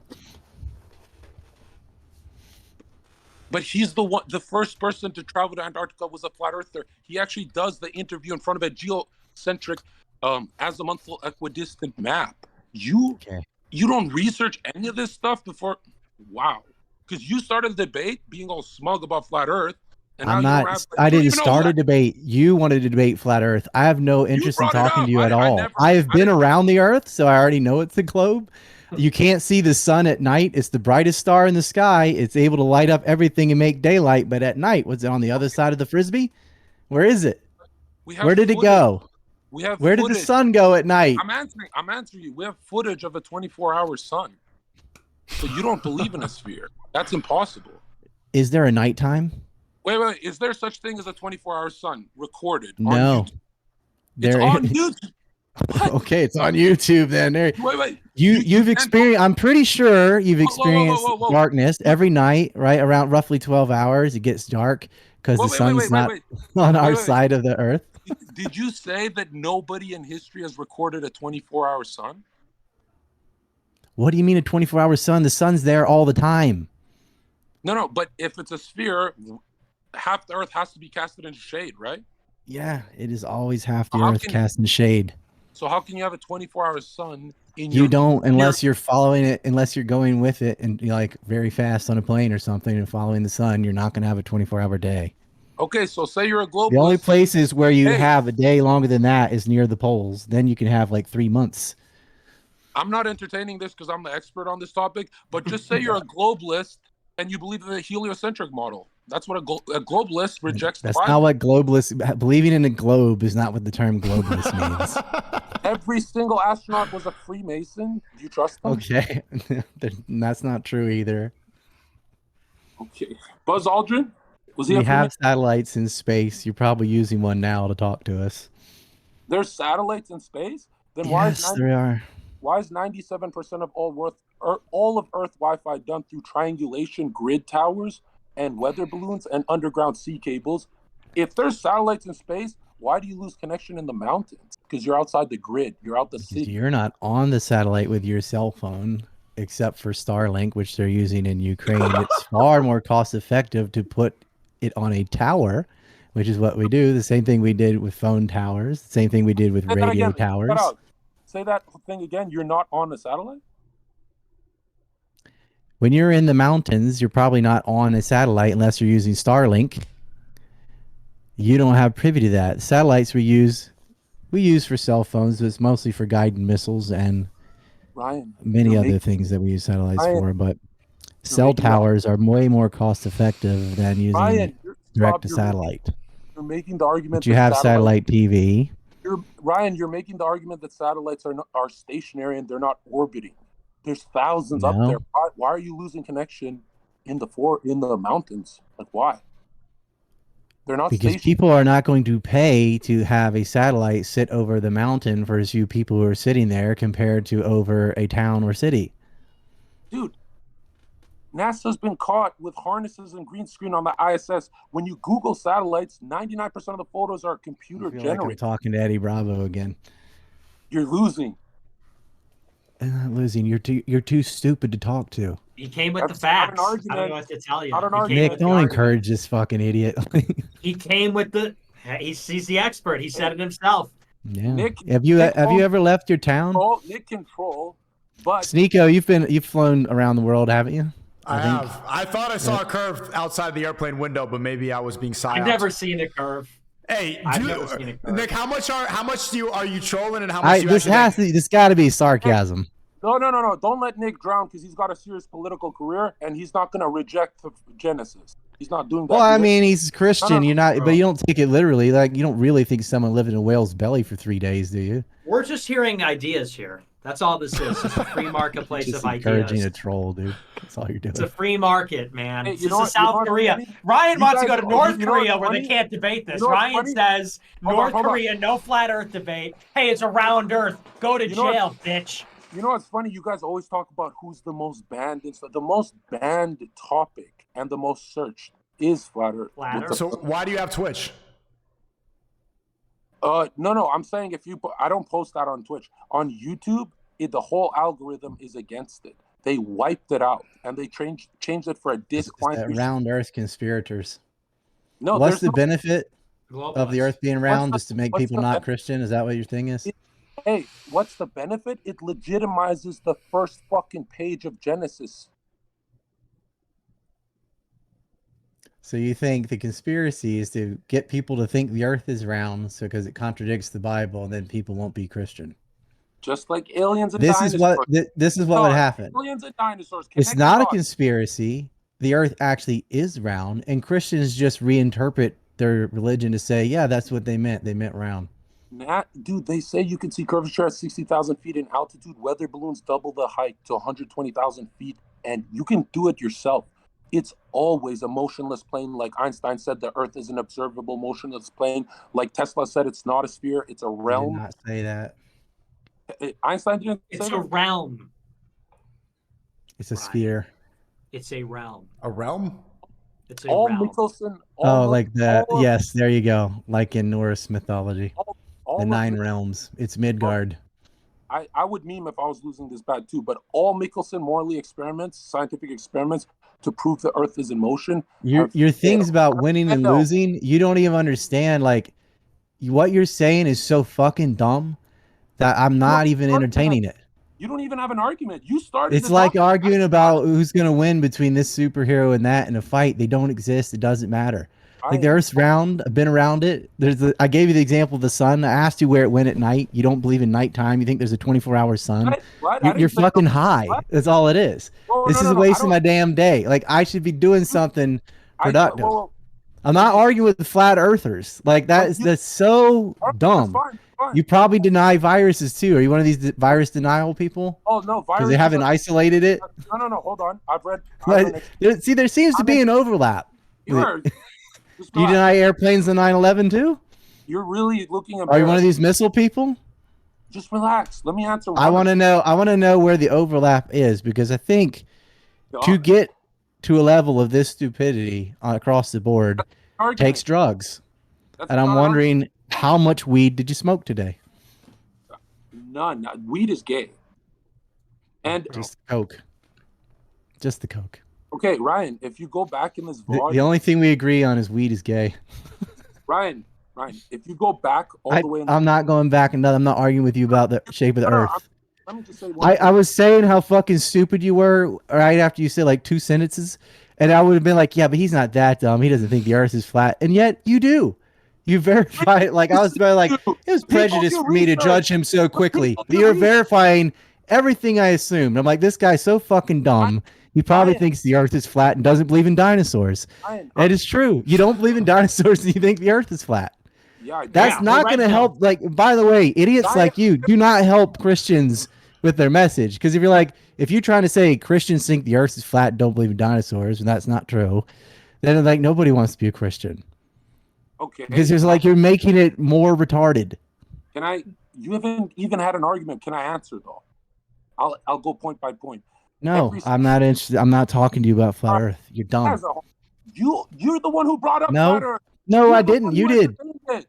You No, I didn't. initiate the debate. You You did. came here looking for Rewind a flat Earth it. debate. Now you want No, to shut up, Nick. I didn't come here looking for any kind of debate. You brought it up. He said, "Oh, you believe in dinosaurs? You got debunked. You got destroyed. Then you Shut said you up, believe in dude. flat Earth. You got Yeah, annihilated." see about it. You believe You're in the encouraging moon this landing? fucking You're moron. supposed to be a truther? You're a truther? You believe in the moon Yes, I landing? am. There's dude. There's physical evidence for dinosaur bones, the fossil records and What things about that you moon wouldn't dust? You believe in understand. moon You don't dust? understand. You don't understand trigonometry. You can't even get like the basic little kids stuff, like you can't see the sun at night. I tried to make the easiest example possible, and you're like, yeah, but there's this thing on YouTube that's a 24-hour sun. No, it's not How a thing on about- YouTube. It's on National Geographic. They film it. We've seen it as kids. you idiot. From where? Another On the thing- poles? Another thing. Is that- all dinosaur bones. in They're all fake. The museums scientists are put them made there out- to get you They're to all believe made in out of. statement. They're all replicas, and the real bones are in the Smithsonian Museum, which is hilarious. Another thing, I'm an expert in Freemasonic literature. In every Freemason book, the guys who are in the Federal Reserve and the Treasury, they're all Masons. They say it's a geocentric Earth, that a fucking ball is fucking retarded. You're a globalist. You believe in a globe. Another thing, Albert Pike's quote on atheists, because even the bad guys believe in God. He said, listen to what he says about atheists. Albert Pike is a grand wizard, the Pope of Freemasonry, the guys you research about, supposedly. You don't know shit. He said, we shall I unleash don't even the have my nihilists. headphones in. I don't care what still this guy is saying. I don't know why you have them on. You can't debate. I guess he's your friend or whatever, but like I'm this not is even wasting my trolling. day. This guy's such a homosexual, bro. Listen to the quote. We He's shall talking about unleash the Freemason nihilists astronauts and denying dinosaur bones. I can't believe this guy's a truther. This is the biggest government-fed government asset in the whole internet. This And the guy- whole realm. In the this whole is realm. fraud. He is the biggest fraud. asset in the earthly realm. And Nick, I'm not trying to take you to hell, so talk about Genesis or the firmament ever. I'm not. I'm with you. Are you? I'm a realm head. See, Nick has to do that, or else he gets kicked out of the yay thing. But I don't want to harm Do Nick. what? We're on the same team. Nick, I watched the clip 2 years ago of you saying all that NASA stuff's fake. Did you change your mind? I saw that too. NASA is Hebrew for lie, Deceive. for Nice. deception. Base, this fucking, that's my nigga, bro. I know what's. See, I know what's up. Okay, then. But I'm not going to lie, dude. I think the test should be, before you have anyone on, Sneako, are you a moonlander? Hey, man. You're an idiot, bro. Hey, man. Hey, man. I thought you were cooking a little bit. You were cooking. He's cooking. Cats, these are your truthers. Look, just watch your mainstream truthers. They believe in dinosaurs. They believe in aliens. When did I even They say that? believe Why are in you moon attacking me landing. now? What did I This is do? the truther movement right here. This is the saddest thing I've ever seen. Even Trump said dinosaurs. What the fuck? Bro, Trump. Yeah, It's Trump giants. also A lot of it is giants. Trump also shilled for the vaccine just like you, Zherka. You're the only vaccinated person on this panel. I didn't want to get arrested, you little Truther. Talking I about had to leave Canada. Trump still thinks the Muslims did 9/11. So if you're gonna really bring him as an example all the time, You know, right, I'm gonna bring you to my dancing Israeli party, and we'll talk about it. But let me tell you something. This guy's a liberal homosexual. How is he in the truther movement? This Dawson guy is a liberal homosexual, like literally. Like, he does have the most accurate information about 9/11 that I've seen. The new Pearl Harbor, for example, we did watch that whole thing, Nick, and there's a lot of phony stuff in that documentary. I don't know though. I don't know if we could trust this guy. Now that we this know. guy looks like he works for Lucky Larry. So Nick, are you a globetard? NASA. NASA. Nick, are you a globetard or are you a realm? Don't do that. Don't do that. He's got his own thing. Yeah, And you're really it damages credibility. You're fucking trolling. You're a fed, dude. You're fucking fed. Yeah, you're trolling. Okay. You and Dawson. Hold on. Here. Hey, you introduced me. I would have not known about. This is a cozy TV guy. This is your You're guy. in astronaut ice cream. We were having a real discussion about Western Civ, and then you get Doofus here talking about dinosaur denial. Come on. Like, you just derailed the whole thing. We're It's having fucking fun. pointless. It's a little. I swear I brought And good talk. I'm not listening to you. We can These talk aren't in about my ears. race realism. Now, check this out, just for the record, chat. I'm the flat earther, the only one here. So if you're a flat earther, you come to me. If you're a globalist, go to them. That's how it is. Don't harm Nick's career. Thank right? All the flat earthers my way. Don't go make him look crazy, because it is the most banned topic. Makes everyone look crazy, and that's not his You're brand. also That's the not least his. banned That's not- person. You're the least banned person on this panel too. Talking about the most banned thing. Flat Earth is your topic. All of us here except you are banned off of YouTube and Twitch. Sneako, Sneako, you try and pretend you're Nick Fuentes and got banned. You got $950,000 on YouTube before they kicked your ass. Money Nick has couldn't even nothing. make a fucking dime. Money has nothing to do with censorship, and they took $150,000 from me. You keep saying that this is the most banned subject when you have access to the mainstream platforms right now. If it's so true, then go red pill the world on how globe-tarded they are. Okay, you win, Sneako. But Nick, check this out. There was a clip of Jake Paul doing a satanic ritual to invoke spirits. And I he's have an crying. idea. We should fight. You should arrange either come over here, I come over there, so I can beat your ass. Because that's the only thing I'm interested in doing. Are you willing to do that? Yes. Awesome. Arrange Let's do it. Let's do it. Arrange it. I'll go. I'm out because I'm not talking to this fucking faggot. MMA or boxing? Anything. Wow. I love to whoop the liberals' ass. I That's would so, love that to. goes so hard, dude. Hey, and you and no weight classes. You're about the same. And also the same thing. You're calling me a Fed this whole time, too. You're welcome, by the way, for one of the most base panels that you've seen on the internet in a long time. Am I the only one actually live streaming right now? You guys are saying I'm a sellout. Hey, I'm an giving you a hard entertainer. time. Giving you you a can hard say time. anything, Sneako, you can say anything, but you're a Muslim, and penis plus vagina equals offspring. I don't know how you guys fucked up marriage with your 4 wives and stuff. It's totally cringe. It's like, come back to us. You want to be the Taliban so bad. The Christian nationalist movement looks at the Taliban like, man, they got it right. And you really, but you just can't do it. Last week you were a Catholic, then red pill. Now you're a Muslim. And you're the Okay, only okay. Muslim. How many times are you going to say this? Tomorrow Oh, you're a you- Buddhist. And tomorrow you're a Buddhist. Okay. And Chad, his final form will be a transsexual Sneako. That's his final form. Okay. He'll come around, Zherka. He'll come around. I'll No, he red won't. We're pill gonna him. bully him. No, he will. He will. You got to red pill him on the globe. Sneako, all Muslims listening, how you guys say Christ was just a man, I'll even give you this. Your God has a smaller name than just a man, because Jesus is king, Christ is God, and you're coping and you're going to hell. Okay. And what about the cocaine and the whores? Is that not going to send you straight to hell? God told me I'm just a martyr for the Groypers. I'm Okay. dark. So now you're going to go lie about God on a stream right after Christianity? You're going to go. Okay. You're Hold the on, prophet of Twitch? Sneako, There's let me dark Groyper. Sneako, we are whiteists. We're white ISIS, and Nick just uses us. And then at the end of the day, we're just gonna self-destruct. Like we're not. That's why we do coke and shit. We just party and fuck bitches, and we're like Trump. We fuck the models. But Sneako's gonna Nick is gonna wipe away all of that degeneracy, right, Nick? You're gonna just That's right. guillotine. Shoot. Like a rain. Yeah, it's gonna be washed away. And Sneako, we won't kill you. We won't put you in jail. You could call me. No. At the Nuremberg trials, I'm putting a sword to his throat. Hey, you're welcome. You're welcome, Zherka, for all the times you still will go schizo post about me on Twitter all day long, and then I'm texting you like, "Hey, join the best panel you've been a part of in 5 years." No problem. No, that's what I want to do. And you're welcome for that kick deal too. I never thought, Sneako, you would put me on a panel with a moon landing homosexual. Thank you. That's exactly You got to settle that in the ring, man. I'm not. That's your beef. In the ring. He even looked kind of like ET. It's kind of like that's his shtick, right? Moon landing, and this guy is actually a truther, and he's a moon landing guy. He's an atheist truther. There's no such thing as that. He's an extraterrestrial. Yo, Nick, he said my moral code comes from my empathy. What the fucking subjective shit is this? That's the gayest answer I've ever heard. That's not even an answer. But he does act more Christian than you, and he's not a Christian. He doesn't do drugs. He has a family. He's married. He's monogamous. He does a lot of things that the Christians do. A lot of people use Christianity as a title, and then they won't act in that way whatsoever.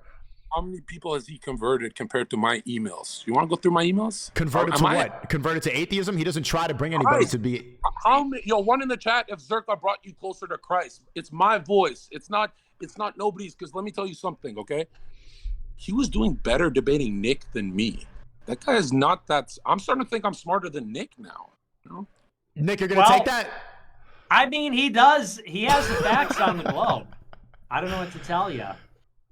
And he knows that's a subject that dare not be spoken of. So I think Zherka's one to watch.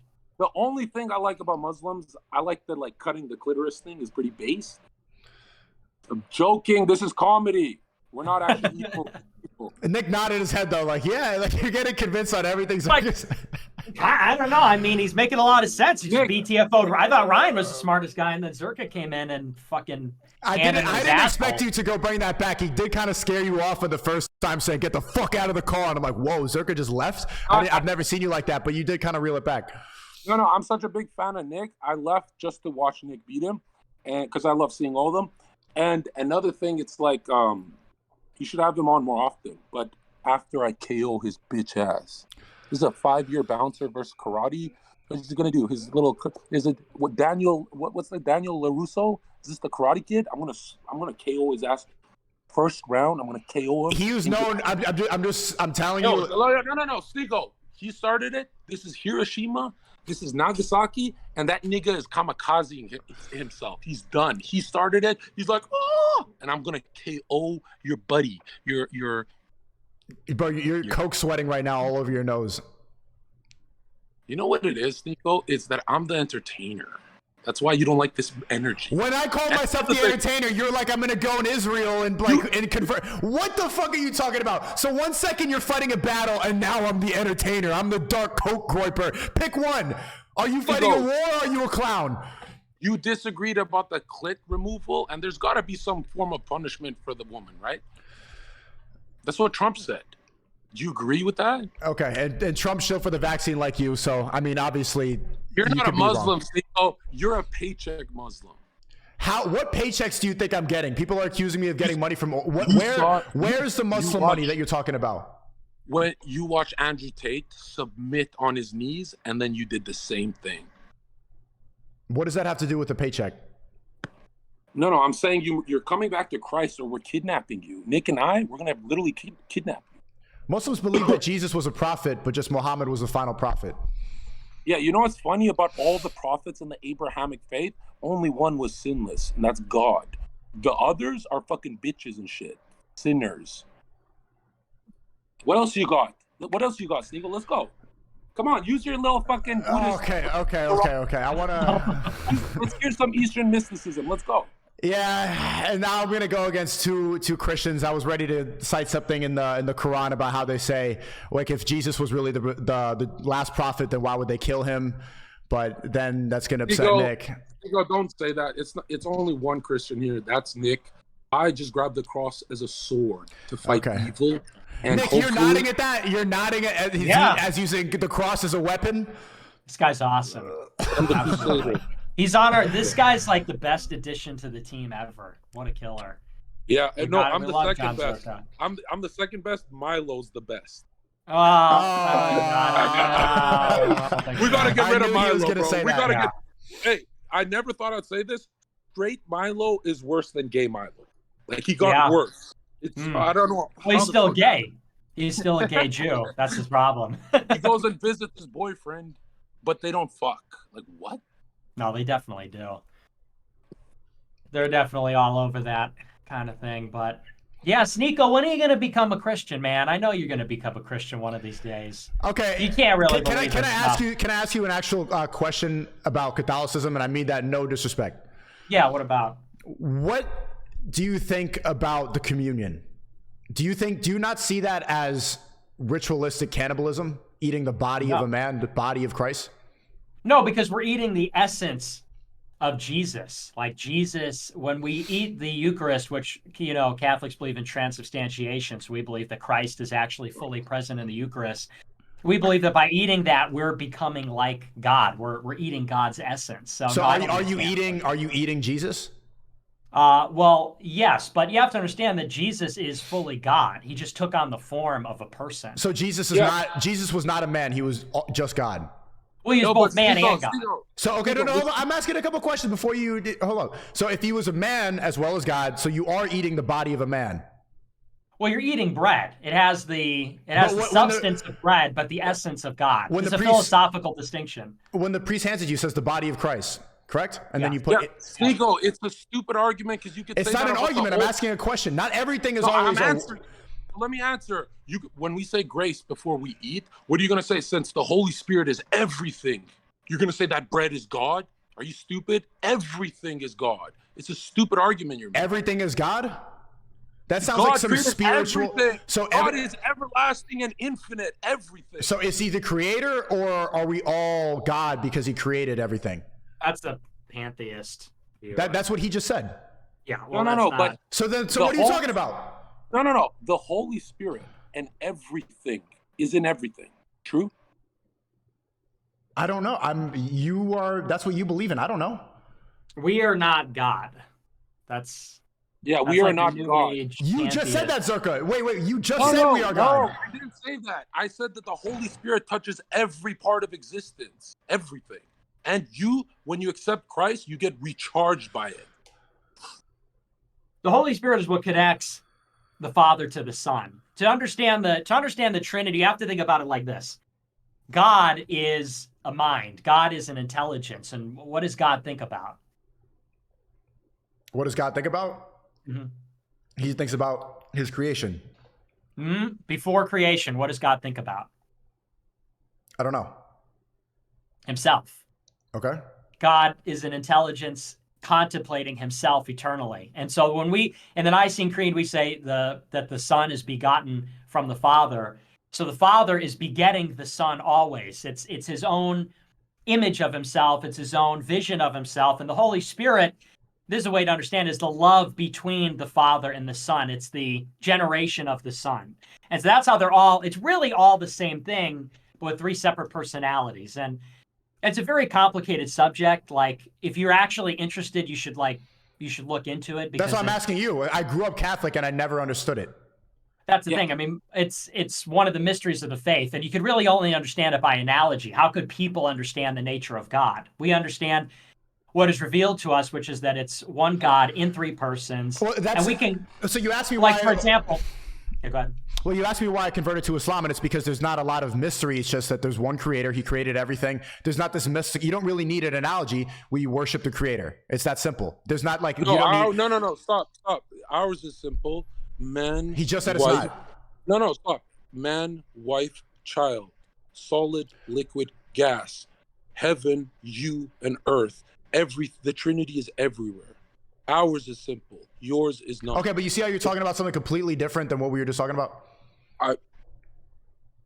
No, you said you had a problem understanding. He was talking about the mystery and the analogy and how we cannot fully understand the Bible and what God wants us to do. Nick, it's a waste of time. You could talk about, at the end of the day, he's going to be like, you're eating the God, but it's bread. It's a waste of time. I'm not making an argument. I'm just asking questions, and I'm telling you why I believe in the Quran, why it makes more sense to me. It doesn't have to be a battle. Here's the thing. Here's what I would say about questions like that is when it comes to things like transubstantiation or the Trinity, these are mysteries of the faith in the sense that they are beyond the scope of human understanding. Where you need to look for Christianity is in the resurrection of Jesus. Because if you believe that the Bible is true, if you believe that Christ rose from the dead, then through faith, you can search and seek understanding on these kinds of topics. But all the same, I mean, you wouldn't approach a Muslim and say like, oh, what? So you believe there's like a guy in the sky who's like telling people what to do? I mean, if you come at it... That's not the idea of God. That's not the idea of the God in the Quran. But if you come at it from this sort of like, I don't know, from this materialistic perception, when you say things like, well, so if you're eating the Eucharist, are you eating a person? So it's cannibalism. You have to start with faith in God first. And so if you're really interested, you have to pray, you have to read the gospel. And I would say this, I mean, just plain and simple, do you believe in the resurrection? I mean, what do you think about the historicity of the resurrection of Jesus? I don't. And what the Quran says is that the body was replaced. And it's where I find a little bit of hypocrisy with... what do you mean the body's replaced? The body was replaced. It was taken away. It didn't just... But Jesus appeared alive to hundreds in front of 500 plus people. Muslims So what do don't you believe mean it that. was replaced? Muslims Okay, don't believe that. But they testified as much. I mean, in 70 AD, that's the earliest canonical gospel. I mean, literally 40 years after the events of the gospel, you have a written record of it, and it converts the empire. That's just what I feel like. You can't explain the history of Christianity without believing either that Christ actually did rise from the dead, or it necessitates all these convoluted, like ad hoc explanations for how you have martyrs, for how you have zealotry, for how the Roman Empire becomes Christian. I mean, you would have to come up with these ideas like everybody was lying, everybody was high, it was group delusion. Like, there were 4 people at Watergate, they couldn't keep it together. But you have 500 Christians, you have 11 apostles that go to their death. I mean, now you're reaching. We just had a whole conversation about how everybody lied about how the Earth is flat and about how they lied about the moon landing. So we are on the same basis that you can lie in a group and you can shift the narrative clearly, especially what they do with the media, and you know who's talking about that. Where I see some hypocrisy is that Christians and the hardcore Christians will criticize Judaism for having mysticism and for believing in spells and magic and stuff like that. But then there's a lot of things like Jesus turned water to wine, like he's performing magic, and then he magically disappeared. In the Quran, there is no superhuman magical mysteries. It's just God created it, and Muhammad is the messenger. Whoa, wasn't there a splitting of the moon in the Quran? What is that?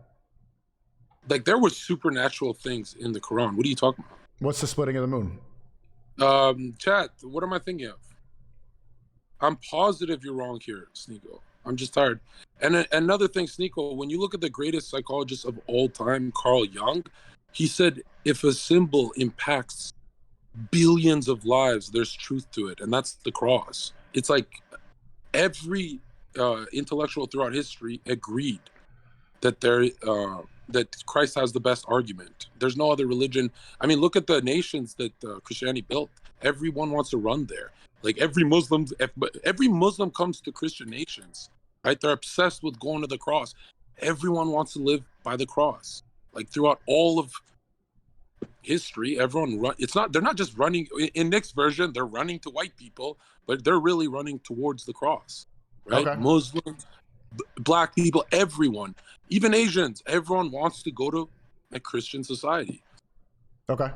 Nick, can I ask you, did you see Ye's new Yeezy line with what he was doing with the car? What's I don't know if you want to share your opinion on that, but that's like another reason why Islam is not really compromised or use it as an aesthetic or anything like that. Like even if people do, they're immediately there's a lot more shame. There's a lot more like since I reverted, people will criticize me for having sex. I said like when I reverted that I still like drinking. They're like everyone told me no, and I quit drinking. I quit drugs, and I'm trying and even the small things. No, you didn't. You had a threesome with some mid bitches. That's what I just said. You had a threesome, Sneako. You're not pure. Stop it. When did I say? Do you hear what I'm saying? I'm saying I'm getting criticized. As in, hold on. If you lied about the threesome, I think you're still drinking alcohol. I didn't lie about that. Okay, I'm telling you the truth. Like I quit a lot of these things that Islam frowns upon, but when I do something like have premarital sex, I get criticized by everybody because in Islam they expect you to be perfect. Christianity, you can kind of. Hold on. I knew I was right. You guys were gaslighting me. Muhammad splits the moon in the Quran. That's supernatural. When does he split the moon in the Quran? Surah 5412. And you suck at this, bro. You guys suck at this. Like, how did we glaze over that one? I knew when I said splitting the moon and you guys looked at me like I'm stupid. Me? Why do you say you guys? You didn't back me up, Nick. You're like, did he do that? Like, what the fuck? Because I don't care about Islam. I'm here to argue for Jesus. But so what do you think about... Well, no, it debunked his Islamic argument, right? That there's supernatural stuff happening in the Quran. So if you have a problem with that stuff happening in the Bible, what the fuck?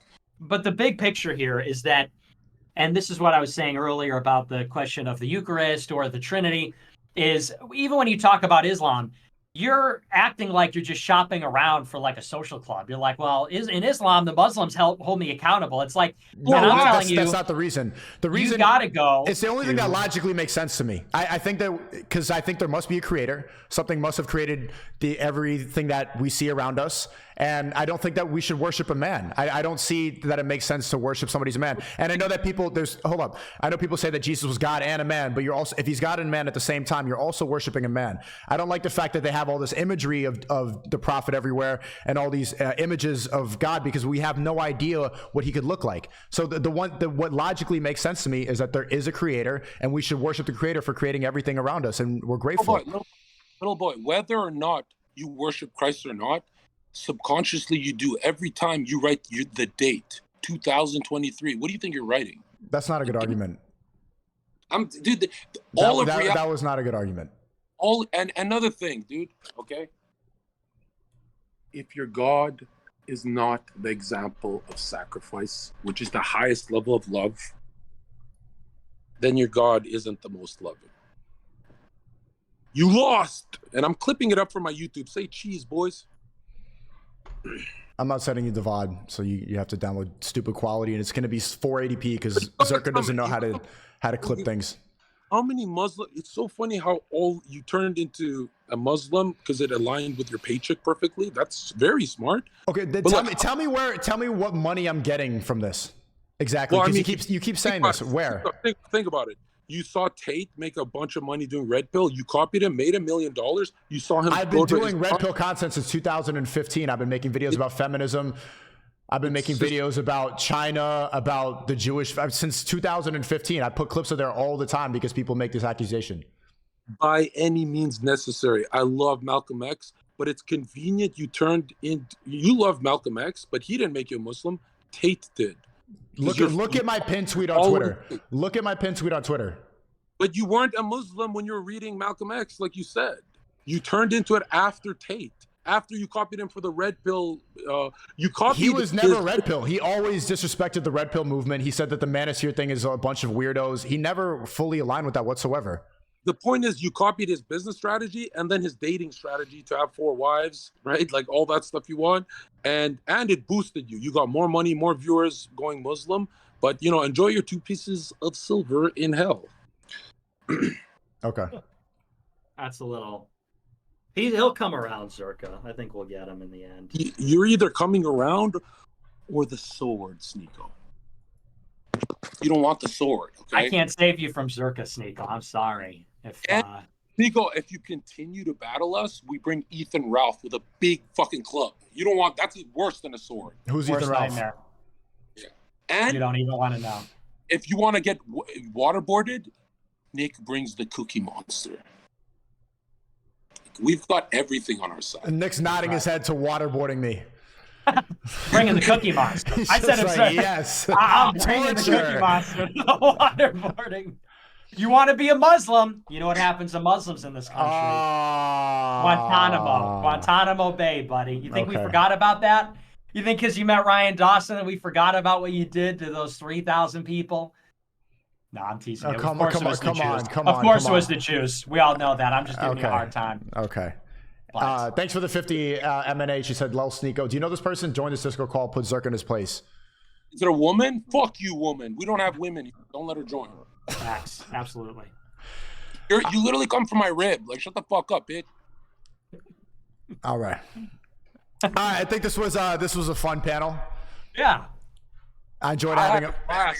I'm worried. At 255 pounds with 5 years of nightclub bouncing, full-time fighting drunk, degenerate liberals and conservatives, I think this Ryan moon landing Dawson guy is gonna fuck me up. I gotta go do push-ups or something, guys. But hey, I love you boys, and I know I'm gonna be bigger than both you, but it's only for a few years because Nick will be president. What are you, 5 years older than both of us? Okay. All right. Well, Andy's out. Hey, thanks, Nick, for coming on. This was a fun panel, right? Hey, I bring panels. When it comes to panels, do I bring a good panel? You did. It's great content. I thought it was a lot of fun. Yeah. So thanks for bringing me on. All right. I'll see you soon, man. All right. See you, buddy. Take Peace. it easy. W stream chat. You can't even lie. Let me go add this camera. Hold on. My computer's so slow right now. Appreciate it, everybody on. Pearl, Zherka, Ryan Dawson, of course, Nick Fuentes. Did anyone else come on this panel? That was a fun stream. Make sure to press the follow button if you don't know me or if you just stumbled in from the other channel. If you miss any of the stream, press join button to sneako.locals.com. That you get access to all my full live stream, all these debate panels, all the streams I do. It's $5 a month. Or just press the follow. Just do me a favor and support free speech. If you support good conversations like this, these conversations cannot happen on YouTube. They can't happen on Twitch. They're definitely not happening on Kick. You got to come to Rumble for these types of conversations. So I appreciate everybody for coming on. Really high IQ conversation. We're talking to, where else are you seeing conversation like this? Not on mainstream media, not on the news. So you got to support websites like this. So just go press the follow button. I had 2 million on YouTube before I was banned. Obviously, you know that. And what am I, like 230,000? So we want to get that to 1 million this year. W stream, and I'll be back tomorrow. I'm streaming every single day. W Daily Streamer, good variety stream. Yesterday we had a blind date. We're bringing this base panel today. We're bringing on Pearl. We're you can't even lie. For all my OGs, everybody watching this stream, I am not disappointing recently. There's been some fire streams nonstop. Remember to join the Discord, link in the description. Join the Telegram, the Matrix attack, and they deleted my Discord. They deleted my entire community. So go join the Discord, link in the description. And join my Telegram because that's more Matrix protected as well. Good thing, a lot of W's right now. I'm appreciating you guys. I really hope you enjoyed. Let me read some of these super chats over here before I leave. And also, if you want to join the Creativity Kit, we had a great call with Fresh Prince yesterday, and I did a call yesterday. We had a call about editing today. If you want to learn how to make money online, and join a good community of base people, that's where the creativitykit.com is. Sneako, please study more. Every prophet had a miracle. Read up or speak to an imam. Do not misspeak too many retards here. Okay, I did not get to the part of the Quran where there's miracles yet, so I guess I misspoke. I'm not a Muslim scholar. I'm a new convert. The Quran says the prophets can perform miracles with God's permission. Ask Nick and Zherka who the witnesses are, who their fathers were, and which tribes they're from. Okay. Thanks again for the 50 MNH. I'm going to give you a Dom DeMarco for that. Zherka debating Zherka debating full wise as if he isn't with different women every night. Doesn't it tell a lot about the nature of a man? Allah knows best. I think you're 100% right. You're definitely right about that. And thanks for the 10. This is loading. It's taking forever right now. My computer's so slow. L Dib Ammo 5 says Songs of Solomon 5:16 were in the Hebrew Solomon prophesies of the Prophet Muhammad by name. Mahamadim was translated to lovely. Okay. Appreciate you. We got another 5 from Gossip Girl. Zherka, I'm a woman, but have more honor than you ever will in your life, you cokehead degenerate. May Allah guide you. Allahu Akbar! I'll give Allahu Akbar for that. And I went to the mosque today. It was great. 3 weeks of prayer in a row for the Jummah prayer. Watch these sometimes. They're short. Okay. Gwynny, make sure to send it in my Discord. That's where you can send me all the things that you want me to react to. I will go watch it there. So, and one more 10 from Real Martin Zone. Talk to Jesse Lee Peterson. Appreciates you. He will clear up a lot of the confusion. Jesus is not God. Okay, it seems like Christians, and we saw it from that little debate right there, that little 2v1. Christians disagree about quite a bit. They definitely do. Zherka saying that everything is God, and Nick saying absolutely not. That's kind of like some astrology girl thing. But yeah, I'll bring some Muslims on. I skipped dinner for the stream. Okay. So yeah, appreciate you guys in here. Much love. Be safe. I don't disrespect anybody's faith. I don't want to. And I have no problem with any religion. If anybody is wondering, I support Jews, I support Christians, I support Muslims, atheists, anybody. If they have a faith that they can align themselves with, then 100% keep following that. Ask 2 Christians about the Trinity, and you'll get 3 answers. 100%. Like that's the one thing that does get them for a 2v1 debate against 2 people who call themselves like master debaters. I think that I pose a pretty good question there. So. Next time I ask Zherka how we see different stars on both sides of the earth. I think that was a good flat earth debate. And I'm really looking forward to seeing the Ryan Dawson Zherka fight. That's going to be a lot of fun. I did not think that they were going to dislike each other to that level. And remember, you can sign up to Ryan Dawson as ANCEreport.com. That's his website. He's been banned off everything. Zherka is Zherka's on Kick. Just search Zherka, and you can follow Nick at cozy.tv/Nick and Just Pearly Things on YouTube. Appreciate you guys. Be safe. Love you. Have a great night. Have a great weekend. Love you guys. Be safe. Peace out. Bye.